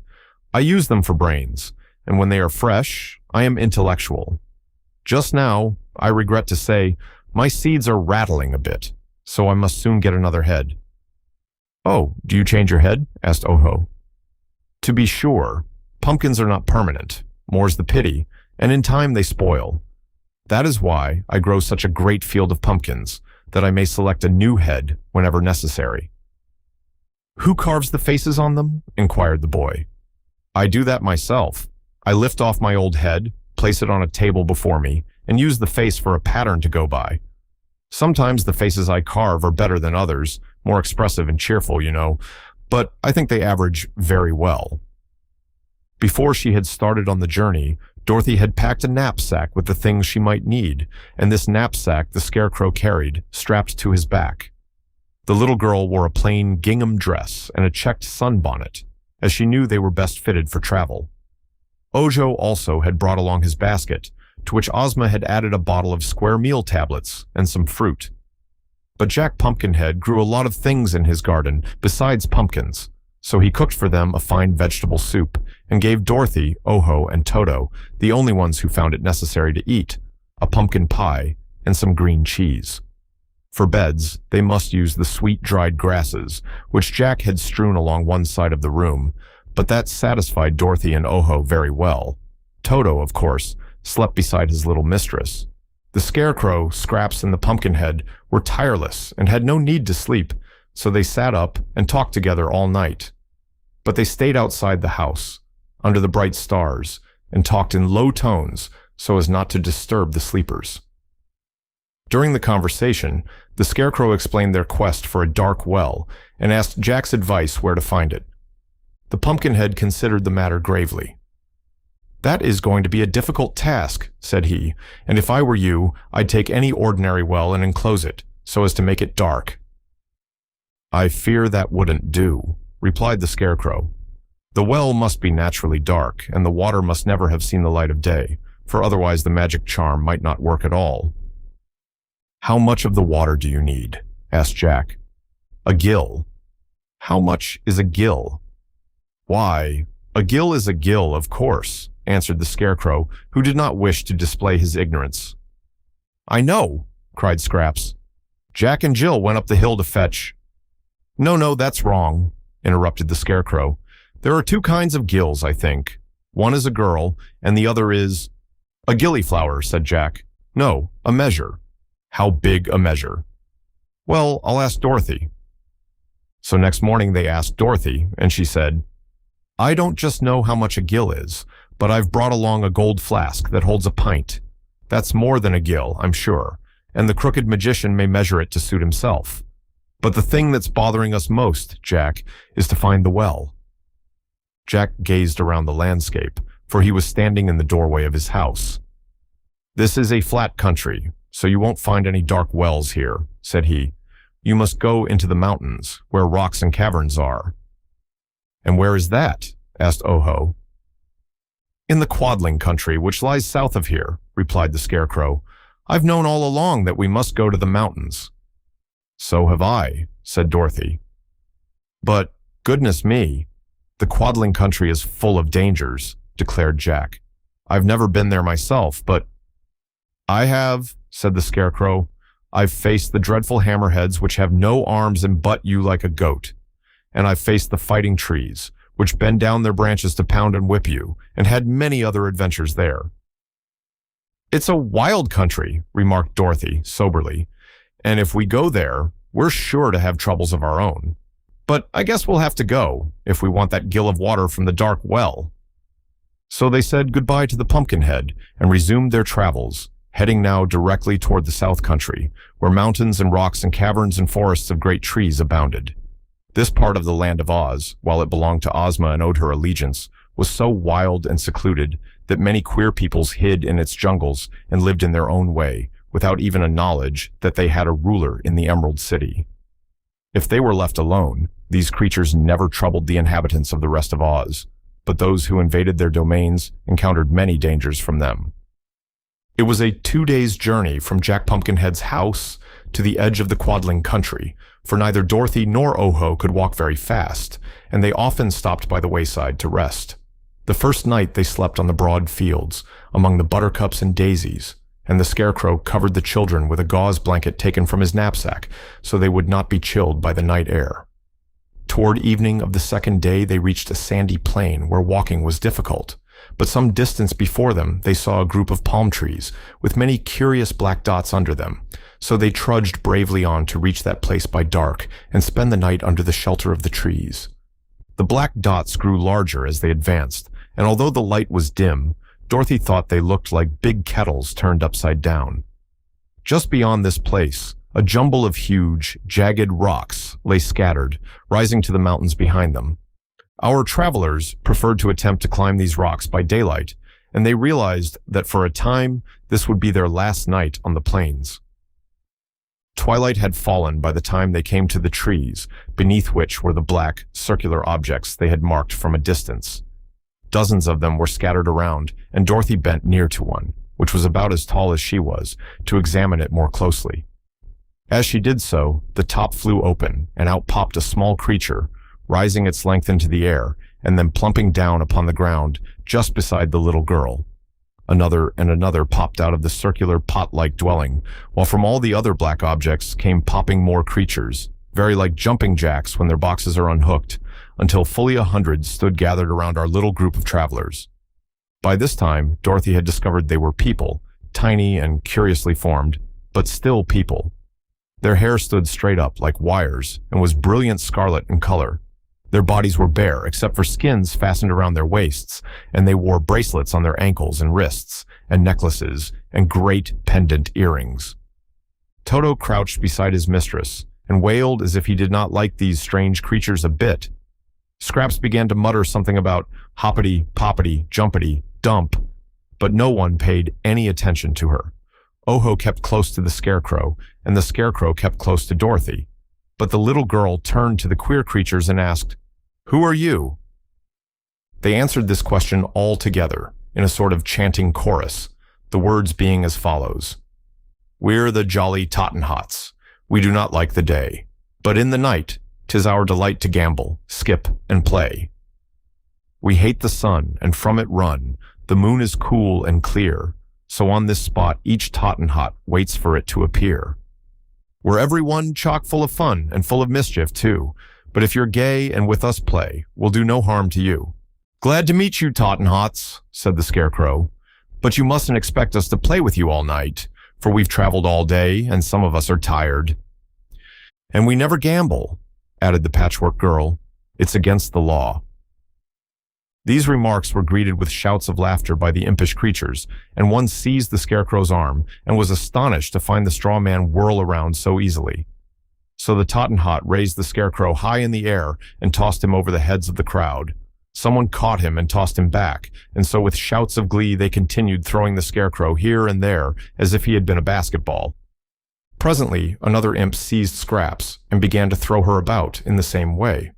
They found her a little heavier than the Scarecrow, but still light enough to be tossed like a sofa cushion, and they were enjoying the sport immensely when Dorothy, angry and indignant at the treatment her friends were receiving, rushed among the Tottenhots and began slapping and pushing them until she had rescued the Scarecrow and the Patchwork Girl and held them close on either side of her. Perhaps she would not have accomplished this victory so easily had not Toto helped her, barking and snapping at the bare legs of the imps until they were glad to flee from his attack. As for Oho, some of the creatures had attempted to toss him, also, but finding his body too heavy, they threw him to the ground, and a row of the imps sat on him and held him from assisting Dorothy in her battle. The little folks were much surprised at being attacked by the girl and the dog, and one or two who had been slapped hardest began to cry. Then suddenly they gave a shout, all together, and disappeared in a flash into their various houses, the tops of which closed with a series of pops that sounded like a bunch of firecrackers being exploded. The adventurers now found themselves alone, and Dorothy asked anxiously, "Is anybody hurt?" "Not me," answered the Scarecrow. "They have given my straw a good shaking up and taken all the lumps out of it. I am now in splendid condition, and am really obliged to the Tottenhots for their kind treatment." "I feel much the same way," said Scraps. "My cotton stuffing had sagged a good deal with the day's walking, and they've loosened it up until I feel as plump as a sausage. But the play was a little rough, and I'd had quite enough of it when you interfered." "6 of them sat on me," said Oho, "but as they are so little, they didn't hurt me much." Just then, the roof of the house in front of them opened, and a Tottenhot stuck his head out, very cautiously, and looked at the strangers. "Can't you take a joke?" he asked reproachfully. "Haven't you any fun in you at all?" "If I had such a quality," replied the Scarecrow, "your people would have knocked it out of me. But I don't bear grudges. I forgive you." "So do I," added Scraps. "That is, if you behave yourselves after this." "It was just a little rough house, that's all," said the Tottenhot. "But the question is not if we will behave, but if you will behave. We can't be shut up here all night because this is our time to play. Nor do we care to come out and be chewed up by a savage beast or slapped by an angry girl. That slapping hurts like 60. Some of my folks are crying about it. So here's the proposition. You let us alone, and we'll let you alone." "You began it," declared Dorothy. "Well, you ended it, so we won't argue the matter. May we come out again, or are you still cruel and slappy?" "Tell you what we'll do," said Dorothy. "We're all tired and want to sleep until morning. If you'll let us get into your house and stay there until daylight, you can play outside all you want to." "That's a bargain," cried the Tottenhot eagerly, and he gave a queer whistle that brought his people popping out of their houses on all sides. When the house before them was vacant, Dorothy and Oho leaned over the hole and looked in, but could see nothing because it was so dark. But if the Tottenhots slept there all day, the children thought they could sleep there at night, so Oho lowered himself down and found it was not very deep.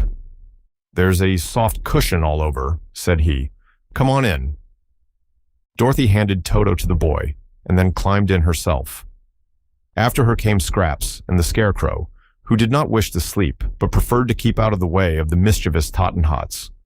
There seemed no furniture in the round den, but soft cushions were strewn about the floor, and these they found made very comfortable beds. They did not close the hole in the roof, but left it open to admit air. It also admitted the shouts and ceaseless laughter of the impish Tottenhots as they played outside, but Dorothy and Oho, being weary from their journey, were soon fast asleep. Toto kept an eye open, however, and uttered low, threatening growls whenever the racket made by the creatures outside became too boisterous, and the Scarecrow and the Patchwork Girl sat leaning against the wall and talked in whispers all night long. No one disturbed the travelers until daylight, when in popped the Tottenhot who owned the place and invited them to vacate his premises. Chapter 20. The Captive Yoop. As they were preparing to leave, Dorothy asked, "Can you tell us where there is a dark well?" "Never heard of such a thing," said the Tottenhot. "We live our lives in the dark mostly, and sleep in the daytime, but we've never seen a dark well or anything like one." "Does anyone live on those mountains beyond here?" asked the Scarecrow. "Lots of people, but you'd better not visit them. We never go there," was the reply. "What are the people like?" Dorothy inquired. "Can't say. We've been told to keep away from the mountain paths, and so we obey. This sandy desert is good enough for us, and we're not disturbed here," declared the Tottenhot. So they left the man snuggling down to sleep in his dusky dwelling and went out into the sunshine, taking the path that led toward the rocky places. They soon found it hard climbing, for the rocks were uneven and full of sharp points and edges, and now there was no path at all. Clambering here and there among the boulders, they kept steadily on, gradually rising higher and higher, until finally they came to a great rift in a part of the mountain, where the rocks seemed to have split in two and left high walls on either side. "Suppose we go this way," suggested Dorothy. "It's much easier walking than to climb over the hills."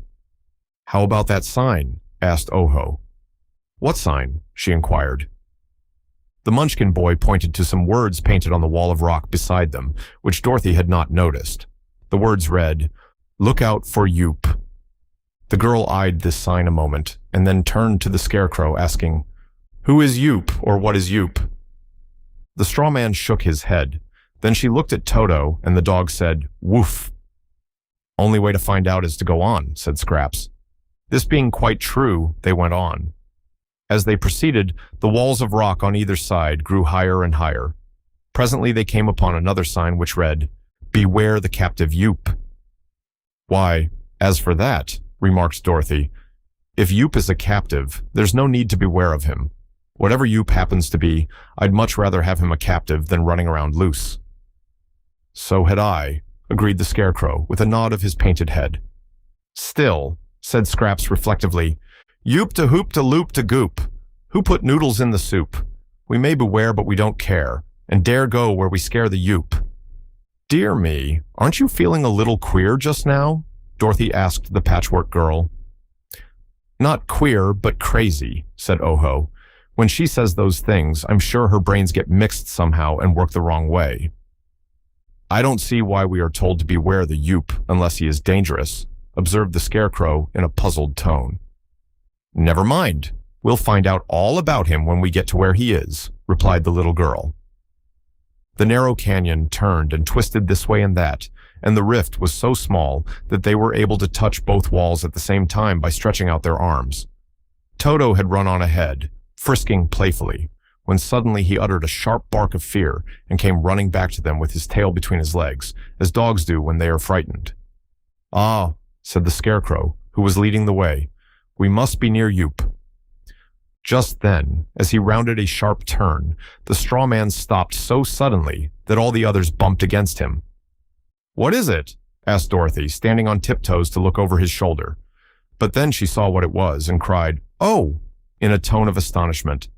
In one of the rock walls that, at their left, was hollowed a great cavern, in front of which was a row of thick iron bars, the tops and bottoms being firmly fixed in the solid rock. Over this cavern was a big sign, which Dorothy read with much curiosity, speaking the words aloud, that all might know what they said. "Mr. Yoop, his cave, the largest untamed giant in captivity. Height, 21 feet. and yet he has but 2 feet.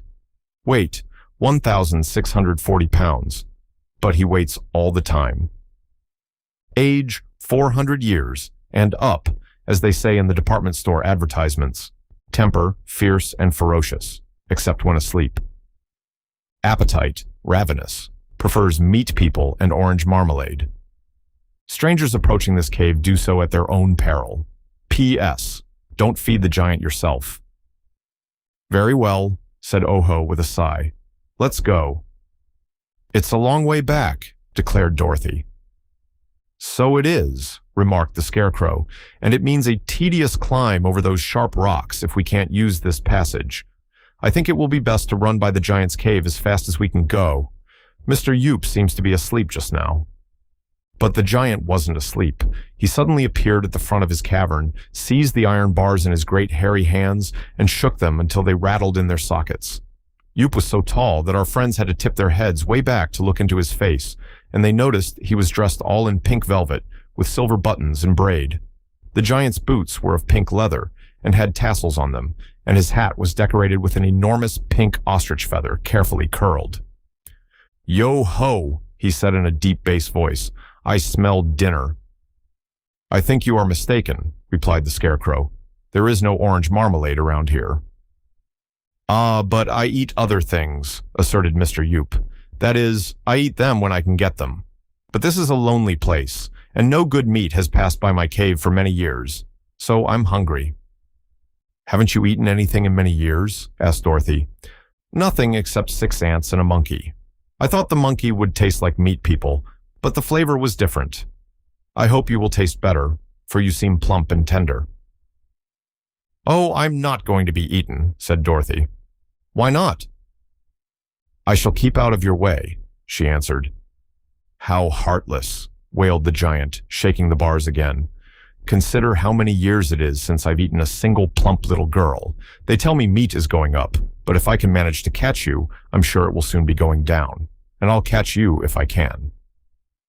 With this, the giant pushed his big arms, which looked like tree trunks, except that tree trunks don't wear pink velvet, between the iron bars, and the arms were so long that they touched the opposite wall of the rock passage.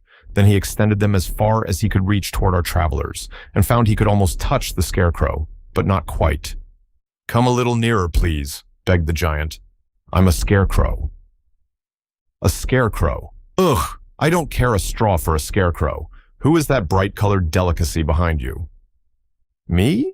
Asked Scraps. I'm a patchwork girl, and I'm stuffed with cotton. Dear me, sighed the giant in a disappointed tone. That reduces my dinner from 4 to 2, and the dog. I'll save the dog for dessert. Toto growled, keeping a good distance away. Back up, said the Scarecrow to those behind him. Let us go back a little way and talk this over. So they turned and went around the bend in the passage, where they were out of sight of the cave, and Mr. Yoop could not hear them. My idea, began the Scarecrow when they had halted, is to make a dash past the cave, going on a run. He'd grab us, said Dorothy. Well, he can't grab but one at a time, and I'll go first. As soon as he grabs me, the rest of you can slip past him, out of his reach, and he will soon let me go, because I'm not fit to eat. They decided to try this plan, and Dorothy took Toto in her arms, so as to protect him. She followed just after the Scarecrow. Then came Oho, with Scraps the last of the 4. Their hearts beat a little faster than usual as they again approached the giant's cave, this time moving swiftly forward. It turned out about the way the Scarecrow had planned. Mr. Yoop was quite astonished to see them come flying toward him, and thrusting his arms between the bars, he seized the Scarecrow in a firm grip. In the next instant, he realized, from the way the straw crunched between his fingers, that he had captured the non-eatable man, but during that instant of delay, Dorothy and Oho had slipped by the giant and were out of reach. Uttering a howl of rage, the monster threw the Scarecrow after them with one hand and grabbed Scraps with the other. The poor Scarecrow went whirling through the air, and so cleverly was he aimed that he struck Oho's back and sent the boy tumbling head over heels, and he tripped Dorothy and sent her also, sprawling upon the ground. Toto flew out of the little girl's arms and landed some distance ahead, and all were so dazed that it was a moment before they could scramble to their feet again. When they did so, they turned to look toward the giant's cave, and at that moment, the ferocious Mr. Yoop threw the Patchwork Girl at them. Down went all three again in a heap with Scraps on top. The giant roared so terribly that for a time they were afraid he had broken loose, but he hadn't. So they sat in the road and looked at one another in a rather bewildered way, and then began to feel glad. "We did it!" exclaimed the Scarecrow with satisfaction, "and now we are free to go on our way." "Mr. Yoop is very impolite," declared Scraps. "He jarred me terribly. It's lucky my stitches are so fine and strong, for otherwise such harsh treatment might rip me up the back." "Allow me to apologize for the giant," said the Scarecrow, raising the Patchwork Girl to her feet and dusting her skirt with his stuffed hands. "Mr. Yoop is a perfect stranger to me, but I fear, from the rude manner in which he has acted, that he is no gentleman." Dorothy and Ojo laughed at this statement, and Toto barked as if he understood the joke, after which they all felt better and resumed the journey in high spirits. "Of course," said the little girl when they had walked away along the passage. "It was lucky for us the giant was caged, for if he had happened to be loose, perhaps, in that case, he wouldn't be hungry anymore," said Ojo gravely. Chapter 21. Hip Hopper the Champion. They must have had good courage to climb all those rocks, for after getting out of the canyon, they encountered more rock hills to be surmounted. Toto could jump from one rock to another quite easily, but the others had to creep and climb with care, so that after a whole day of such work, Dorothy and Ojo found themselves very tired. As they gazed upward at the great mass of tumbled rocks that covered the steep incline, Dorothy gave a little groan and said, "That's going to be a terrible hard climb, Scarecrow. I wish we could find the dark well without so much trouble." "Suppose," said Ojo, "you wait here and let me do the climbing, for it's on my account we're searching for the dark well. Then, if I don't find anything, I'll come back and join you." "No," replied the little girl, shaking her head positively. "We'll all go together, for that way we can help each other. If you went alone, something might happen to you, Ojo." So they began the climb, and found it indeed difficult for a way. But presently, in creeping over the big crags, they found a path at their feet, which wound in and out among the masses of rock, and was quite smooth and easy to walk upon. As the path gradually ascended the mountain, although in a roundabout way, they decided to follow it. "This must be the road to the country of the Hoppers," said the Scarecrow. "Who are the Hoppers?" asked Dorothy. "Some people Jack Pumpkinhead told me about," he replied. "I didn't hear him," replied the girl.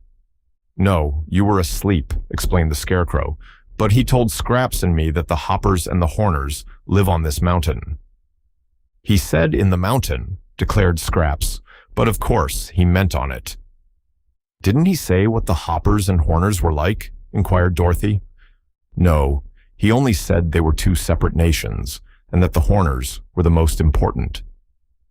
"Well, if we go to their country, we'll find out all about 'em," said the girl, "but I've never heard Ozma mention those people, so they can't be very important." "Is this mountain in the land of Oz?" asked Scraps. "Course it is," answered Dorothy. "It's in the south country of the Quadlings.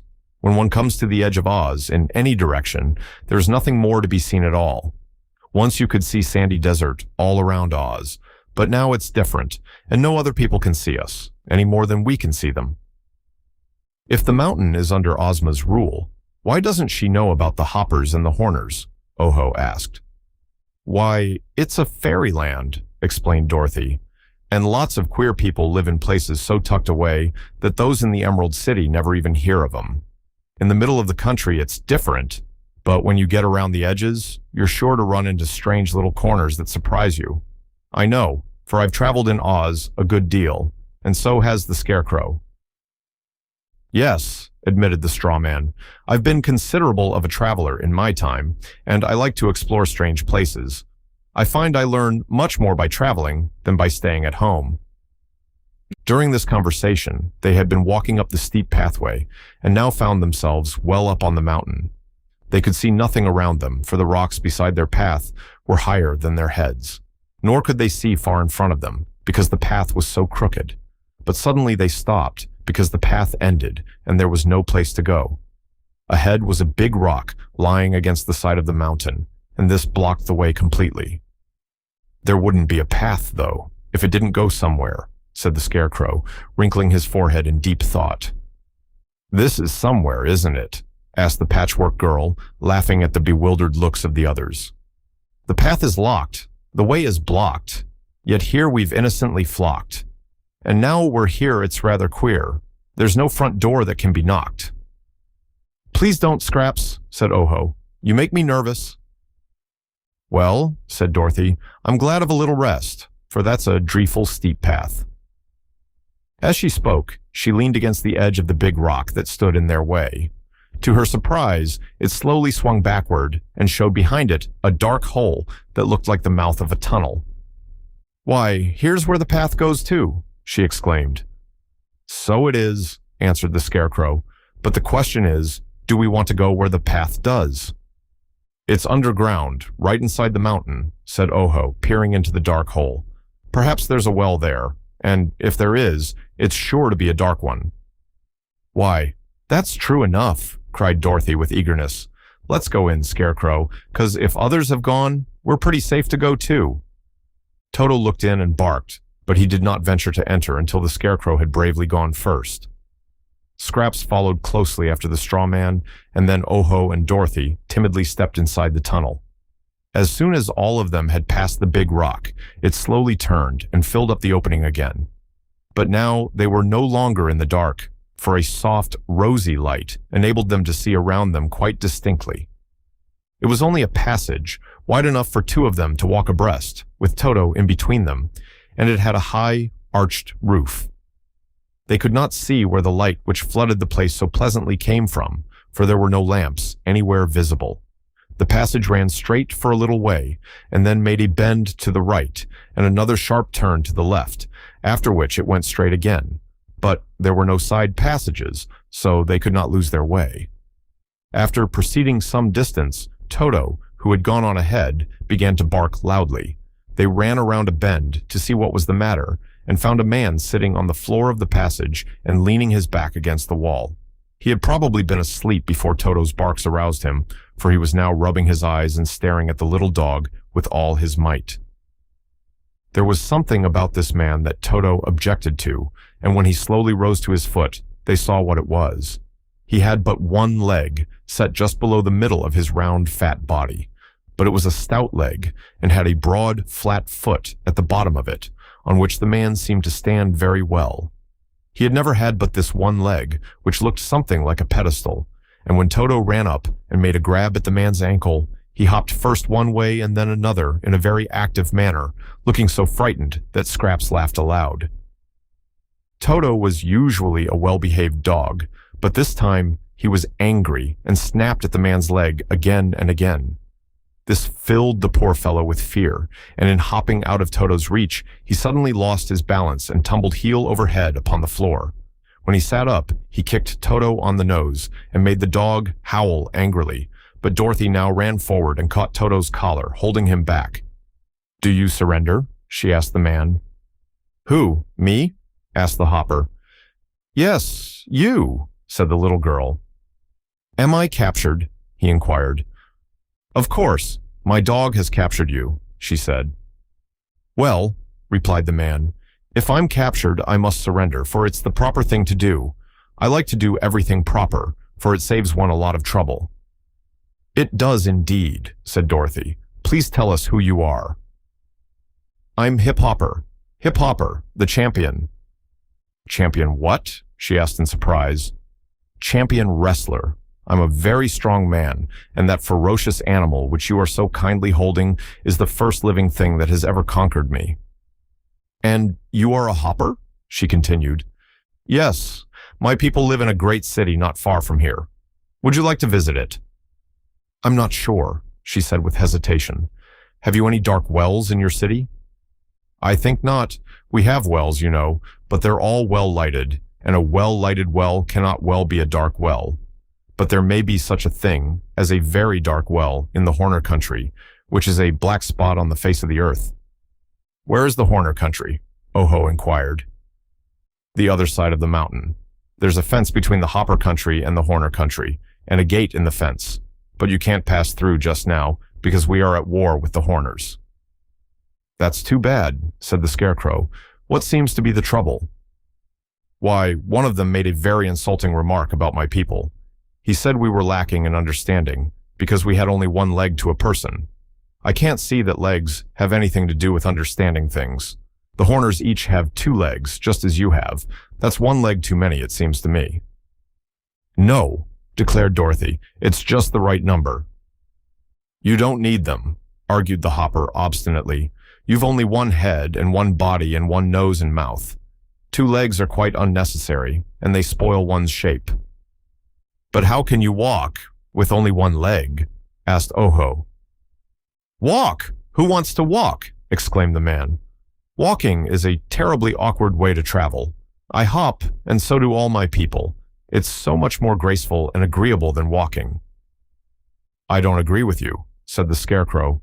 But tell me, is there any way to get to the Horner country without going through the city of the Hoppers? Yes, there is another path from the rocky lowlands outside the mountain that leads straight to the entrance of the Horner country. But it's a long way around, so you'd better come with me. Perhaps they will allow you to go through the gate, but we expect to conquer them this afternoon if we get time, and then you may go and come as you please. They thought it best to take the Hopper's advice and asked him to lead the way. This he did in a series of hops, and he moved so swiftly in this strange manner that those with 2 legs had to run to keep up with him. Chapter 22. The Joking Horners.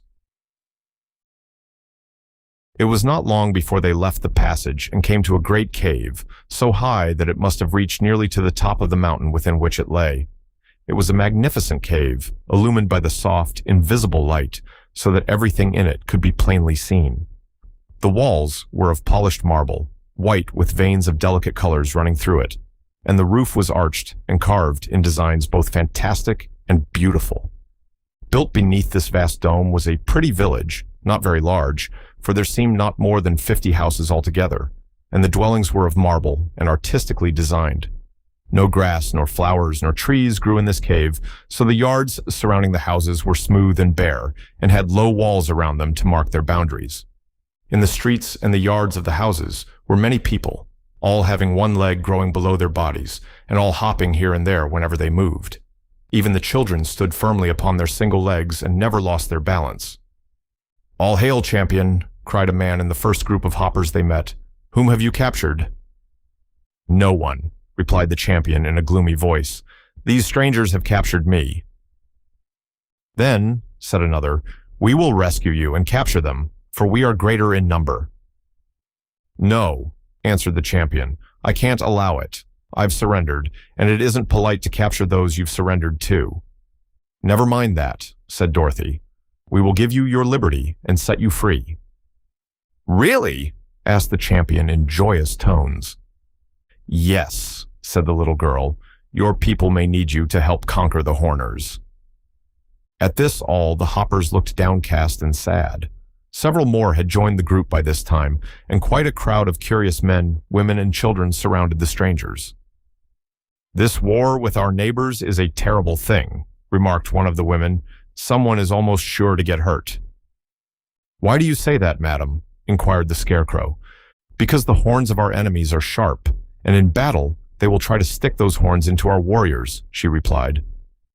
"How many horns do the Horners have?" asked Dorothy. "Each has 1 horn in the center of his forehead," was the answer. "Oh, then they're unicorns," declared the Scarecrow. "No, they're Horners. We never go to war with them if we can help it, on account of their dangerous horns.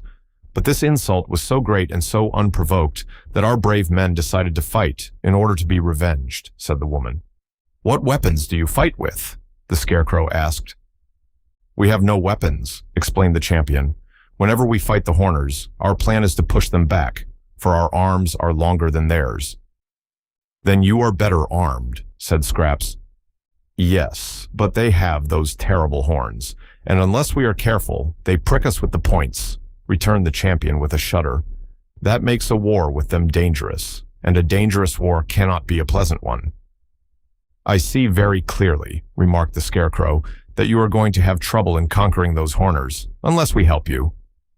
Oh, cried the Hoppers in a chorus, can you help us? Please do. We will be greatly obliged. It would please us very much. And by these exclamations, the Scarecrow knew that his speech had met with favor.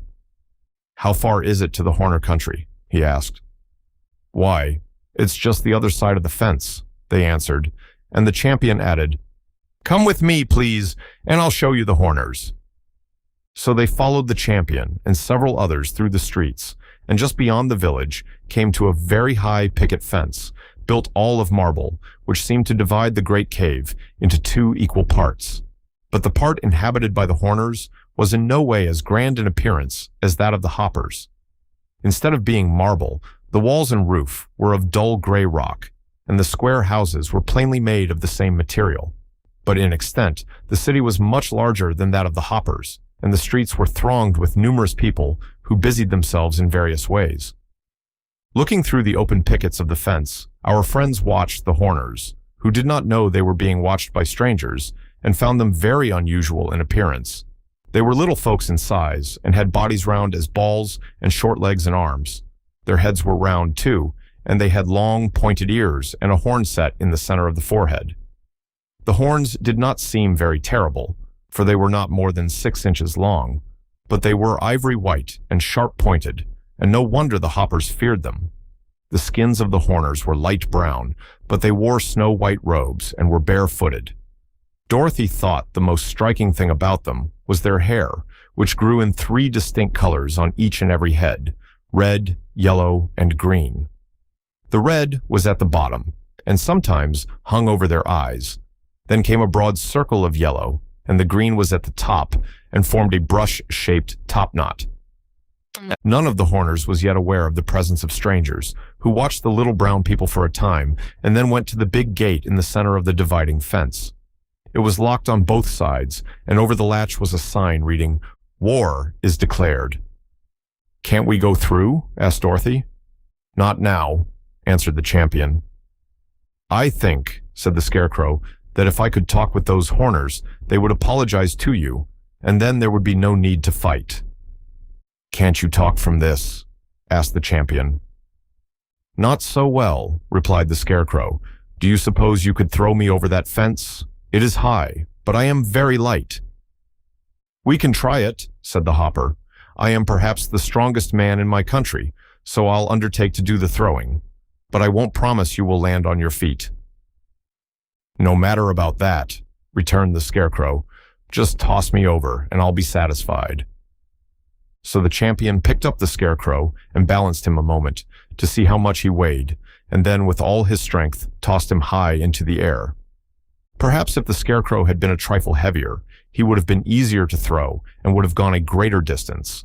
But as it was, instead of going over the fence, he landed just on top of it, and one of the sharp pickets caught him in the middle of his back and held him fast prisoner. Had he been face downward, the Scarecrow might have managed to free himself, but lying on his back on the picket, his hands waved in the air of the Horner country, while his feet kicked the air of the Hopper country. So there he was. "Are you hurt?" called the Patchwork Girl anxiously. "Course not," said Dorothy. "But if he wiggles that way, he may tear his clothes. How can we get him down, Mr. Champion?" The champion shook his head. "I don't know," he confessed. "If he could scare Horners as well as he does crows, it might be a good idea to leave him there." "This is terrible," said Oho, almost ready to cry.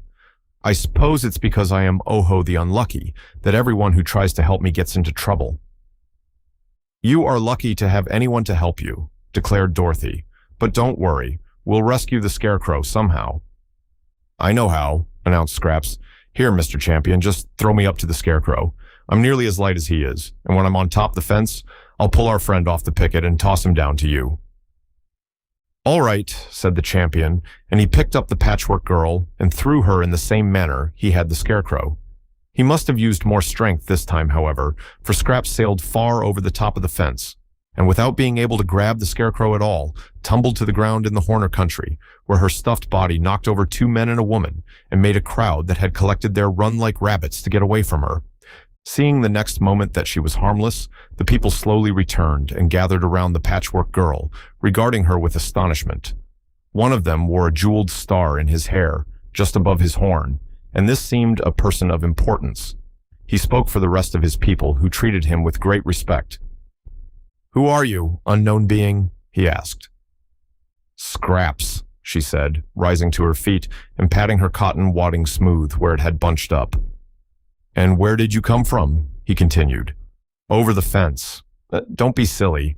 There's no other place I could have come from," she replied. He looked at her thoughtfully. "You are not a hopper," said he, "for you have 2 legs. They're not very well shaped, but they are 2 in number. And that strange creature on top the fence, why doesn't he stop kicking? Must be your brother, or father, or son, for he also has 2 legs." "You must have been to visit the wise donkey," said Scraps, laughing so merrily that the crowd smiled with her in sympathy. "But that reminds me, Captain, or King. I am Chief of the Horners, and my name is Jack."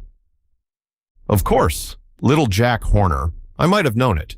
But the reason I volplaned over the fence was so I could have a talk with you about the hoppers." "What about the hoppers?" asked the chief, frowning. "You've insulted them, and you'd better beg their pardon," said Scraps. "If you don't, they'll probably hop over here and conquer you." "We're not afraid, as long as the gate is locked," declared the chief. "And we didn't insult them at all. One of us made a joke that the stupid hoppers couldn't see." The chief smiled as he said this, and the smile made his face look quite jolly. "What was the joke?" asked Scraps. "A Horner said they have less understanding than we, because they've only 1 leg. Ha, ha! You see the point, don't you? If you stand on your legs, and your legs are under you, then ha, ha, ha, then your legs are your understanding." He, ho, ho, but that's a fine joke, and the stupid hoppers couldn't see it.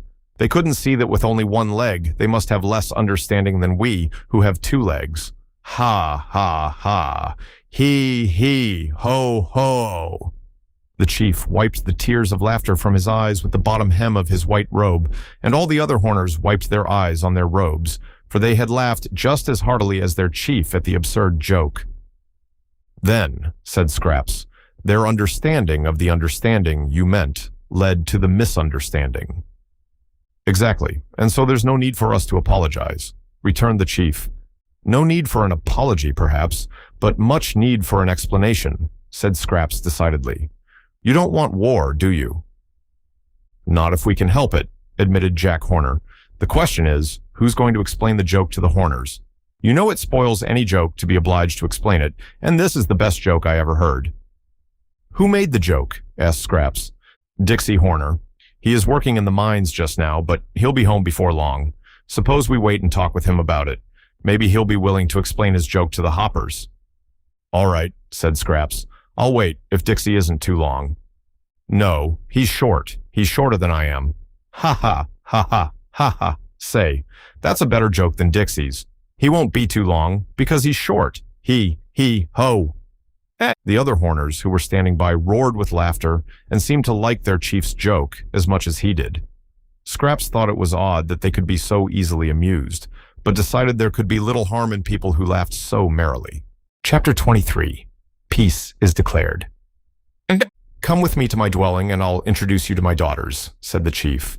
"We're bringing them up according to a book of rules that was written by one of our leading old bachelors, and everyone says they're a remarkable lot of girls." So Scraps accompanied him along the street to a house that seemed on the outside exceptionally grimy and dingy. The streets of this city were not paved, nor had any attempt been made to beautify the houses or their surroundings, and having noticed this condition, Scraps was astonished when the chief ushered her into his home. Here was nothing grimy or faded, indeed. On the contrary, the room was of dazzling brilliance and beauty, for it was lined throughout with an exquisite metal that resembled translucent frosted silver. The surface of this metal was highly ornamented in raised designs representing men, animals, flowers, and trees, and from the metal itself was radiated the soft light which flooded the room. All the furniture was made of the same glorious metal, and Scraps asked what it was. "That's radium," answered the chief. "We Horners spend all our time digging radium from the mines under this mountain, and we use it to decorate our homes and make them pretty and cozy. It is a medicine, too, and no one can ever be sick who lives near radium." "Have you plenty of it?" asked the Patchwork girl. "More than we can use. All the houses in this city are decorated with it, just the same as mine is." "Why don't you use it on your streets, then, and the outside of your houses, to make them as pretty as they are within?" she inquired. "Outside? Who cares for the outside of anything?" asked the chief. "We Horners don't live on the outside of our homes. We live inside. Many people are like those stupid hoppers, who love to make an outside show. I suppose you strangers thought their city more beautiful than ours, because you judged from appearances, and they have handsome marble houses and marble streets. But if you entered one of their stiff dwellings, you would find it bare and uncomfortable, as all their show is on the outside. They have an idea that what is not seen by others is not important. But with us, the rooms we live in are our chief delight and care, and we pay no attention to outside show." "Seems to me," said Scraps musingly, "it would be better to make it all pretty, inside and out." "Seems? Why, you're all seams, my girl," said the chief, and then he laughed heartily at his latest joke, and a chorus of small voices echoed the chorus with "Tee hee hee ha ha." Scraps turned around and found a row of girls seated in radium chairs ranged along one wall of the room. There were 19 of them by actual count, and they were of all sizes, from a tiny child to one almost a grown woman. All were neatly dressed in spotless white robes and had brown skins, horns on their foreheads, and 3-colored hair. "These," said the chief, "are my sweet daughters. My dears, I introduce to you Miss Scraps Patchwork, a lady who is traveling in foreign parts to increase her store of wisdom." The 19 Horner girls all arose and made a polite courtesy, after which they resumed their seats and rearranged their robes properly. "Why do they sit so still and all in a row?" asked Scraps. "Because it is ladylike and proper," replied the chief. "But some are just children, poor things. Don't they ever run around and play and laugh and have a good time?" "No, indeed," said the chief. "That would be improper in young ladies, as well as in those who will sometime become young ladies. My daughters are being brought up according to the rules and regulations laid down by a leading bachelor who has given the subject much study and is himself a man of taste and culture. Politeness is his great hobby, and he claims that if a child is allowed to do an impolite thing, one cannot expect the grown person to do anything better." "Is it impolite to romp and shout and be jolly?" asked Scraps. "Well, sometimes it is, and sometimes it isn't," replied the Horner, after considering the question. "By curbing such inclinations in my daughters, we keep on the safe side. Once in a while I make a good joke, as you have heard, and then I permit my daughters to laugh decorously, but they are never allowed to make a joke themselves." "That old bachelor who made the rules ought to be skinned alive," declared Scraps, and would have said more on the subject had not the door opened to admit a little Horner man whom the chief introduced as Dixie. "What's up, Chief?" asked Dixie, winking 19 times at the 19 girls, who demurely cast down their eyes because their father was looking. The chief told the man that his joke had not been understood by the dull hoppers, who had become so angry that they had declared war. So the only way to avoid a terrible battle was to explain the joke so they could understand it. "All right," replied Dixie, who seemed a good-natured man. "I'll go at once to the fence and explain. I don't want any war with the hoppers, for wars between nations always cause hard feelings." So the chief and Dixie and Scraps left the house and went back to the marble picket fence. The scarecrow was still stuck on the top of his picket, but had now ceased to struggle. On the other side of the fence were Dorothy and Oho, looking between the pickets, and there also were the champion and many other hoppers. Dixie went close to the fence and said, "My good hoppers, I wish to explain that what I said about you was a joke. You have but one leg each, and we have 2 legs each. Our legs are under us, whether 1 or 2, and we stand on them. So, when I said you had less understanding than we, I did not mean that you had less understanding, you understand, but that you had less stand-undering, so to speak. Do you understand that?" The hoppers thought it over carefully. Then one said, "That is clear enough, but where does the joke come in?" Dorothy laughed, for she couldn't help it, although all the others were solemn enough. "I'll tell you where the joke comes in," she said, and took the hoppers away to a distance, where the Horners could not hear them. "You know," she then explained, "those neighbors of yours are not very bright, poor things, and what they think is a joke isn't a joke at all. It's true, don't you see?" "True that we have less understanding?" asked the champion. "Yes, it's true because you don't understand such a poor joke. If you did, you'd be no wiser than they are." "Ah, yes, of course," they answered, looking very wise. "So I'll tell you what to do," continued Dorothy. "Laugh at their poor joke and tell them it's pretty good for a Horner. Then they won't dare say you have less understanding because you understand as much as they do." The hoppers looked at one another questioningly and blinked their eyes and tried to think what it all meant, but they couldn't figure it out. "What do you think, champion?" asked one of them. "I think it is dangerous to think of this thing any more than we can help," he replied. "Let us do as this girl says and laugh with the Horners so as to make them believe we see the joke. Then there will be peace again and no need to fight." They readily agreed to this and returned to the fence, laughing as loud and as hard as they could, although they didn't feel like laughing a bit. The Horners were much surprised. "That's a fine joke for a Horner, and we are much pleased with it," said the champion, speaking between the pickets. "But please don't do it again." "I won't," promised Dixie. "If I think of another such joke, I'll try to forget it." "Good," cried the chief Horner. "The war is over and peace is declared." There was much joyful shouting on both sides. The fence and the gate was unlocked and thrown wide open, so that Scraps was able to rejoin her friends. "What about the Scarecrow?" she asked Dorothy. "We must get him down, somehow or other," was the reply. "Perhaps the Horners can find a way," suggested Oho. So they all went through the gate, and Dorothy asked the chief Horner how they could get the Scarecrow off the fence. The chief didn't know how, but Dixie said, "A ladder's the thing." "Have you one?" asked Dorothy. "To be sure, we use ladders in our minds," said he. Then he ran away to get the ladder, and while he was gone, the Horners gathered around and welcomed the strangers to their country, for through them, a great war had been avoided. In a little while, Dixie came back with a tall ladder, which he placed against the fence. Ogo at once climbed to the top of the ladder, and Dorothy went about halfway up, and Scraps stood at the foot of it. Toto ran around it and barked. Then Oho pulled the Scarecrow away from the picket and passed him down to Dorothy, who, in turn, lowered him to the Patchwork Girl. As soon as he was on his feet and standing on solid ground, the Scarecrow said, "Much obliged. I feel much better. I'm not stuck on that picket anymore." The Horners began to laugh, thinking this was a joke, but the Scarecrow shook himself and patted his straw a little and said to Dorothy, "Is there much of a hole in my back?" The little girl examined him carefully. "There's quite a hole," she said, "but I've got a needle and thread in the knapsack, and I'll sew you up again." "Do so," he begged earnestly, and again they laughed, to the Scarecrow's great annoyance. While Dorothy was sewing up the hole in the straw man's back, Scraps examined the other parts of him. "One of his legs is ripped, too," she exclaimed.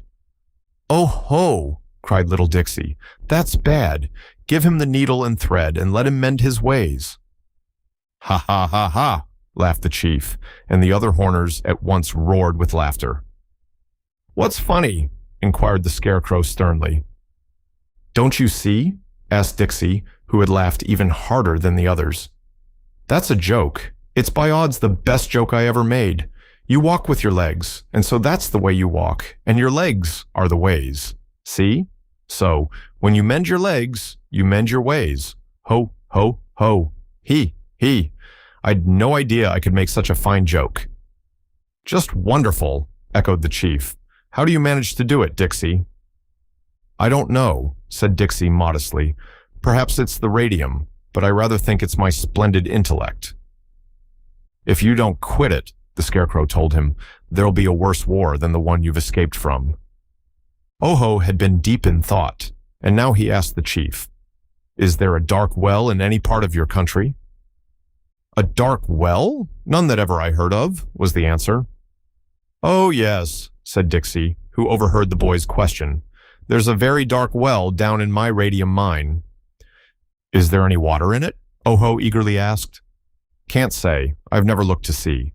But we can find out. So, as soon as the scarecrow was mended, they decided to go with Dixie to the mine. When Dorothy had patted the straw man into shape again, he declared he felt as good as new and equal to further adventures. Still, said he, I prefer not to do picket duty again. High life doesn't seem to agree with my constitution. And then they hurried away to escape the laughter of the Horners, who thought this was another joke. Chapter 24. Oho finds the dark well.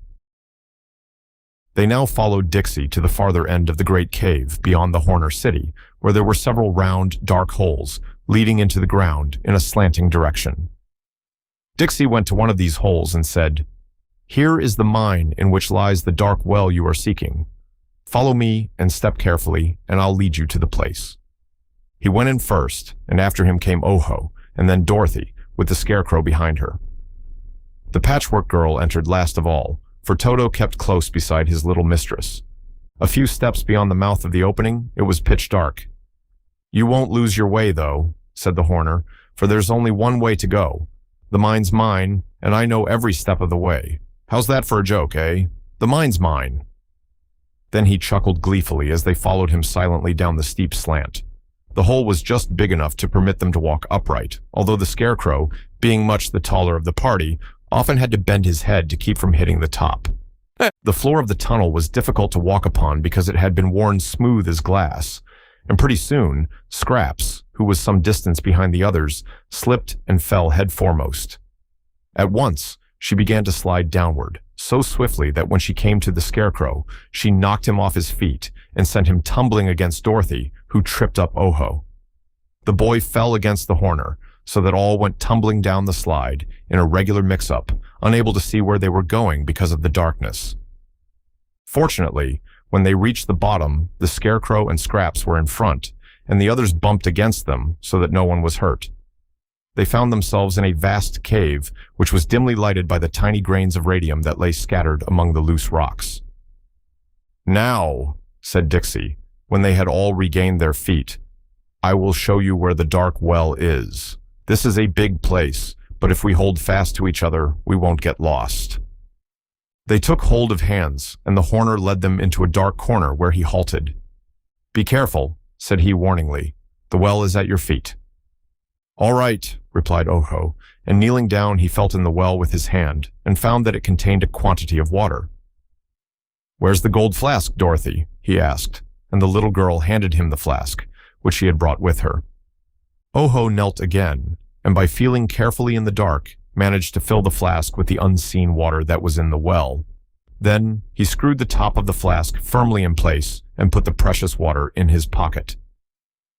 All right, he said again in a glad voice. Now we can go back. They returned to the mouth of the tunnel and began to creep cautiously up the incline. This time, they made Scraps stay behind, for fear she would slip again, but they all managed to get up in safety, and the Munchkin boy was very happy when he stood in the Horner city and realized that the water from the dark well, which he and his friends had traveled so far to secure, was safe in his jacket pocket. Chapter 25.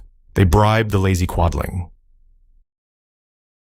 Now, said Dorothy, as they stood on the mountain path, having left behind them the cave in which dwelt the Hoppers and the Horners, I think we must find a road into the country of the Winkies, for there is where Oho wants to go next. Is there such a road? Asked the Scarecrow. I don't know, she replied. I suppose we can go back the way we came, to Jack Pumpkinhead's house, and then turn into the Winky country, but that seems like running round a haystack, doesn't it? Yes, said the Scarecrow. What is the next thing Oho must get?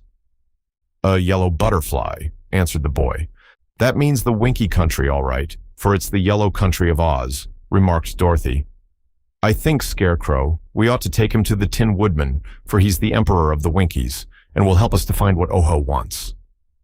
Of course, replied the Scarecrow, brightening at the suggestion. The Tin Woodman will do anything we ask him, for he's one of my dearest friends. I believe we can take a crosscut into his country, and so get to his castle a day sooner than if we travel back the way we came." "I think so too," said the girl, "and that means we must keep to the left." They were obliged to go down the mountain before they found any path that led in the direction they wanted to go, but among the tumbled rocks at the foot of the mountain was a faint trail, which they decided to follow. 2 or 3 hours' walk along this trail brought them to a clear, level country, where there were a few farms and some scattered houses. But they knew they were still in the country of the Quadlings, because everything had a bright red color. Not that the trees and grasses were red, but the fences and houses were painted that color, and all the wildflowers that bloomed by the wayside had red blossoms. This part of the Quadling country seemed peaceful and prosperous, if rather lonely, and the road was now more distinct and easier to follow. But just as they were congratulating themselves upon the progress they had made, they came upon a broad river which swept along between high banks, and here the road ended, and there was no bridge of any sort to allow them to cross. "This is queer," mused Dorothy, looking at the water reflectively. "Why should there be any road if the river stops everyone walking along it?" "Wow," said Toto, gazing earnestly into her face. "That's the best answer you'll get," declared the Scarecrow, with his comical smile, "for no one knows any more than Toto about this road." Said Scraps, "Every time I see a river, I have chills that make me shiver, for I never can forget all the water's very wet. If my patches get a soak, it will be a sorry joke. So to swim, I'll never try till I find the water dry." "Try to control yourself, Scraps," said Oho. "You're getting crazy again. No one intends to swim that river." "No," decided Dorothy. "We couldn't swim it if we tried. It's too big a river, and the water moves awful fast." "There ought to be a ferryman with a boat," said the Scarecrow, "but I don't see any." "Couldn't we make a raft?" suggested Oho. "There's nothing to make one of," answered Dorothy. "Wow," said Toto again, and Dorothy saw he was looking along the bank of the river. "Why, he sees a house over there," cried the little girl. "I wonder we didn't notice it ourselves. Let's go and ask the people how to get across the river." A quarter of a mile along the bank stood a small round house, painted bright red, and as it was on their side of the river, they hurried toward it. A chubby little man, dressed all in red, came out to greet them, and with him were 2 children, also in red costumes. The man's eyes were big and staring as he examined the Scarecrow and the Patchwork Girl, and the children shyly hid behind him and peeked timidly at Toto. "Do you live here, my good man?" asked the Scarecrow. "I think I do, most mighty magician," replied the Quadling, bowing low. "But whether I'm awake or dreaming, I can't be positive, so I'm not sure where I live. If you'll kindly pinch me, I'll find out all about it." "You're awake," said Dorothy, "and this is no magician, but just the Scarecrow." "But he's alive," protested the man, "and he oughtn't to be, you know. And that other dreadful person, the girl who is all patches, seems to be alive too." "Very much so," declared Scraps, making a face at him, "but that isn't your affair, you know." "I've a right to be surprised, haven't I?" asked the man meekly.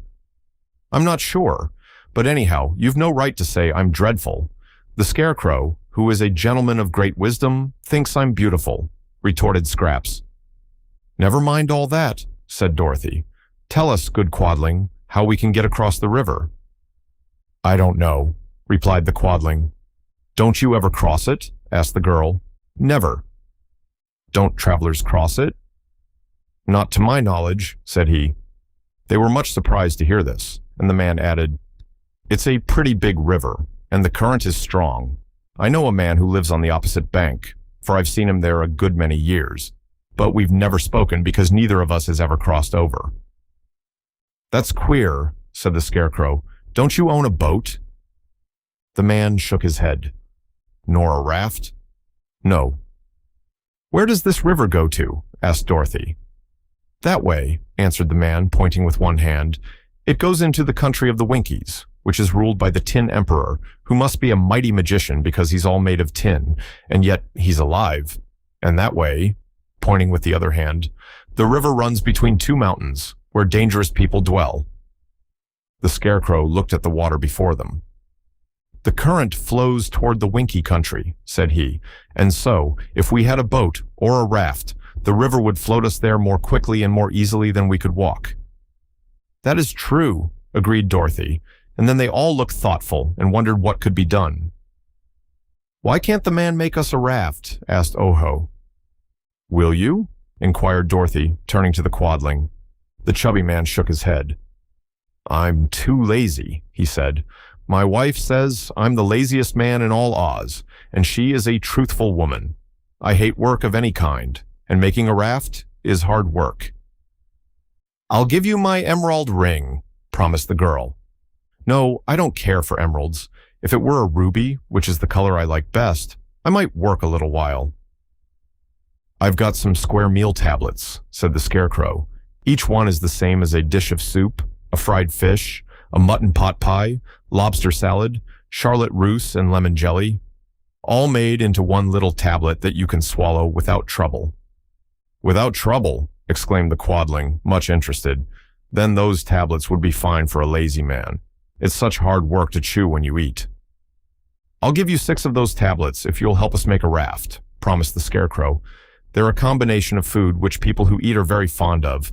I never eat, being straw, but some of my friends eat regularly. What do you say to my offer, quadling?" "I'll do it," decided the man. "I'll help, and you can do most of the work. But my wife has gone fishing for red eels today, so some of you will have to mind the children." Scraps promised to do that, and the children were not so shy when the Patchwork girl sat down to play with them. They grew to like Toto too, and the little dog allowed them to pat him on his head, which gave the little ones much joy.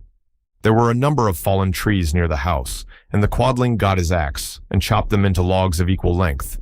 He took his wife's clothesline to bind these logs together so that they would form a raft, and Oho found some strips of wood and nailed them along the tops of the logs to render them more firm. The Scarecrow and Dorothy helped roll the logs together and carry the strips of wood, but it took so long to make the raft that evening came just as it was finished, and with evening the quadling's wife returned from her fishing.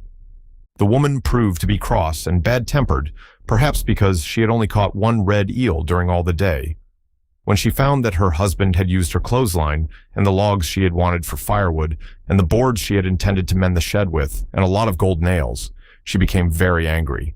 Scraps wanted to shake the woman, to make her behave, but Dorothy talked to her in a gentle tone and told the quadling's wife she was a princess of Oz and a friend of Ozma, and that when she got back to the Emerald City, she would send them a lot of things to repay them for the raft, including a new clothesline. This promise pleased the woman, and she soon became more pleasant, saying they could stay the night at her house and begin their voyage on the river next morning. This they did, spending a pleasant evening with the quadling family and being entertained with such hospitality as the poor people were able to offer them. The man groaned a good deal and said he had overworked himself by chopping the logs, but the Scarecrow gave him 2 more tablets than he had promised, which seemed to comfort the lazy fellow. Chapter 26. The Trick River.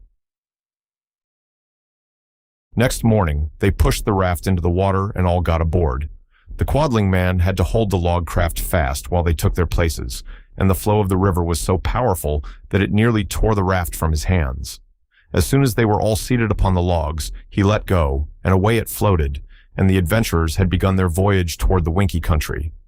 The little house of the quadlings was out of sight almost before they had cried their goodbyes, and the Scarecrow said in a pleased voice, "It won't take us long to get to the Winky country at this rate." They had floated several miles down the stream and were enjoying the ride when suddenly the raft slowed up, stopped short, and then began to float back the way it had come. "Why, what's wrong?" asked Dorothy in astonishment, but they were all just as bewildered as she was, and at first, no one could answer the question. Soon, however, they realized the truth, that the current of the river had reversed, and the water was now flowing in the opposite direction, toward the mountains. They began to recognize the scenes they had passed, and by they came in sight of the little house of the quadlings again. The man was standing on the riverbank, and he called to them, "How do you do? Glad to see you again. I forgot to tell you that the river changes its direction every little while. Sometimes it flows one way and sometimes the other." They had no time to answer him, for the raft was swept past the house and a long distance on the other side of it. "We're going just the way we don't want to go," said Dorothy, "and I guess the best thing we can do is to get to land before we're carried any farther." But they could not get to land. They had no oars, nor even a pole to guide the raft with. The logs which bore them floated in the middle of the stream and were held fast in that position by the strong current, so they sat still and waited, and even while they were wondering what could be done, the raft slowed down, stopped, and began drifting the other way, in the direction it had first followed. After a time, they repassed the Quadling house, and the man was still standing on the bank. He cried out to them, "Good day, glad to see you again. I expect I shall see you a good many times as you go by, unless you happen to swim ashore." By that time, they had left him behind and were headed once more straight toward the Winky country. "This is pretty hard luck," said Oho in a discouraged voice. "The Trick River keeps changing, it seems, and here we must float back and forward forever, unless we manage in some way to get ashore." "Can you swim?" asked Dorothy. "No, I'm Oho the Unlucky." "Neither can I. Toto can swim a little, but that won't help us to get to shore." "I don't know whether I could swim," or remarked Scraps, "but if I tried it, I'd surely ruin my lovely patches." "My straw would get soggy in the water and I would sink," said the Scarecrow. So there seemed no way out of their dilemma, and being helpless, they simply sat still. Oho, who was on the front of the raft, looked over into the water and thought he saw some large fishes swimming about. He found a loose end of the clothesline which fastened the logs together, and taking a gold nail from his pocket, he bent it nearly double to form a hook and tied it to the end of the line. Having baited the hook with some bread, which he broke from his loaf, he dropped the line into the water, and almost instantly it was seized by a great fish. They knew it was a great fish, because it pulled so hard on the line that it dragged the raft forward even faster than the current of the river had carried it. The fish was frightened, and it was a strong swimmer. As the other end of the clothesline was bound around the logs, he could not get it away, and as he had greedily swallowed the gold hook at the first bite, he could not get rid of that either. When they reached the place where the current had before changed, the fish was still swimming ahead in its wild attempt to escape. The raft slowed down, yet it did not stop, because the fish would not let it. It continued to move in the same direction it had been going. As the current reversed and rushed backward on its course, it failed to drag the raft with it. Slowly, inch by inch, they floated on, and the fish tugged and kept them going. "I hope he won't give up," said Oho anxiously. "If the fish can hold out until the current changes again, we'll be all right." The fish did not give up, but held the raft bravely on its course, till at last the water in the river shifted again and floated them the way they wanted to go. But now the captive fish found its strength failing. Seeking a refuge, it began to drag the raft toward the shore. As they did not wish to land in this place, the boy cut the rope with his pocket knife and set the fish free, just in time to prevent the raft from grounding. The next time the river backed up, the Scarecrow managed to seize the branch of a tree that overhung the water, and they all assisted him to hold fast and prevent the raft from being carried backward. While they waited here, Oho spied a long broken branch lying upon the bank, so he leaped ashore and got it. When he had stripped off the side shoots, he believed he could use the branch as a pole to guide the raft in case of emergency. They clung to the tree until they found the water flowing the right way, when they let go and permitted the raft to resume its voyage. In spite of these pauses, they were really making good progress toward the Winky country, and having found a way to conquer the adverse current, their spirits rose considerably. They could see little of the country through which they were passing because of the high banks, and they met with no boats or other craft upon the surface of the river. Once more, the Trick River reversed its current, but this time the Scarecrow was on guard and used the pole to push the raft toward a big rock which lay in the water. He believed the rock would prevent their floating backward with the current, and so it did. They clung to this anchorage until the water resumed its proper direction, when they allowed the raft to drift on. Floating around a bend, they saw ahead a high bank of water extending across the entire river, and toward this they were being irresistibly carried. There being no way to arrest the progress of the raft, They clung fast to the logs and let the river sweep them on. Swiftly, the raft climbed the bank of water and slid down on the other side, plunging its edge deep into the water and drenching them all with spray. As again the raft righted and drifted on, Dorothy and Oho laughed at the ducking they had received, but Scraps was much dismayed, and the Scarecrow took out his handkerchief and wiped the water off the Patchwork Girl's patches as well as he was able to. The sun soon dried her, and the colors of her patches proved good, for they did not run together, nor did they fade. After passing the wall of water, the current did not change or flow backward anymore, but continued to sweep them steadily forward. The banks of the river grew lower too, permitting them to see more of the country, and presently they discovered yellow buttercups and dandelions growing amongst the grass, from which evidence they knew they had reached the Winky country. "Don't you think we ought to land?" Dorothy asked the Scarecrow. "Pretty soon," he replied. "The Tin Woodman's castle is in the southern part of the Winky country, and so it can't be a great way from here." Fearing they might drift too far, Dorothy and Oho now stood up and raised the Scarecrow in their arms, as high as they could, thus allowing him a good view of the country. For a time, he saw nothing he recognized, but finally he cried, "There it is! There it is!" "What?" asked Dorothy. "The Tin Woodman's tin castle. I can see its turrets glittering in the sun. It's quite a way off, but we'd better land as quickly as we can." They let him down and began to urge the raft toward the shore by means of the pole.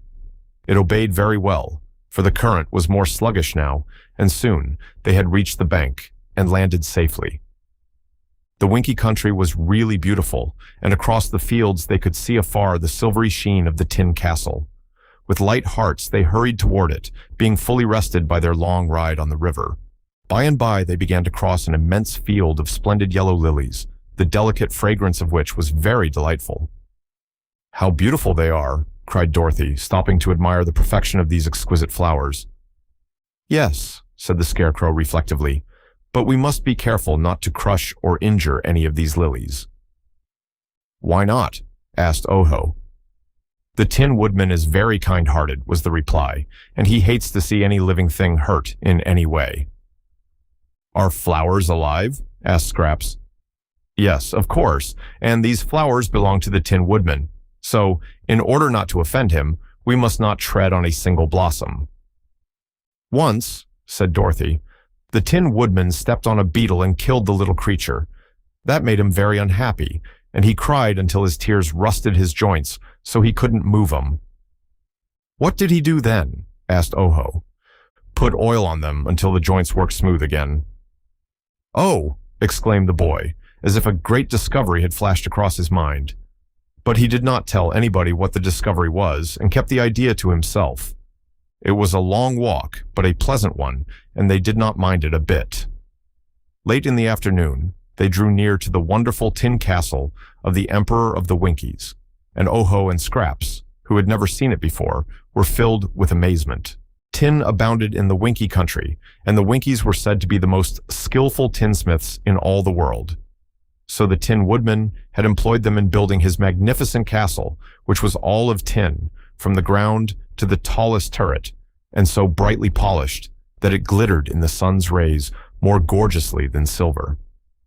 Around the grounds of the castle ran a tin wall with tin gates, but the gates stood wide open because the Emperor had no enemies to disturb him.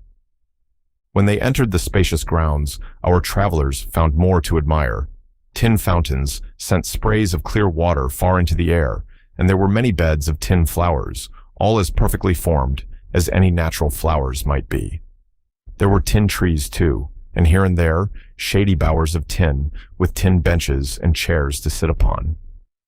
Also, on the sides of the pathway leading up to the front door of the castle were rows of tin statuary, very cleverly executed. Among these, Ojo recognized statues of Dorothy, Toto, the Scarecrow, the Wizard, the Shaggy Man, Jack Pumpkinhead, and Ozma, all standing upon neat pedestals of tin. Toto was well acquainted with the residents of the Tin Woodman, and, being assured a joyful welcome, he ran ahead and barked so loudly at the front door that the Tin Woodman heard him and came out in person to see if it were really his old friend Toto.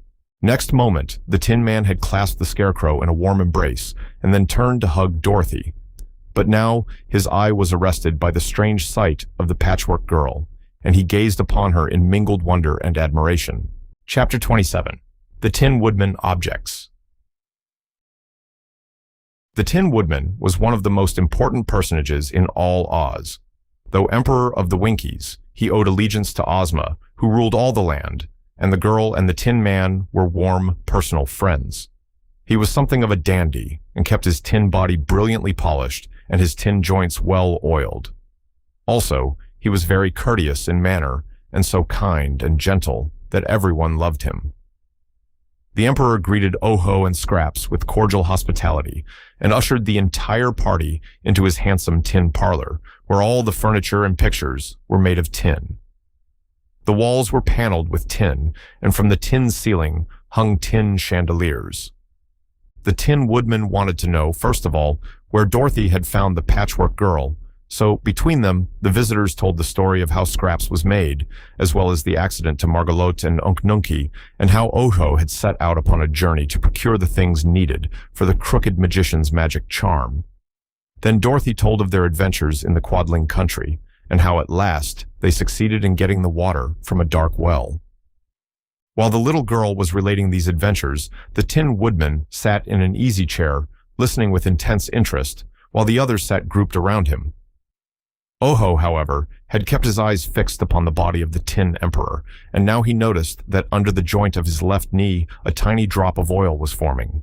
He watched this drop of oil with a fast-beating heart, and feeling in his pocket, brought out a tiny vial of crystal, which he held secreted in his hand.